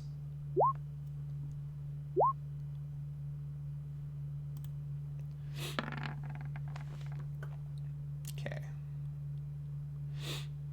So Eldon and Scrappy, you're not like you can like literally see what the pictures are, but it's weird. It looks ancient. Desmond, so when you're looking at the pictures, so just what you like actually see. So there are. It looks like it's depicting sort of how do I put this? Like people being taught how to use magic. So there's one picture that it looks like you see a supervisor that's kind of like watching over what looks to be a student that appears to be like taking a spirit out of a body, some sort of magic to remove a spirit from a body. You see another one. It looks like it's like a scene of like almost a classroom sort of, where there's like a teacher at the front with a bunch of students at their desks, and you see like a bunch of skeletal servants walking around. You see another one where it almost looks as if there's students that are dissecting a gnome and like studying its anatomy. Do not like that one. Yeah, no, that one makes you very like and then Step back a little bit. Yeah. And then the last one you see, it shows two older people that are like standing over again what it looks like a student that is in the process of cutting off their hand. So just normal photos. Yeah, just normal stuff. We've stumbled upon some dark stuff. It gives you some like dark magic vibes. Not sure what, like almost like the sucking the soul out of the body, like dissecting a dead body. It's like necromantic almost. Again, it's not like the drawings themselves aren't magic, but it it leads you to believe that it's some necromancy shit going on here. All right.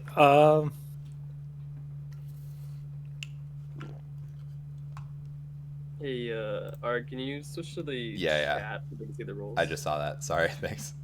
Yeah, no. Chicky had mentioned it. Yeah. Thank you. So, would my character have heard like any about this region or necromancy in the area? Make a history check.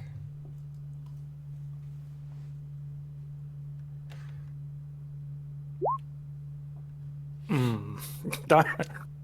Yeah. Hard to say. I mean, there's been a lot of creepy dark magic out in the world, so it's nothing particular that you would link to this region per se or anything like that. Okay. And this just the pictures in this area, or what is? Yep. So it's just the pictures on the wall. Again, the pictures themselves don't appear to be magic. The only overtly magical thing that you noticed was when that blood appeared. That was the only thing that really caught your attention as far as like arcane. It is a fairly long hallway though, so if you want to continue down the hallway, you can certainly do that. But yeah, generally this is just it's a hallway with really ornate drawings in it, like depictions. Is there anything behind the picture? It's no, they're like carved. They're carved into the wall. Yeah, it's not Hand paintings. They're not. Yeah. As I put my hand through it, it is a good. Yes, your hand goes rock. through. No, no, there's nothing. It's solid stone. Okay. So yeah. Well, We should keep going then. Yeah. You know, the images slow me down a bit, but I keep going forward. Okay. All right, so you guys continue going forward. So you eventually get to a room that it does open up, sort of similar size dimension-wise to the room that had the camp in it, but the layout is very different. So through the middle of the room, it's basically just a bridge that is going over a large pit.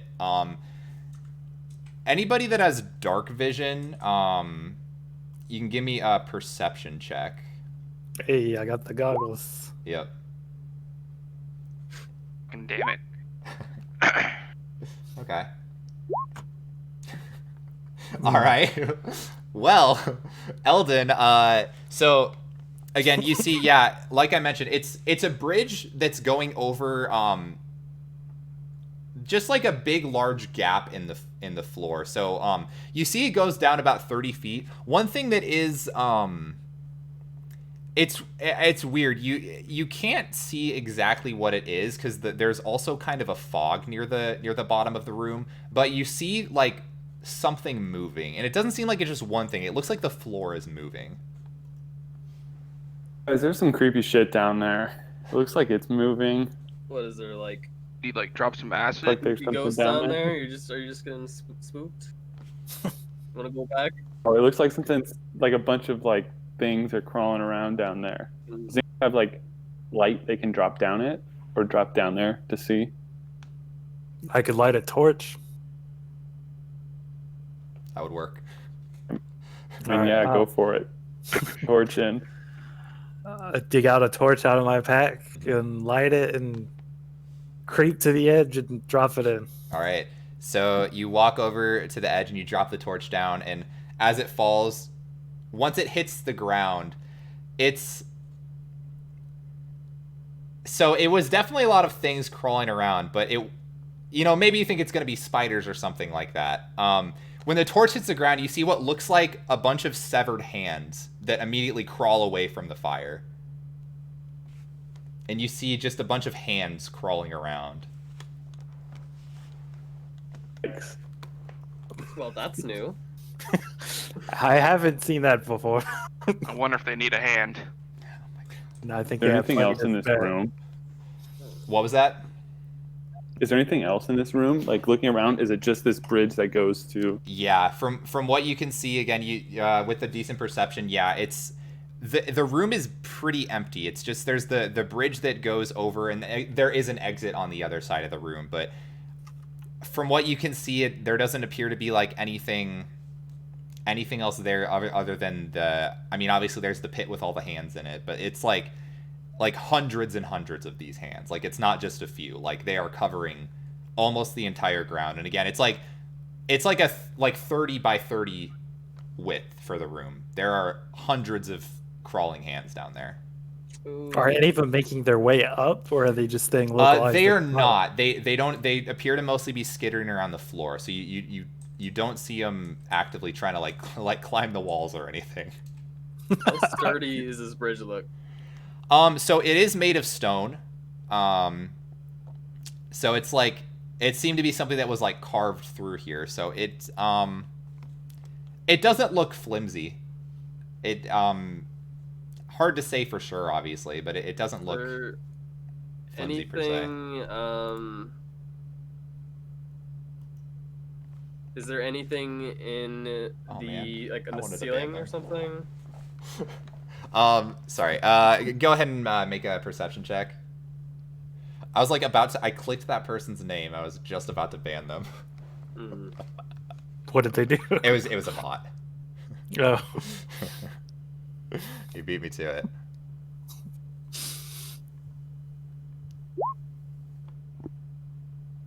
What we got? 12. 12.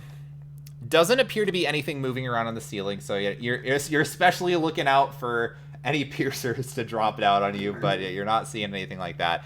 It appears to be smooth stone again. Pretty much all of the walls and the ceiling, again, you can't really tell on the floor, but all of the walls and edges of the room that you can see are very smooth stone. Like it is very finely worked. And it's 100 feet across. This worries 30. me. It's like a 30 by 30 room. Oh, okay, sorry. Yeah, just let's head across. That's just what could go wrong. What could Say go nothing wrong? could go wrong. Looking at those pictures, we saw people cutting off their hands. Mhm. I'm just saying, Yeah. a couple pictures before that, there was a gnome being dissected. Seeing as I'm a gnome, I don't know if we should keep going. All I want to do is write a book. Nothing here has been good for tourism or bringing anyone in. So, What if there's I- like a casino on the other side? or judging by the pictures that we saw, what if they're dissecting gnomes? Why would you get that from the pictures? I don't Yeah, I'm know. not really picking up. There's what just you're a putting picture down. of them dissecting a gnome, so Yeah, Could but I have mean, been a really short person. I don't see very many more gnomes in this party or group, so I mean, there's always Saying that camp. I would There's be the always one. camp if you don't feel up to it. I mean, you can But then stay there's that here. monster but out we can by camp. also, you won't get all the rare gold and gems that we're gonna find on the other side of the ridge. So my book sales are doing pretty well. Yeah, there's a lot of travelers this time of year. So yeah, but we won't be able to update you on all the cool, awesome adventure that we had on the other side, and we'll just keep it to ourselves. And then won't be able you to can write your next record volume. it, and you can I tell mean, people, I'll hey, come leave us along. alone. Anything goes wrong, told you guys so. I'm sure Always it's things are fine. gonna go wrong. Adventure, But okay, but I'm not leading. All Just right. to make sure, I like pop my hand into my sleeve, but then I cast Mage Hand where my hand was. Okay. I said I'm ready. All right. We should I'll step keep lightly renewing though. this. I don't know how dexterous those hands are down there. All right. So I start over the bridge slowly. Okay. You start making your way over the bridge. Are you like trying to be stealthy, or are you trying Yeah, to? yeah, I'm stealth. All right. So go ahead and roll a stealth for me.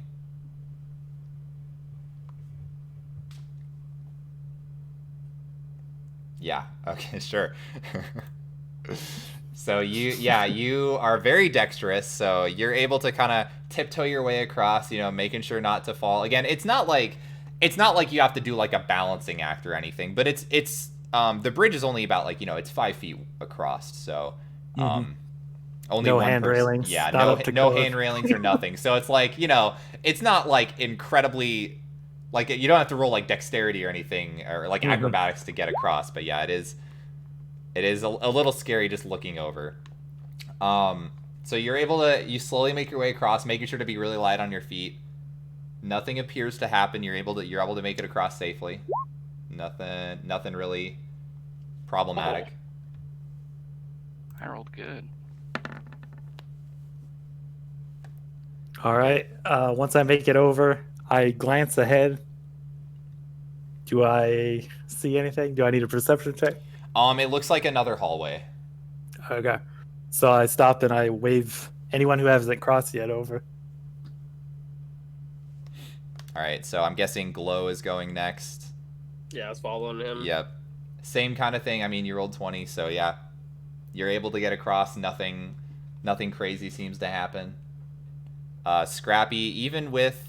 You have disadvantage, right? So Yeah, it takes yeah. the 16. So 16. 16, you're holding on to your armor as you're walking across to try to make sure it isn't shaken around.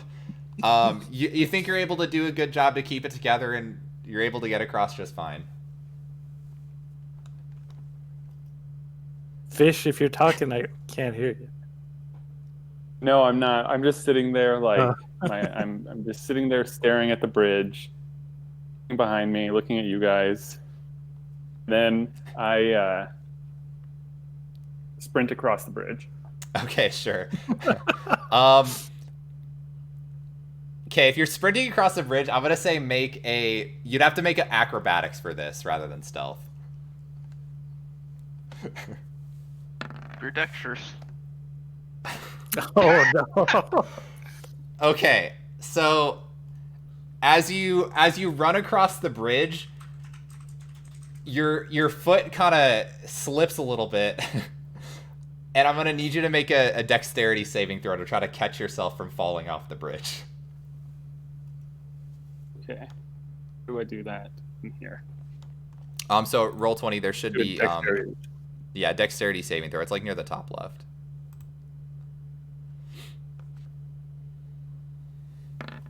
This is it. Okay. 10 was what you needed. So 10 was what you needed.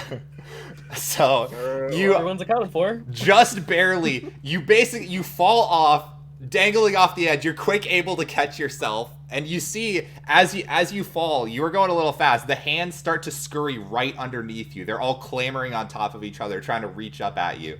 But you're able to pull yourself up on top of the ledge and make the rest of the way safely. But they were looking to get you. It was close. Holy. I let a big sigh. Yeah. If you want, you could ride Scooby. I'm thinking about it. Oh, Be fine for galleon now. steed for you. Need a couple deep breaths. Fine. Yeah, you would be able to ride Scoob as a mount, actually. maybe if they're starting to dissect things, I'll stick closer to Scooby. I like inch a little bit closer to Scooby. Okay. All right. Made it in one piece. Yeah, They're probably friendly. probably friendly. All right, All so right. you Helping guys. hand. I'd rather not shake hands. I just have a hand on Desmond, and I'm just like, lead the way. All right. All right. I can't see anything. Take the lead again, and All right, so you guys continue walking down the hallway. So, again, about after maybe this hallway is a little bit longer than the last one. It's maybe goes about 120, 130, 150 feet. Eventually, you do enter a much larger room than the last one. This one is significantly larger than the previous room that you came through. So it is about 75 feet wide. It's rectangular, so it's longer. It's longer than it is wide. So I guess it'd be 75 feet long from the corner of the room you're entering. But yeah, it's a much larger room. You also notice from where you're entering, you're on like a little raised platform. So again, it's a rectangular room, and basically the outer like 10 feet of the room, it's sort of like a raised walkway, and at the far end of the room from where you enter, there's like steps leading down to like the first floor. You also see in the very center of the room, it looks like the floor is broken open. Like there's a big hole in the very middle of the room. Another thing you also notice, there is writing on some of the walls. You'd maybe have to get closer to inspect it. It's on the far wall. It is also frigid compared to the previous rooms. Now, again, it's always cold here, but, the previous rooms, at least, when you first came into the cave, it was pleasantly warm compared to the outside because there's no wind, there's no snow. In this room, it almost feels as cold as it is outside, which is weird. You're not sure what's causing that, but it is oddly cold. Believe that's all you would notice immediately. So yeah, if you want to look around, you can certainly do that. From here? Sorry, what was that? Desmond, do you see anything? I would pause in the doorway and just shake my head. No, nothing stands out to me right now. There seems to be a hole in the middle, so try not to fall in. I mean, I have a torch if we need to light it up. Look for signs of a dissection area or room. Okay. Yeah, make a perception check. Yeah, any more pictures of dwarves? There's no pictures here. 19, you don't see anything. So the room itself is actually very bare of any like objects. Again, there's like basically the whole layout it's kind of just like what I described, and there's nothing else really that you actively see in the room. Again, you're on like there's that outer walkway. There's appear to be something written on the wall at the far wall, and then there's a large hole in the middle. But you don't appear to see any other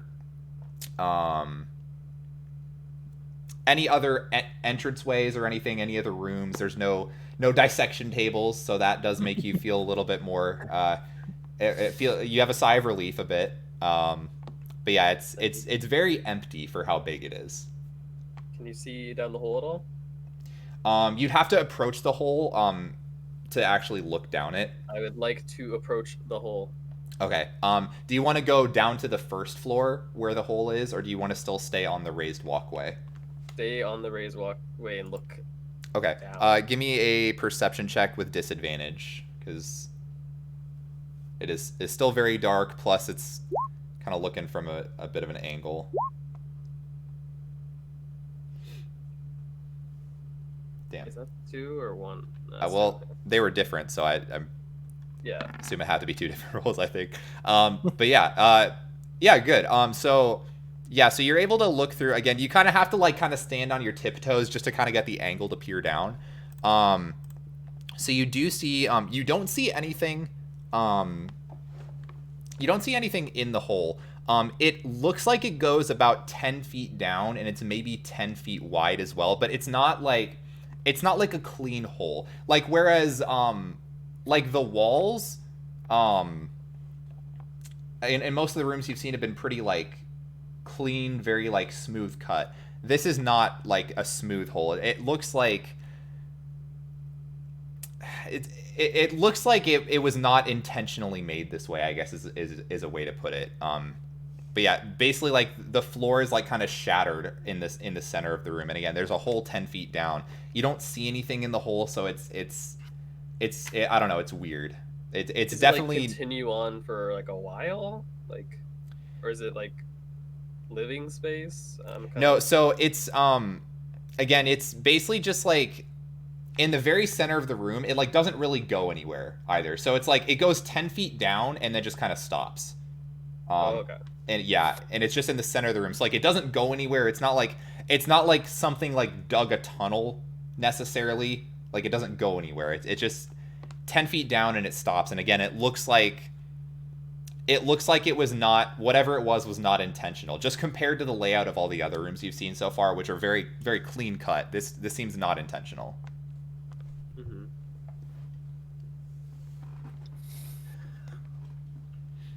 But as rough of a cut as it is, it's still like purposefully a hole. You know what I'm saying? Not like something busted out, but just like they drilled a hole, but it wasn't like a perfect hole. It's not like some big worm came through and just appeared. I don't know. Roll an intelligence check, just like a D20 and add your intelligence modifier. Okay. Can You did say there was a way down, like a staircase or something? Yeah, there's like a staircase down. Start heading to the top of that. Okay. And yeah, the staircase at the end is where the text on the walls are as well. 21. So it looks like it's hard to say because you weren't there when it happened, obviously, but it looks unintentional. It looks like something that was an accident. Just okay. The breaks are kind of random. They're not symmetrical in the way that you would see like if it was like a machine or like man-made. It's not like that. It seems the break happened unintentionally somehow. Okay. So yeah, I approach it with glow. You said there was writing on somewhere? Yeah, so it's at the back wall. Once again, if you speak both Elvish and Draconic, you can try to piece it together. Oh man, we left our guy back. I speak Draconic. Anyone got Elvish? You would have to speak. You would either have to speak both, or like obviously if you have comprehend languages, that would work as well as a spell. But you would have to speak both to piece it together. And you do notice there's a lot more text here. Like the previous room on the door, again, it was like maybe 2 sentences long or something. There's like 3 paragraphs worth of text on the wall here. Think we should just go past and then come back later, or should we just take a detour, go back and get our guy? I feel like it's gonna be here and we got all night, so Yeah. we could also just clear out this area, make sure it's safe before bringing people down here. So While we're here, we might as well drop another torch into this other hole. We should go look at the hole closer. Yeah, you guys want to go up to the hole? Can I take out like a notebook and just draw the inscription on like a notebook and just copy it as much as visually? What language do you speak? Draconic or Elvish? Draconic. So yeah, I would let like you do that. I know like the letters or that's yeah, you can go ahead and do that. It's gonna take you a while because again, it's like 3 paragraphs long, so it's gonna take you a few minutes, but I'll let you do that since you know Draconic. You guys give me a second if you guys need to check out the area or find a corner. Well, it's gonna take me a little bit. All right, I approach the hole and I light another torch. Okay. Drop it in.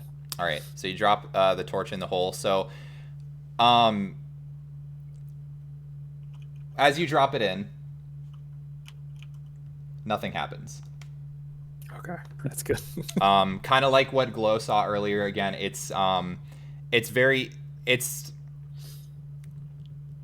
there's nothing in there. And yeah, from now that you're seeing it closer again, it kind of matches up what you looked at earlier. Again, you're pretty sure it looks like, it almost looks as like something like, not even that there was like an explosion necessarily, because even that might look a little bit more controlled, but it very clearly looks like something either broke out of some like hole that it was in, or something broke into this spot from the outside. But it does not look like it was meticulously done. It was very much something that whoever designed the room did not intend to happen. Okay. All right, I'm done transcribing. Okay. I'm done writing it out. So as you finish transcribing the message, you guys hear a loud shriek as the tunnel behind you, you see the wall on the side of it just burst open, and you see shrapnel and debris everywhere, and the tunnel behind you closes up as the ceiling collapses, and you see bursting into the room is a massive owl bear. Oh. And it's you notice it's a snowy owlbear, so it's pure white, but you also see shards of dried blood frozen all over its fur. And another thing you notice, as it kind of looks at you, it stands up on its hind legs, and it's about 14 feet tall. This is a massive owlbear. And owlbears are not necessarily known to just like be, it's a big owlbear. It's big. So it just kind of looks at you, and you almost see, it almost looks like it's smirking. Like it has like a weird look on its face. Do owlbears like, don't like stand upright, right? Not like often. They can sentient look. Yeah, they can. It's giving you a weird vibe. I have beast speech, so I look at it and I'm like, "Hey, are you okay there?" It looks at you and responds, and it like audibly laughs to itself in a creepy, owlbear voice, and you just hear it say, "Fresh meat," and it shrieks, and it's gonna charge at you, and I'm gonna need you guys to roll initiative. No. Oh boy.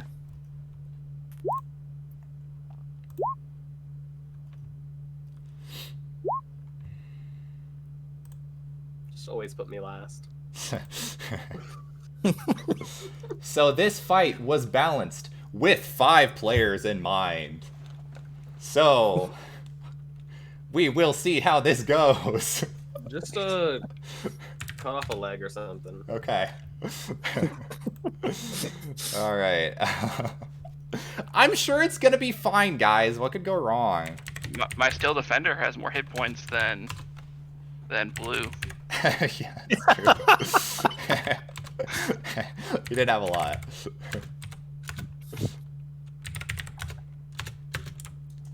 All right. Sorry, let me get things set up. Sorry, it's always gonna take me a little bit to get stats. Take your time.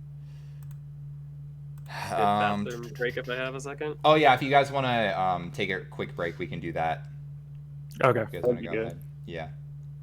Just make a safe state. We'll make a save state. Okay, yeah. I'm going to switch over to the starting soon screen as well. So I will be right back, chat. I'm going to get the battle set up, and it shouldn't be too much longer. I know this is kind of a longer end, but again, that's why we start at 1, so we can go a little bit longer. So that was the whole reason we did this schedule.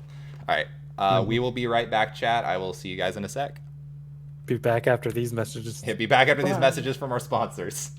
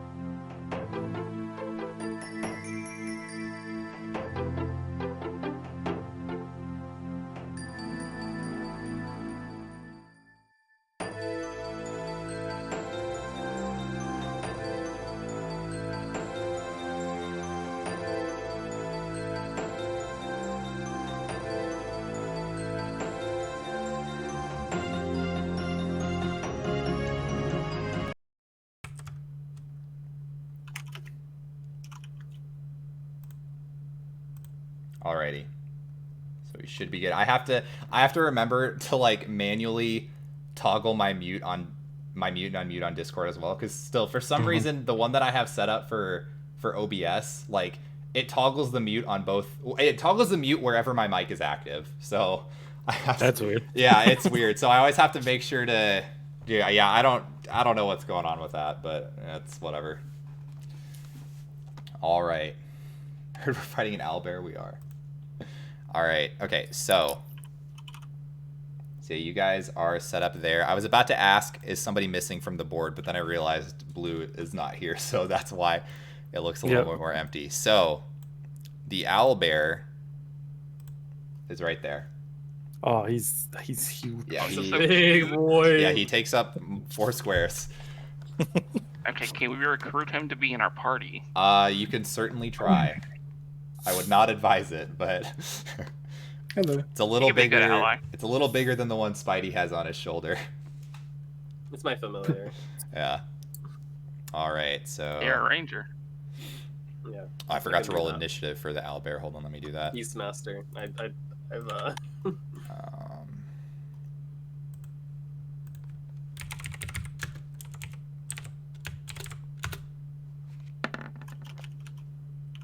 Okay. Well, you guys see the initiative, I guess. I thought I clicked the DM thing, but it's not a huge deal. I'm back if needed. Oh man.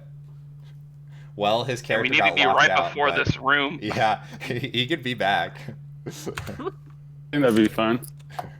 Yeah, shows just up figure since I right finished. behind the owlbear. But Yeah. With them. Are you like back? Yeah, like they're in their showers, so and I got them doing Okay. everything. All right. They almost got And he was with you guys the whole time. Remember, he's in the room with you. Oh snap! it. Dude, I was remember that. thaumaturgy the whole time. You didn't know. Oh, Just wrote it down for posterity. clarity. Yeah. Yeah. Yep. Yeah. Record So keeping. Record keeping. yeah, Blue, go ahead and drag your character out and roll initiative. You got it. You guys are fighting a giant owlbear. Oh, just like the one on the break screen. Yeah, kind of. It was build up. Foreshadowing. Golly, it's Did I- true. Yo, a 20, hell yeah. Oh, that's pretty good initiative. Yeah, that's sick. Yeah, my dude's Finally. ready. He's like, pew. Somebody that can actually roll initiative well. Yeah. All right, well, this fight should theoretically go better for me because I'm not paying attention to 4 of the exact same enemies that have multi-attack rays that you have to save from. So, Yeah. One big boy. theoretically speaking, I should be able to keep track of this one a little bit better. All right, so, Blue, do you need to be caught up on what happened at all? If it's relevant to the fight. Basically, the only thing that's super relevant is a giant owlbear broke through the room. The tunnel you guys previously came through was the one in the bottom left corner here. The owlbear broke through a tunnel right here, which collapsed. Mostly the one you came from is completely collapsed. This one is like only partially collapsed, but that's the one it came from. Okay. All right. And I'm assuming you just left Nas behind in the previous room? Or did she come Okay. with you? She can come with you if you want. It doesn't matter either way. All right. Probably come with because I wouldn't want to leave her alone when we just saw 2 people get completely killed. Okay. Yeah. Sure thing. So Good idea. Give me just at a least second. my character would absolutely not leave someone like that alone. Yeah. Well, So Mhm. it's a stupid idea to bring her. His He's still character's great. Nice guy.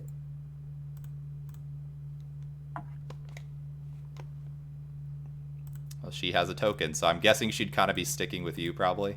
Yeah, I was about to move my character to her. Okay. Yeah, wherever the 2 of you would be, you can just position yourselves there. Yeah, we'd probably stay on far away, and I would use range or spells. All right. Yeah, 20 for initiative. I guess I gotta roll for Nas now too. Blue will make the last minute entrance to save everyone. Yeah, I saw that as well. Fly and fall down. Why didn't I bless myself? He'll He'll learn to know. So not blessed anyone Yo, other than Nas with the yourself. 20. Blue, what's your dex modifier? My dexterity modifier Yeah. is +2. Okay, cool. So you go before Nas. All right, top of the round. Desmond, you're up. Okay, so how big of a lip is it to like get to this side? So it is 10. Oh, let me double check. I want to say 10 feet up. I don't want to tell you the wrong thing because that could matter. Good thing you're 8.5 feet tall. Yeah, good thing. But 2.5 foot vertical.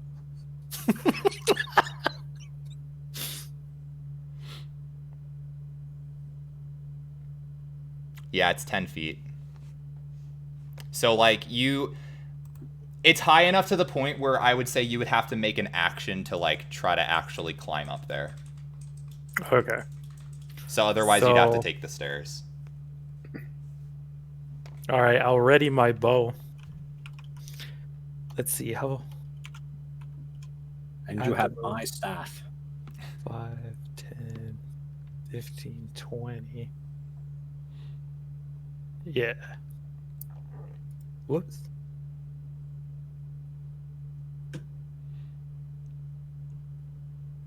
I will move here.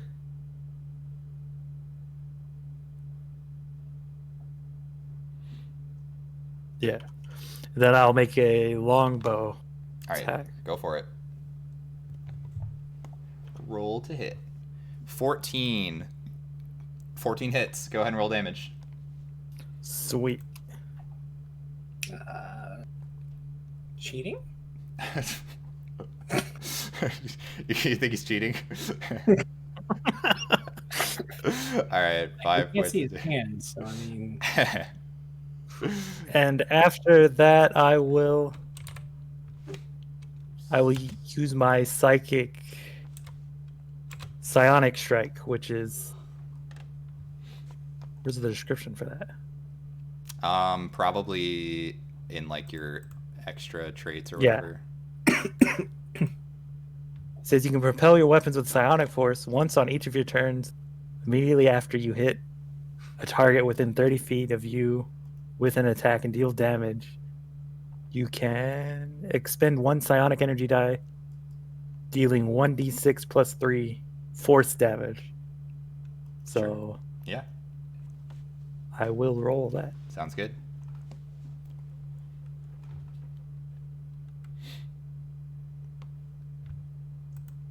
The organization is thrown off. All right, so I have to do a hit with that as well. I think that one just hits. Let me double check. 'Cause it's psionic strike, right? Yes. That's not what that does.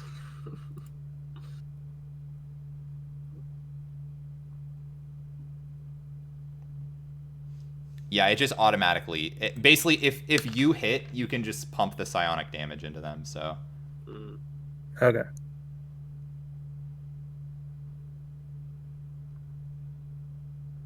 four. Okay. Was that right? Did that do it right?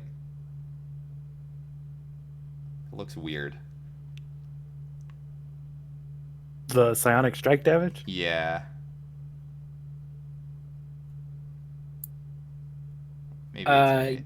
yeah, it says rolling 4 plus 1d0. Yeah, I don't know if that's messed up. Do you want me to reroll? Just roll, yeah, because some of the newer stuff it might not be programmed correctly for like the newer subclasses. So just manually roll, just like /roll 1d6 plus 3, because that's what it is, right? Yes. Yeah, so just I'd say manually roll that. Some of the newer subclass stuff might not work correctly in Beyond 20. I didn't even think about that. All right, so it takes 5 additional points of damage. Cool. All right, anything else? I still have 5 feet of movement left. So I will. Sure, I'll trust you on it. I wasn't paying attention to how far you moved. I moved from, I think I was here. I was like there. Hmm. Then I went down, down. 5, 10. Yeah, it's 25. So I'll just take a slight step back Okay, sounds good. towards the hole. All right. And that'll be my turn.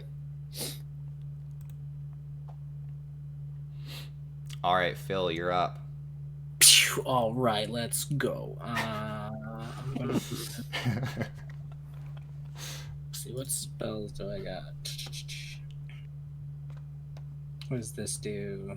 You create a floating spectral weapon within range that lasts for the duration or until you cast the spell again. When you cast the spell, you can make a melee spell attack against a creature within 5 feet of the weapon. Mm-hmm. Spiritual weapon. Ooh, what's this one do? Shimmering field, granting it +2. How long do fights usually last? Like in universe? A minute. Okay, so every round from top to bottom is 6 seconds.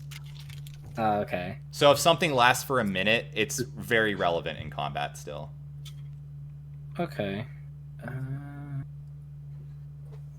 I guess I will just... What's this do? Tell us immune to being frightened. Oh, that would have been nice last round. Yeah. Immune to being frightened. Hey, you know that bless thing you did that did literally nothing for anybody? Bless is a good spell. It just, sometimes it just doesn't come up. I felt good. Yeah. All right, we'll try one more time. I'll bless the 3 duders to my left. All right. Nice. I'll bless the 3 of them. Let me go ahead and use that spell slot. All right. Boop. All right. Oh, I guess let me put it in. I think we were using green for bless. I don't remember. Oh no, I died. You're dead. X out. There we go. All right, and then I will stay. I'll probably still staying here to be in front of her. Sounds good. The reason I keep Xing you guys out is because there's an X icon in the top right corner of the icons list. Naturally, you would think that closes the menu, Yeah. But it's just I instinctively see that. I'm like, oh, red X in the top right, close the menu. No, that's not how it works. Keeps tripping me up. Okay, is that your turn? Yeah. Okay. Nass's turn. So Nass is going to attack him head on. Well. No. What? Let's see, how far away is she? 70 feet. So she is actually going to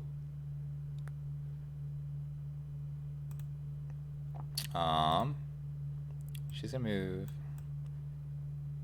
10, 15. I think she can hit from there. And she is going to cast a spell. Whoa. Because she is actually a spellcaster. Don't do it. Don't be a hero. So she's gonna cast Cloud of Daggers. So you see, how do I draw this? I probably just have to actually draw this, right? Oh, why did that not let me draw? What the fuck? You draw shape? Or Draw shape. Yeah. No, it what the fuck? When I try to draw it, it doesn't save. Bro, what the fuck? You have draw freehand. Wait, hold on. There's a square. Oh. See, that's fills it. What the fuck? Yeah, why it doesn't let me actually draw. Can you draw it with arc my camera? Maybe. It's just draw shape, right? Yeah. Oh, there it worked, right? Yes. Okay, cool. Oh. That's so Now weird. How do I erase? I can clear all the drawings. There's probably okay. on your end, but yeah, that's so weird. It doesn't let me do that on my main one, bro. This is fucking weird. Yeah, the DM doesn't need to draw anything. Yeah, what the fuck? Why can I not draw anything? I know I've been able to before, which is the confusing part. So it's I know it's a thing I can do, but it's just not letting me do it on this map. Bro, roll 20 is fucking weird. Yes, it is. Okay, anyways, fuck, sorry. How big is this spell even? Sorry, I'm so out of it. Cube 5 feet on each side, centered on a point. Okay. So yeah, it was that. So, okay. Cloud of Daggers is going to be in that square. So you see a bunch of magical daggers spinning around in that spot right there. And then after casting that, she is then going to run the fuck back to the same spot. Yeah. That'll be her turn. So for Cloud of Daggers, just in case you guys don't know, if you enter that area for the first time on a turn, or if you start your turn there, you take 4d4 points of slashing damage. That's so cool. Jeez. All right, so Nass is done. Eldon, you are up. Okay. So I check the distance.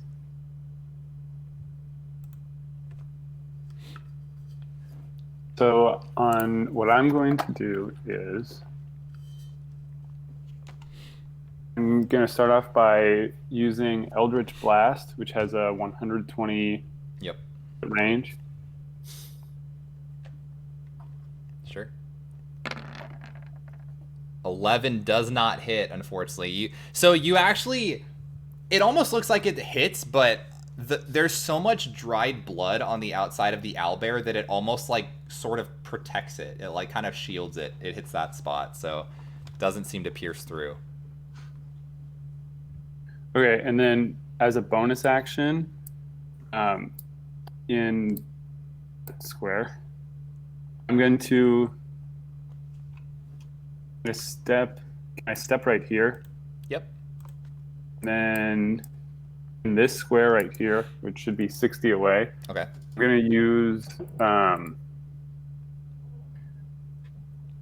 as a bonus action, I'm going to use Tentacle of the Deep's summon. Okay. So as a bonus action, I create a 10-foot long tentacle at a point I can see within 60 feet of me. It lasts for 1 minute or until I use it to create another one.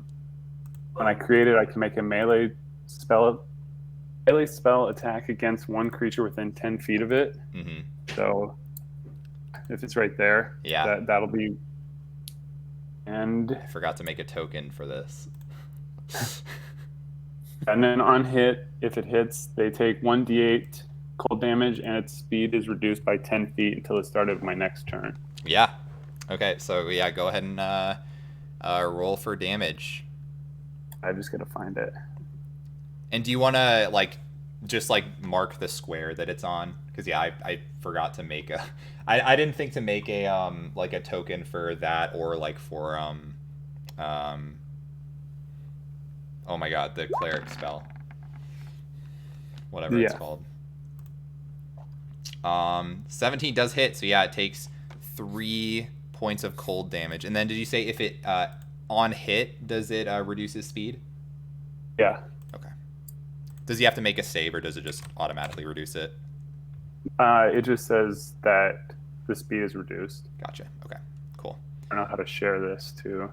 Yeah, I don't know if I'll pull up your character. I don't know if that's one you can share, but yeah, I'll double check. I accidentally rolled it again. No, it's okay. Let's ignore that. No worries. And then I yell at it one more time, like, "You can join our side." I yell in owlbear. Okay. "You can join our team. We can be friends." All right. It does not respond. It just looks angry that you attacked it. So Friend request denied. Yeah, friend request denied. So it is the owlbear's turn. So it starts in Cloud of Daggers. So it is going to take 4d4 slashing damage.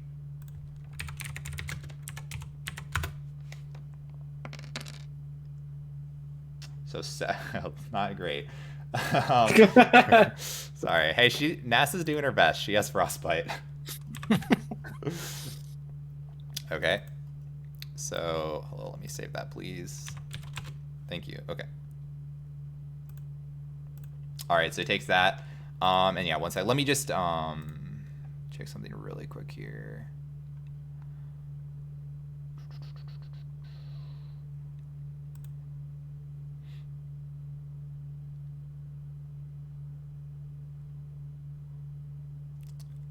Yeah.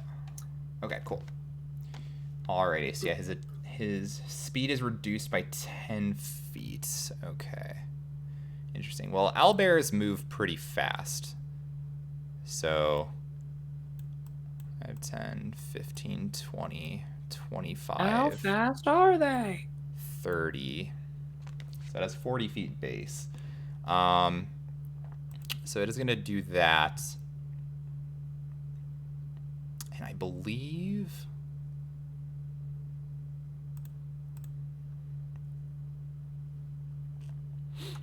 that... well, I guess it'll... might as well. It's going to use a dash action. Just to, like, hop down right there, so it's right next to you. Oh. And that Oh, will be its turn. Why Yeah, didn't we're I distracted. bless him? Perfect. So Scrappy, you're up. All right. So I'm gonna run up to this little bitch. Oh, perfect. Owl. It's not a Yeah. dog. Oh, my bad. And then I'm gonna say, why are there no dwarven lawyers? They cannot pass the bar. And then I'm gonna hit up with my Morning Star. Okay. Roll to hit. Is it because they're short? So 16 does hit. Go ahead and roll damage.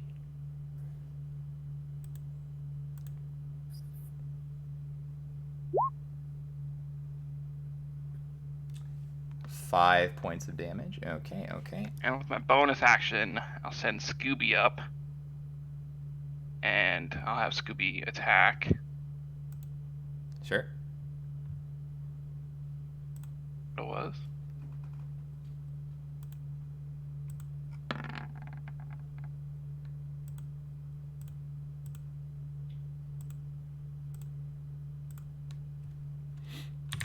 Louis?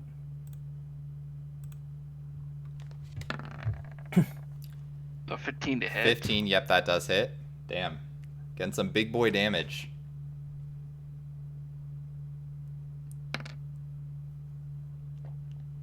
And then 7 plus 2, so 9 damage. Damn. Forgot to Nice. add the plus 2 in there. Scooby. Wow. Scooby or not Scooby? That is the question. Boo. That is the question. Do Hmm.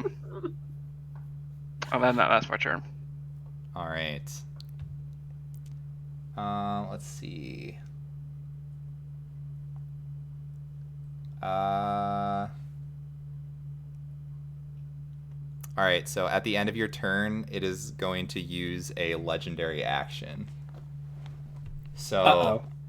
it's going to stand up on its hind legs and let out a ferocious roar. So I'm going to need everyone...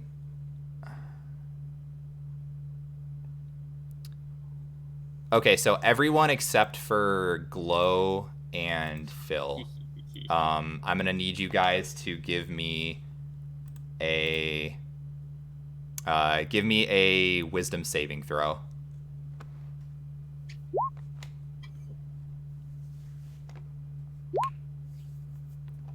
Oof. Okay, so Eldon, you're the only one that succeeds. So Scrappy and Desmond, you are both frightened until the owlbear's next turn. All right. So yeah, same thing again. You can't move closer, although you're literally as close as it can get. So not a huge deal, but you do have disadvantage on your attack rolls. So that will be the end of the legendary action. So then it is Glow's turn. All right. So I see that thing is like in the midst of my allies, so I want to give them as much advantage as possible. Mm-hmm. So I start mustering up some green energy and I fire a fairy fire right on top of the owlbear. Let's go. Sure. Okay. In a 20-foot cube. Yeah. You want to mark where it is? I think with just him in it. Sure. Yeah, you're able to do that. My teammates. Yep. That works just negatively, fine. right? Yep. Yeah.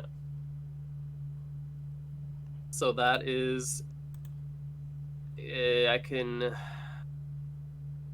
within range. It's either outlined in any color. Any creature must do a dexterity saving throw. If it fails, it is lit up, and any attackers have advantage on it. It's only if it fails though. Yep. So what's the save? Dex. Okay. 12. Dex I think, 12. yeah. Okay, let's see. Can I just roll it from here?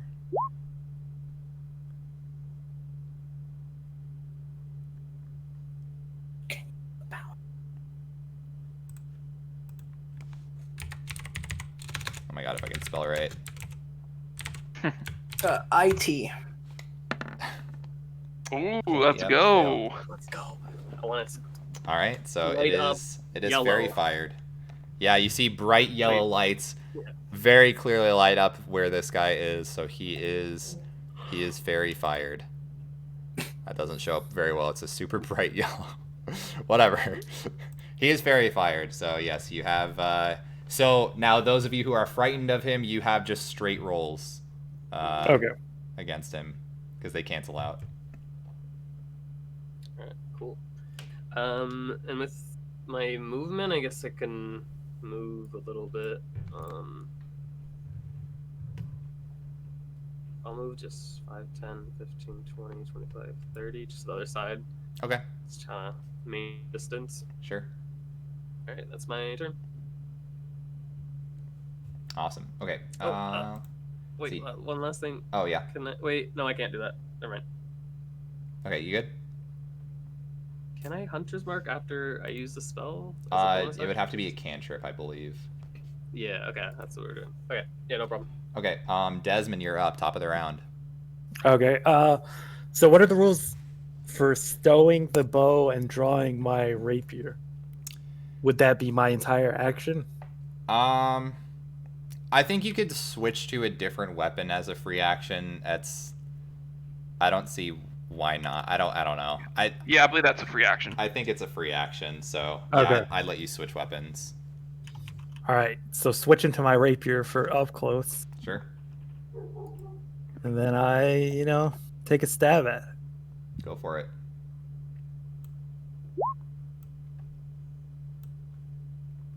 Okay. Yeah, that's 23 definitely hits. So go ahead and roll damage.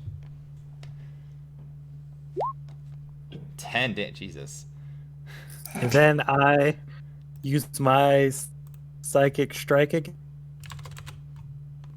Yeah.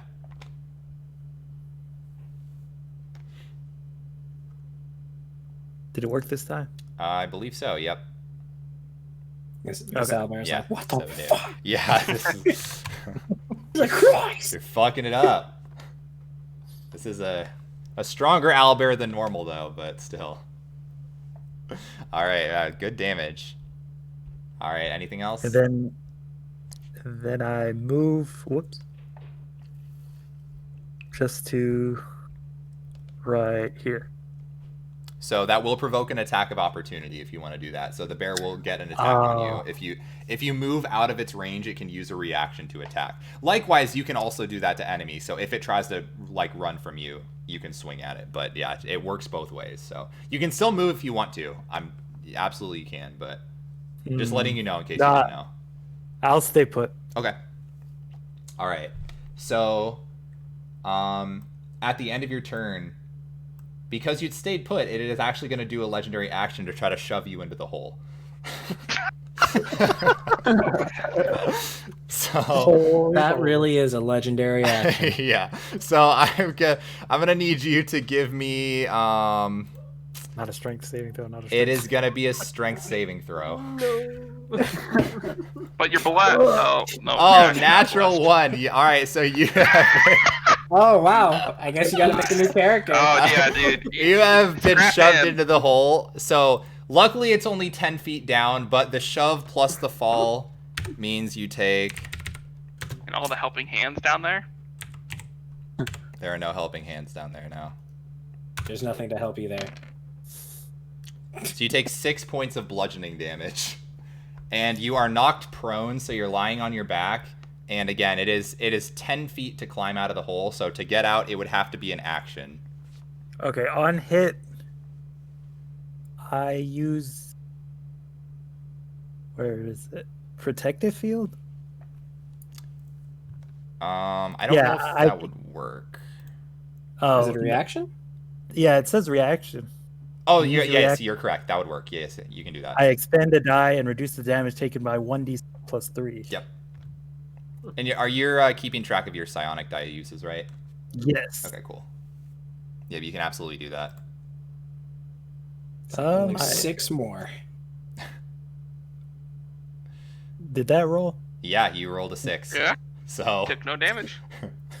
No damage, I just get shoved from. Yeah, so as you get shoved, you quick are like, oh shit, and you use your psionic powers to kind of cushion the blow below you. So again, you're prone on your back, but you at least don't take any damage. So that was very clutch. So all right, that was at the end of your turn. So now it is going to be I believe Phil's turn. Yes. Let's go. So I have a question. I don't know if this works.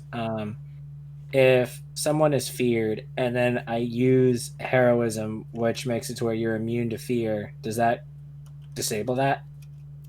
I believe so. I would assume it would just cancel out any automatic fear that's on the character, but I don't know. Yeah, like I imagine, because it says you become immune to fear. I'm going to say yes, because that makes sense. Whether or not it's the rule, I don't know, but that logically makes sense. Which is this guy feared?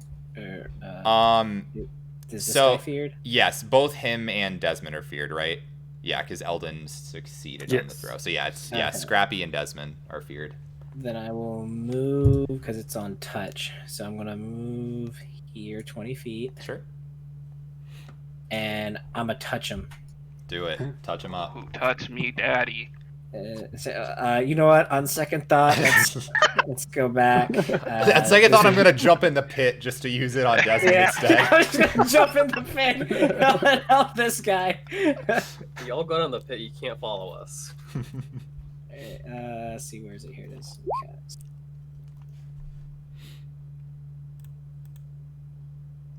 All right. It didn't show what the thing. Yeah, can you link the spell? Generally, if you guys are casting a spell, it just makes it easier for me if you can link it in the. Yeah, I thought it did when I do it, but. I got you, because I have the same spell. Oh, cool, awesome, okay.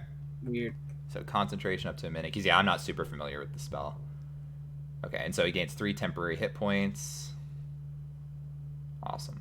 Okay, cool. Thank you. Yeah, I just wanted to make sure I fully understood it. Yeah, usually it posts it when I click cast, but I guess this time it didn't. Yeah, sometimes you have to click if you click on the spell, like on the right side, there'll be a button that says like display in virtual tabletop or something like that.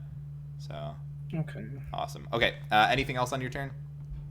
I'm gonna move my last 10 feet back over. Sure. I don't think I have any other action that I can do for my thing, right? I don't know if you have any bonus actions. Or do actions. cantrips count? Yeah, you'd have to, if you cast a spell as an action, if you cast a spell that has a spell slot, the only other spell you can do on the turn has to be a cantrip. So I can use a cantrip as well? If it's a bonus action.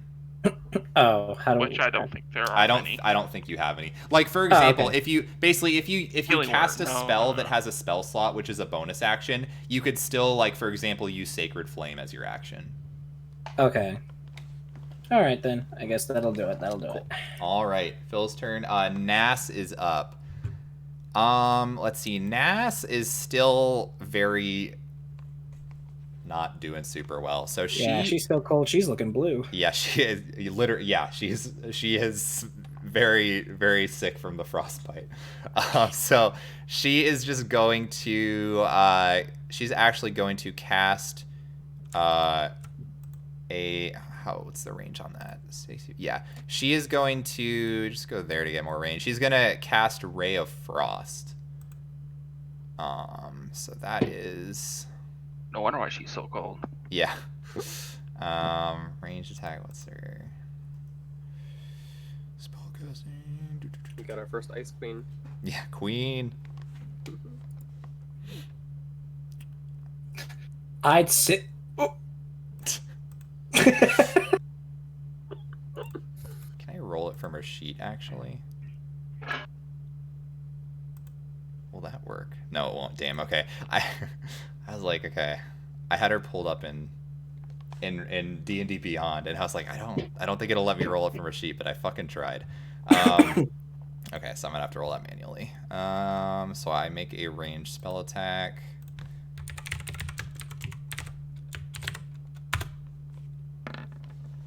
Yeah, okay, that hits. So it takes, I think, this one I can roll. Yes, okay, so 6 cold damage, which is resisted. And then its speed is reduced by 10 until its next turn. So then she is then also going to move back. So 5, 10, 15, 20, 25.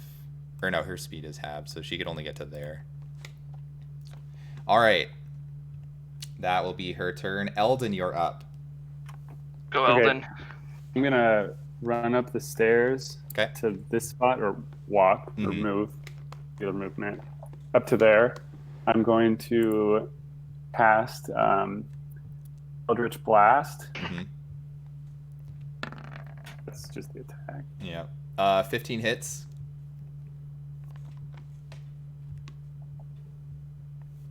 Five points of force damage as the Eldritch energy smashes into the side of the owlbear. He's starting to then I'm look. going- He's starting to look a lot more damaged.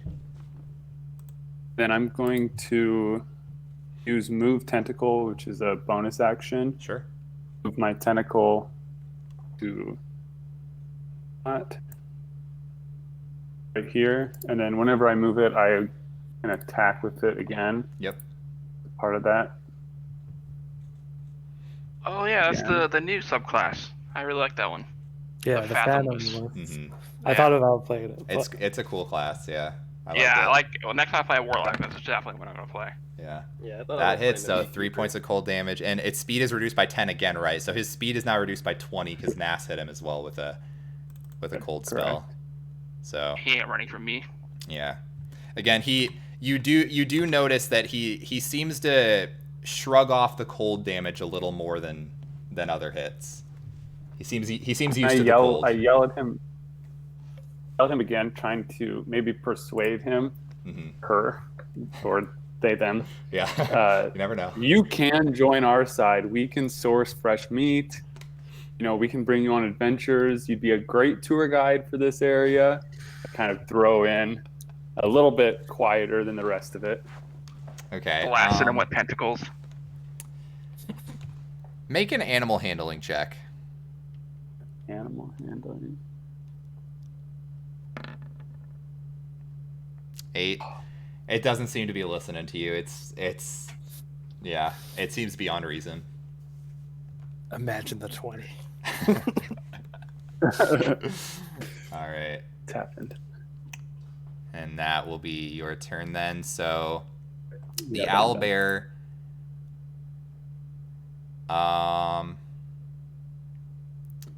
is going to, let's see. So I think he wants to go for the little scrawny kid. He's casting the magic. Wonder who that'd be. Yeah, so since the owlbear is Then- huge, it can like kind of climb up the ledge without issue. So he is going to he can't really, yeah, he kind of has to go like that. So you would get an attack of opportunity, Scrappy, if you want to take one. And same with my Steel Defender, maybe. Do those get attack of opportunities? Yeah, I was about to check that. I don't know if they do. Maybe. I have no idea. I don't know how it works compared to a homunculus, because like, It says it can move and use its reaction on. so it can. Yeah. Okay. Yeah, I can go ahead.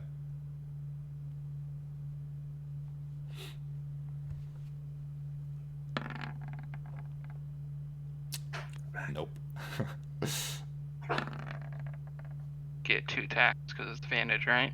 Discord crapped out on my end. Damn. Okay. Yeah. Sorry. One sec.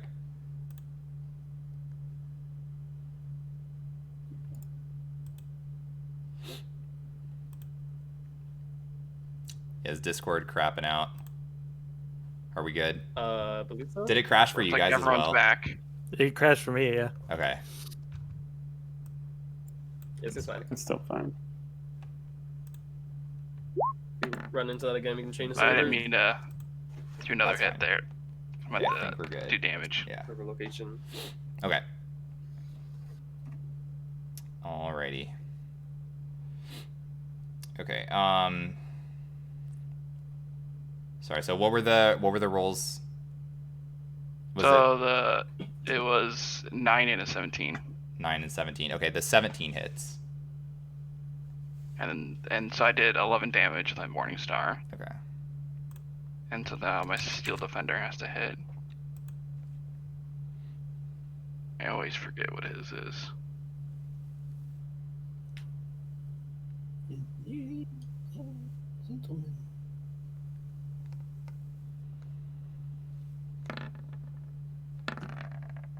All right, he rolled a 15 and a 10. Yeah. What? Why are you rolling twice? Advantage from Fairy Fire. Oh, right. Yeah. Okay. Yep, that hits.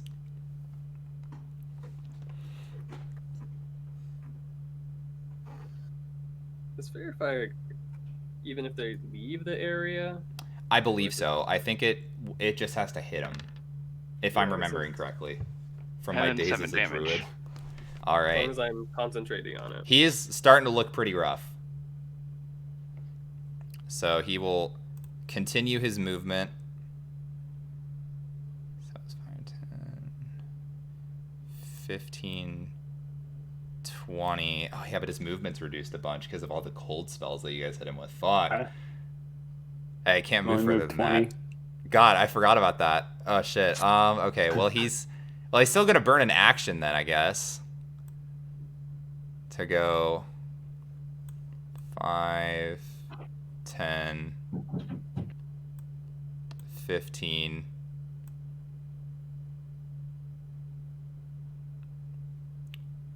Uh, 20.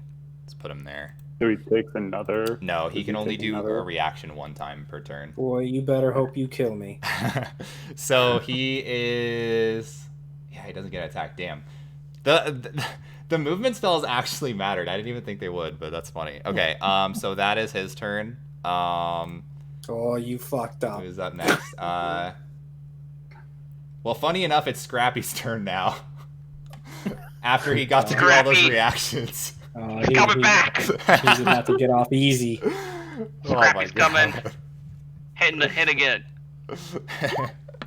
That fear nullifies coming in Yeah, handy. it hits. I'll roll again just in case it's... Okay, no, it's not, no crit. Yep. 10 So points 10 of damage. And my bonus action, I'll send Scooby in for an attack. Sure, go for it.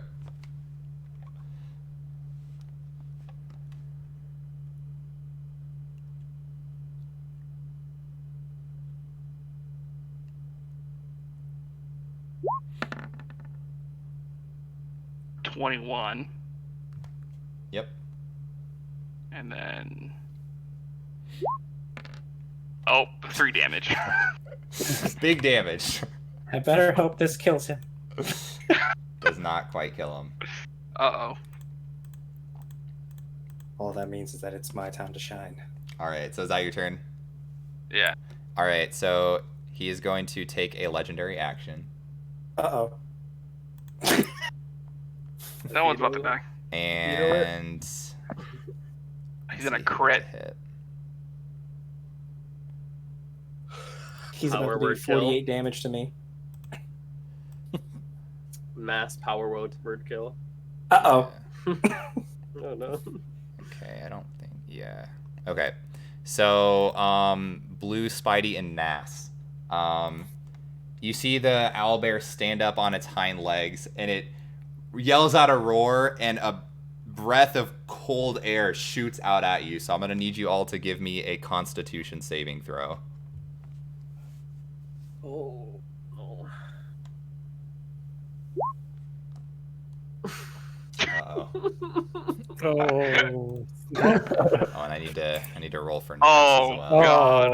Oh god. Okay, let me roll for NAS. What's her Is con? this So- is this fire damage by chance? I think he said going at Frost. the opposite, actually.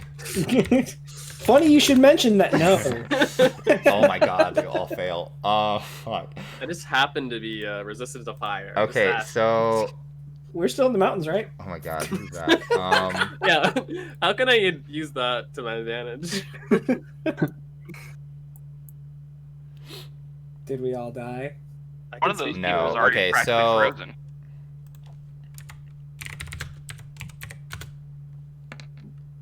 Okay, so you all take 1d8 of cold damage, and as icicles from the frost breath freeze around your legs, and you are all restrained in place, frozen to the ground. Oh, he fucked up. Oh, he fucked up. So you can try to escape on your turn, but it is going to be an action to try to do so. You can still like the top half of your body is unaffected, but the lower half is like you can't move anywhere. So Good. all right, and that is going to be that action. All right, it is Glow's turn. All right. Could I take my action to like free myself of it? Yeah. Or I Certainly. don't want to do that. You don't have to. If I still attack it, would I just have a straight roll? It's You don't have disadvantage from the restraint. Again, the restraint is in this situation the restraint is actually only the lower half of your body. So okay. you could do like a ranged attack and it's normal. Yeah, I'll just range You'll have attack to it. roll a concentration check first. Oh yeah, I did take damage. Oh, true. This is just like straight Constitution. Mm-hmm. It'd be a Constitution saving throw. Okay. Roll that.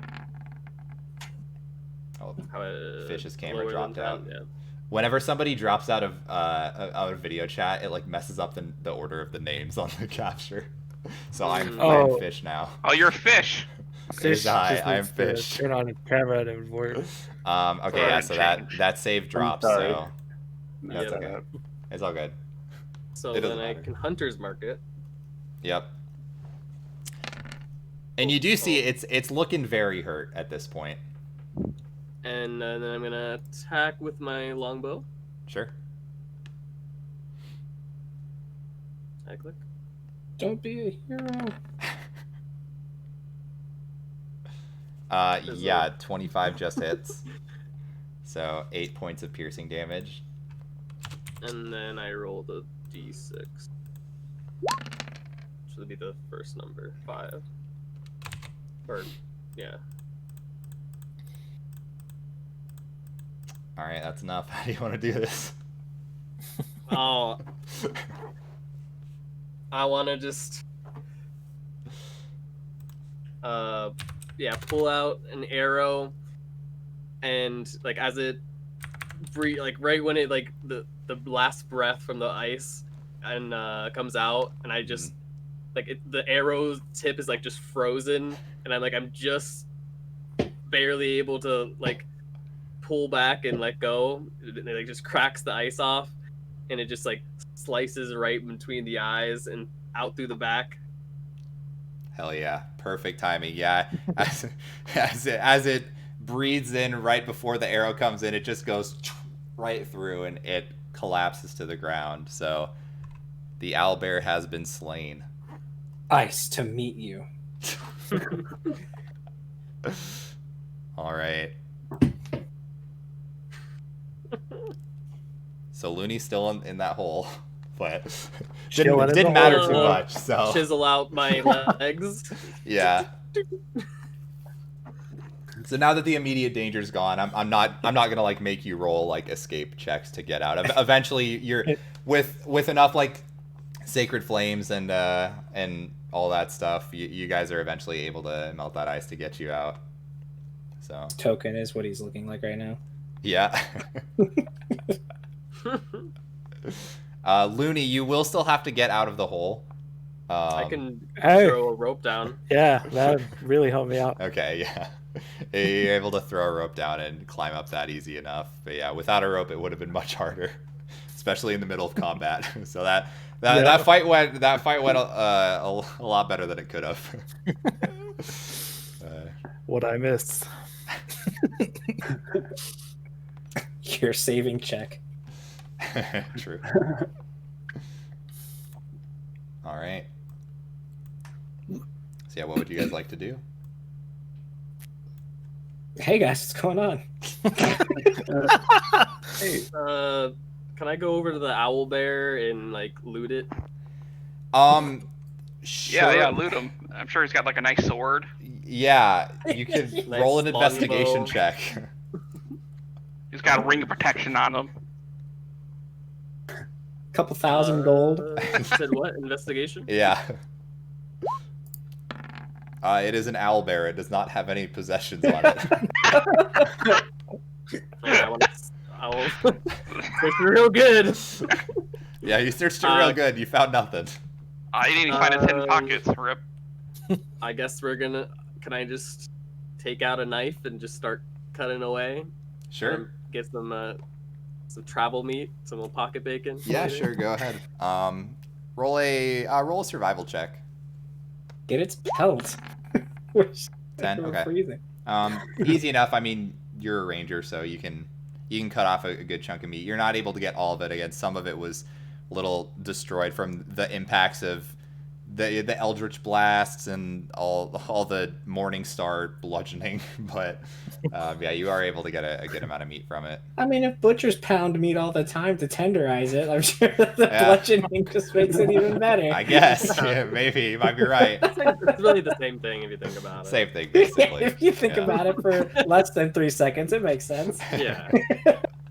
While they're working on the owlbear, Hmm. I'm gonna go investigate the tunnel situation over here. Okay. Yeah, so go ahead and make an investigation check. Invest- 18. So it looks pretty clear that the tunnel that you guys originally came from you can't really go back that way. That one is a lot worse than the one that the owlbear came through. So you like the owlbear tunnel, you should be able to go through that one. You'll just have to move some of the rubble away, but that'll be easy enough if you want to start working on that. Yeah, I'll go ahead and start clearing. Sure. Yep. So you'll go ahead and start clearing out that rubble, but yeah, it's not too bad compared to the other one, but We should have Phil read the inscription. that yeah, we that's what I was found. thinking. oh yeah. So there was at the very back of the room there was another there was a lot more text written on the wall, and you weren't here, and you're the only one that knows both Draconic and Elvish, so I will read it. all right, so let me pull that up here. Wait, I might have made a handout for this, actually. I don't remember. Handout. I did make a handout for it. Let's go. Ooh.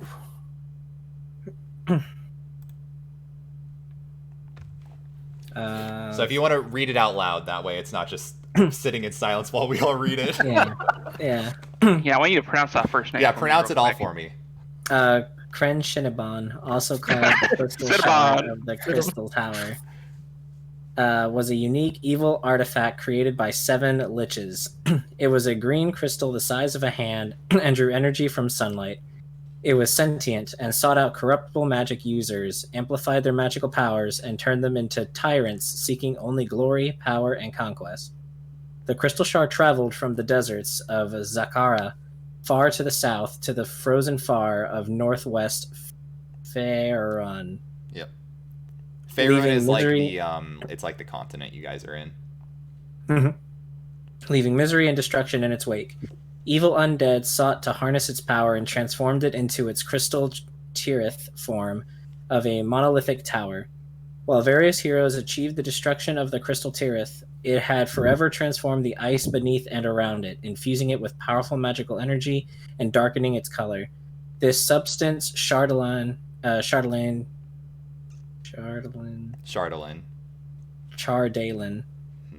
became highly sought after as a nigh unbreakable magical material. We found a small trove of it and decided to infuse it with the immortal and unstoppable power of necromancy. We've created a staff of Chardalin and sacrificed 7 of our most illustrious elders to it, forever binding necromancy into it, just as the crystal shard itself was created. We inter it here in ice so that only one sufficiently powerful may take it. Boy, that's a whole lot of blasphemy. That has nothing to do with this hole in the ground. Yeah, probably nothing. To make mechanical things. It's too much. This is not going to attract a lot of tourists or visitors here. We could. I've got 0 stars on Yelp for me. Yeah, we could This make could like be a the site of like a tour, and we could have the necromancy tour. try to pull the staff out of the ice rock, Yes. whatever. But nobody can because it's great. I'm going to write this down in my notebook. And We'd have to put handrails by that hand pit, though. Yeah, there's Yeah. definitely gonna have to be some sort of blocking off. Let me tell you, We keep the hands. We just train and them. maybe Well, chisel out the gnome sacrificing drawing. yeah, I what's feel like minimum that's wage? integral to the story, though. Put something a little nicer up there. Well, we could put like We'll have to pay minimum dwarves wage probably. or We could change it to dwarves, yeah. halflings. Anything but. Is there anything? Did we look in this hole here originally, or was it we were up Yeah, top Desmond. looking to this? I got an up close and personal look He at it. definitely looked in the hole. He was in the hole. Didn't see any staves or interesting magical items down there. Yeah, And- it appears to be empty. So whatever was once in the hole is no longer there. And the 2 exits are blocked. So Desmond was There's able the to clear owlbear. out the leftmost one, which is the one that Wow. owlbear came out of. And you actually, as clearing out the after clearing out the road, you do see it looks like there were some. It looks like old bodies. So probably just from friggin' adventurers long ago. That it was like a tunnel that was like sealed over. Not like elders. Some gnomes. No. Yeah, I looked to see if there's any gnome bodies. Okay. Take it back to their families. There are. Sure, there's one of them is a gnome. I pee myself just a little bit, but I kept it before it makes too big of a mess. The pee just freezes to your leg. Before I kind of go off in the corner. Yeah, so there were 4 bodies. So there was 1 gnome, 2 humans, and then an elf.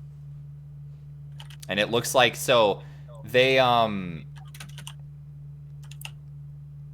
I guess if anybody wants to inspect the body, Yeah, I'll inspect. yeah, give me either investigation or medicine.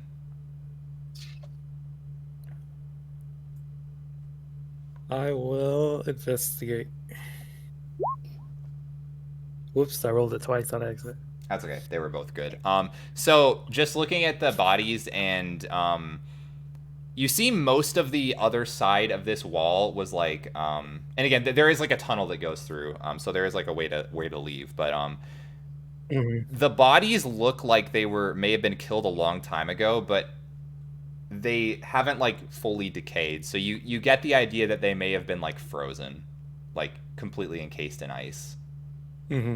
So, you also do see one of the humans actually has a very nice pair of black tinted goggles, not unlike the one that you are currently wearing. Design's a little bit different, but Dang, I'd hate to be a grave robber. Me too.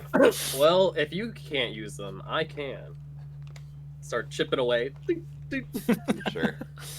Yeah, if you want to. So I'd say we start heading out. I Mhm. mean, we've got to get out of here somehow now. Mhm. The storm has subsided, but this looks like the only way out. If How long would it take Done. to like get into the ice or around to that, or whatever it was? So he was. So the path is like. There is a path to go through. You imagine it looks like the owlbear broke through most of the frozen ice that was in the tunnel. So like there, you can leave now that Desmond had like cleared out the rubble. So there's not anything like actively blocking your path anymore. And the goggles, dude. Yeah. So the goggles dude was like in that path, but Like he's just like on the loot floor him? now. I go yoink that. Yeah, go ahead. So you can add goggles of night to your inventory whenever you have the chance, or maybe I can do it. I don't know if I think you should be able to, but it's basically the night vision goggles, kind of similar to what Scrappy made. It's the Gucci goggles. All right. And then you guys gonna follow the path? I take it because there's not like there's anywhere else to go. Yeah, we'll follow the path out. Okay. All right. So you follow the path for a while, and you notice it's winding a little bit upwards. It's not like so it seems to be heading to a bit of a higher elevation. You eventually do exit the tunnel. It looks like sort of the opposite side of the mountain that you entered from, and you see again you are a lot higher up, so you do have a decent vision of the area. The blizzard is still a bit active, but not as bad as it was earlier in the day. You do also notice off to the right, you see a large figure approaching you. It looks like the figure of a large Goliath. And he has Goliaths are pretty tough, so very large, muscular. He's got leather armor, like a sort of like a fur cape that's made from some sort of material, maybe owlbear, who knows. But he walks up to you. He's like, hello, travelers. I heard some disturbance over here. Is everything all right? I haven't seen you around these parts. No, we're new to the area. Our caravan was buried in an avalanche. Yeah, we were And, just arm wrestling for a while. Arm wrestling, pretty bad place to go arm wrestling, I would say. Probably need to do that in a warmer environment. Yeah, we're That trying would to be get to the preferable. 10 towns. I just Oh, going to 10 literally- towns? Yep. I see. Well, it's still a couple days journey from here, but it's probably shouldn't be traveling now. I have a hut a little bit down the side of the mountain. You're welcome to stay with me for at least a few days if you would like to, before you head out. Maybe let the weather clear up a bit. That'd be great. Yeah, I'd like to feel my toes I again. am to see if he's trustworthy. Yeah, If roll he's, an insight check. This guy bigger or smaller than me? Bigger than you. He is. Fuck. You've been through a lot today. It's hard to tell. You are exhausted. You're very tired. Fuck it. We might as well go. Yeah, someone's Let's offering go, you a guys. place to stay. I'm down, Seems and I good to just me. start walking. All right. So you guys head down, follow the Goliath down the base of the mountain, and eventually lead you to their hut. It's a decent-sized hut, but yeah, nothing fancy or anything like that. But it'll do the job to keep you guys out of the cold. So I don't know if there's anything you guys wanted to do before you bed down for the night. How big of a hut is it? Are we all crammed in shoulder to shoulder? No. or- It's like probably 15 feet wide, so like a radius of like 7.5 feet. So like 15 Okay. feet from end to end. So it is like it's decent size. You can all fit there. I mean, it's it's a little crowded, but yeah, you're Yeah. not like you're not like crammed in like sardines or anything. Okay.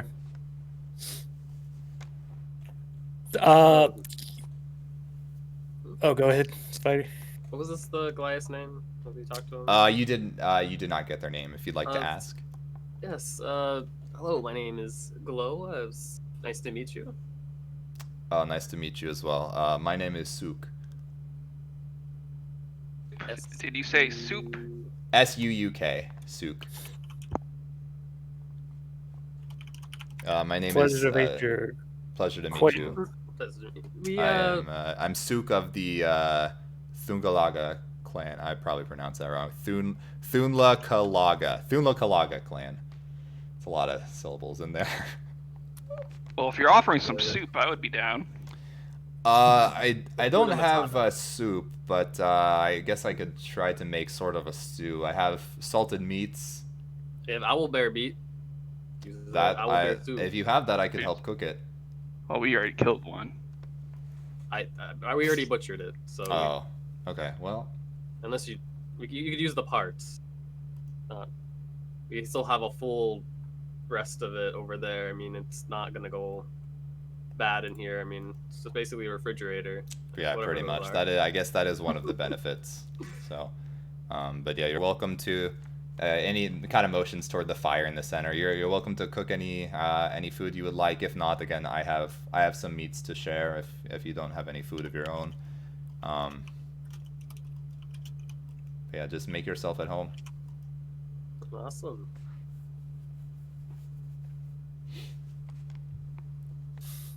And I sit down near where Nest ended up, Mm-hmm. and I'll ask her, "How are your hands holding up?" Okay, I guess it's still a bit shaky, but I think I need to just stay by the fire, warm up, maybe rest for a day or two, and then I'll be okay. And you see, she is like right next to the fire pit in the center, like Yeah. just does not want to leave it. Does she have her gloves on still? Yeah, she does have the gloves on still. You say May I see the wound, or if there's any? Yeah, you want to like take the, just kind of yeah, like you're just asking her to like see your hands basically. Yeah. See the hands without the gloves. Okay, yeah, and she takes them off, and yeah, it's a little yeah, it's a little frostbitten, so it's recoverable, but yeah, she needs to be somewhere very warm if at all possible. Do we have to chop off, or? Doesn't see, she kind of moves her hands a bit, so she still does have movement of her hands. So I it can make you a mechanical one. That's better. I'd like to keep my hands if You could get one from one of possible. those pits. There's plenty of hands back there. That's true. I don't think you want one of those on the end of your No, arm. I'm good. I'll keep my own. Thanks. We can just boil some water and that she can just put her hands in it. Yeah, just in the like, boiling water. No, like, warm it up. Yeah, no, I know. Yeah. Trying to like Shoot some- burn her alive. Shoot some fireballs in your Yeah, hands. we're hungry. I take off my outer layer of clothing, or like my jacket, and then I put that around her shoulder as well. Okay, she's very appreciative. Thank you very much, and she kind of like wraps herself as tightly as possible just to try to stay warm. All right. I like get into my sleeping roll and just pass out. Cool. So Sook, do you know anything about the crystal shard or crystal tower? I don't know. Crystal That shards. was Are you talking of Chardolin? I believe so. Yeah, that was the Nardolin, yes. yeah, the blackened crystal substance. Yes. He Nardolin. his brow kind of furrows when you bring it up. I know of it. Some sort of cursed crystal. I've seen the effects it has on people. Not good. I don't. You've seen it in action? Yes. It has a way to corrupt the mind. Make one not themselves, so to speak. Where did you come across? In various places. Some people that I saw may have encountered it somewhere in the lands. I don't know exactly where it came from, but they were insane, so to speak. They had lost their way of purpose. I don't know where it comes from necessarily, if you're asking me that, but when they're under the influence, are there any visible signs? Hard to say. The ones I had seen were, I mean, they were frostbitten all over their body. It's like they had just stayed outside continually, but somehow did not die. It's as if that, I don't know if it was the Chardolin keeping them alive, but there was an air about them that was just unnatural. But yeah, so maybe that was a rare case, but the ones I encountered specifically, they very clearly frostbitten all over. It looks like severe damage to the skin. Can non-humanoids like beasts be affected by this? Who's to say? I'm sorry, I'm maybe not the one to ask about it. I'm not. Because what you're describing sounds exactly how the owl bear's mannerisms were kind of affected. Could be, potentially. There have been a lot of weird happenings with beasts around these parts. Some beasts going enraged, some beasts displaying humanoid traits. Rumors of some talking. I've not experienced that myself, but it wouldn't surprise me. This land, there's a lot of weird circumstances going on. Did Owlbear speak in common, or was it just like in beast speak? So it only responded directly in like the beast speak, but at one point it was like it did kind of like almost smirk at you, and like, which was weird. It like made like a recognition, and like kind of it laughed sort of. It was weird. It didn't directly speak, but it seemed like it knew what it was doing, is maybe a way to put it. Yeah, I think I'll skip the owl meat stew. I would like a couple bowls. More for me. You got any more berries? I'll take another berry. Those were really hit the spot. I'd rather not eat corrupted meat. Has it been 24 hours? And then you're gonna also... I don't think it's been 24 hours. Maybe it had. No, I don't think it would have been 24 hours, but it's close. Close enough that it's probably fine. I do not have the means to create any more berries, but you can maybe ask Scrappy if he has any extra on him. Hey, Scrappy, Oh, you still got that I berry? think I dropped that back there with the owl bear. Oh, there you go. Sorry. It's a shame. We'll have to Yeah. wait till tomorrow. Luckily, I have some rations already. Next time. Next time. All right. Is there anything else you guys would like to do before you take a rest? No, I think that about does it. All right. So you all take a long rest. It's a lot warmer than it has been around the fire in the hut. Still cold, but you guys are able to get a long rest, no problem. And you guys prepare to continue your journey on to 10 Towns in the morning. And when you wake up, again, Suk is kind of just helped make some food ready in the morning and all that, get ready. Then he kind of just is looking at you. It's like, well, I know you're new around these parts. If you'd like, I could guide you to 10 Towns. Maybe be a little bit safer. I know places that's best to avoid. I don't know if you need a guide per se, but I'm offering if you wish. For free, or are you Sure. seeking some sort of compensation? No compensation. I'll give you one owl bear. Well, I'll take any of the extra meat that you had if you are offering, but I'm not demanding anything. No. I do what I can to help those new in the area. I guess you could say those who are lost. Well, Well, you can write that down in your appreciate- tours book. Vacation book. Yeah. Yeah, he seems like a better tour guide than you.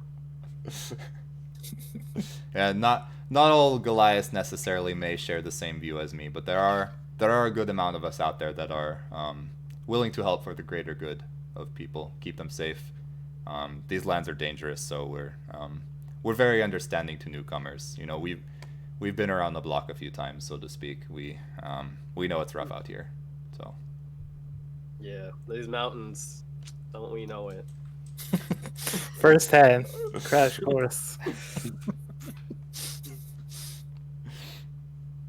all right, so So we're currently at his place, right? yep. So if there's anything you want to do before you guys head out. Is there anything I can steal? You're not a fucking rogue anymore. Oh, You're not a you're right. rogue. I mean, you can My try character. if you want to try to steal something, you can, but No, I don't. The guy's a homie. yeah.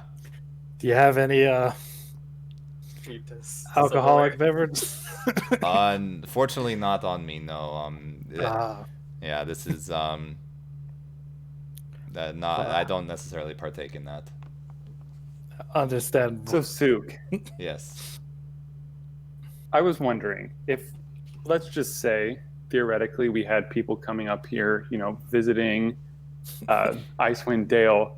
Would you be willing to become a tour guide? Now, you would be compensated really well per tour, and all you would have to, you're already leading us to the 10 towns. All you'd have to do is, bring people from the mountains to the 10 towns and back, and you would get well compensated for it. I'm just putting out feelers. You don't have to commit to anything now, but there is big potential for this. I see, I'm writing a book about travels down here or up here, and I really think there's an opportunity to open this up to more people. Roll a persuasion check.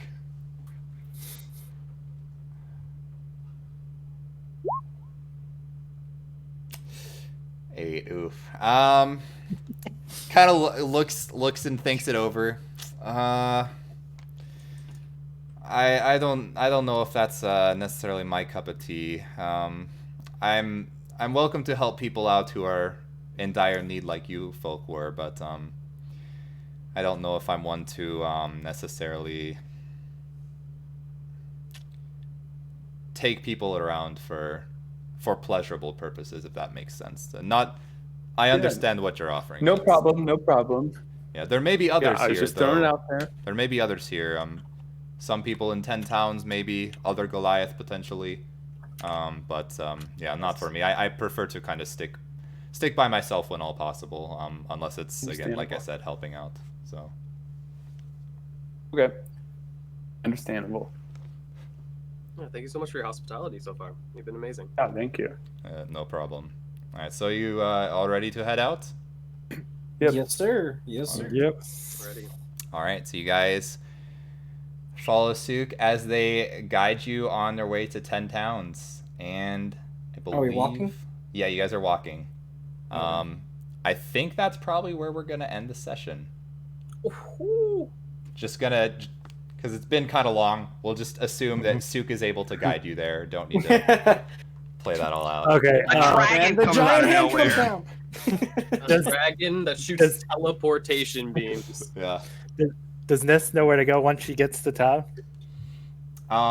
Yeah, I mean, she if you ask her that, she's like, I'll be able to track down my friends. So, yeah, don't worry about me. Wait. She hasn't fallen madly in love with one of us and wants She to is. stay within our group. She has not fallen madly in love with one of you. No. I thought She's had a Desmond was- very bad couple of days. Desmond has put on the Literal charm. brink of death. Do we roll for that? No. Yeah, I feel like the highest roll We gets do to, The highest roll Gets gets the- her infatuation. gets to role play the No. And she did convert to Bahamatism, so yeah Oh my Baja God. Blastism. I would tell her Rolled really that well. if she ever needed help, we were going to be at the guild. I would offer my services. Okay. Well, Oh, he's offering his services. That's I appreciate you letting me know. I'll keep that in mind if I ever need some assistance. So I do appreciate all you've done for me. By the way, I would not have been alive if it weren't for you. So you do have my deepest thanks. No problem. I hand her a pamphlet. Oh. She takes it and kind of looks it over, and she kind of chuckles to herself a little bit, and then just puts it in her bag. She's like, "Thank you." You are so welcome. All right. I think we're done. Yeah. Woo. Okay. Successful Yeah. first session. Successful Just first session. Just under 8 hours. Yeah. Yeah, sorry. No, that went pretty long. I mean, again, I as I've said, we went about 5 hours and 45 minutes. So I put a hard cap on a session at 6 hours. So we were getting close to there. But yeah, no, I appreciate you guys sticking through that. Again, I know there was a lot of hiccups, obviously. I'm hopefully we'll smooth it out a little bit, and but yeah, again, time management just for the type of campaign we're doing is going to be really weird. So it's like it's really hard to gauge, because like I basically had to make sure you guys got to the Goliath basically. So but yeah, time management is going to be weird, and that's going to be something I'm going to need to work on if we're doing this style of campaign. But yeah, I hope you guys had fun.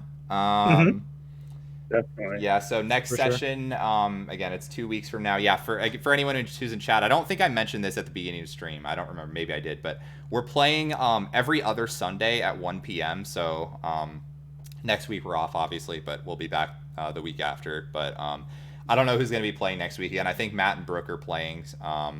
But yeah, there's like definitely take you off the rails. Yeah, they're gonna take it off the fucking rails. So that's what. See, you guys are not my problem group. So Matt. Well, okay, Adam is if he has like gloves that let him lockpick anything. So yeah. Pop off one. Matt and Brooke are the ones that I feel like can take things off the deep end. But just get me to a library and I'll talk about bees for hours. Yeah. So. All right, so yeah, I don't know who's gonna be playing next session. We'll see, but we'll figure it out later. But yeah, thank you guys for playing. I'm going to end stream. I guess I could see if there's anybody to host. Yeah, because I think a D&D session was just hosted you when they finished. Yeah. Up. Who do we got to host? Amber Skazi. I want to at least host somebody. It doesn't necessarily have to be D&D. Leffen. I'm not hosting Leffen. Yeah, let me host Leffen. Great idea. Yeah, it's okay, Jicky. Yeah, just whenever you can. And yeah, also obviously everybody's in chat. Fucking thank you for I saw chat was active like a good amount of the time, which is awesome. But yeah, obviously it's like I can't necessarily interact with it. And I didn't see every message, but I mean I'm probably gonna have to watch through every session anyway. So like I'll obviously if there's anything super important, I'd see it then. But yeah, no, I appreciate it. Yo, thanks for the sub, Prime Gaming. You're welcome. But yeah, so I appreciate all you guys hanging out.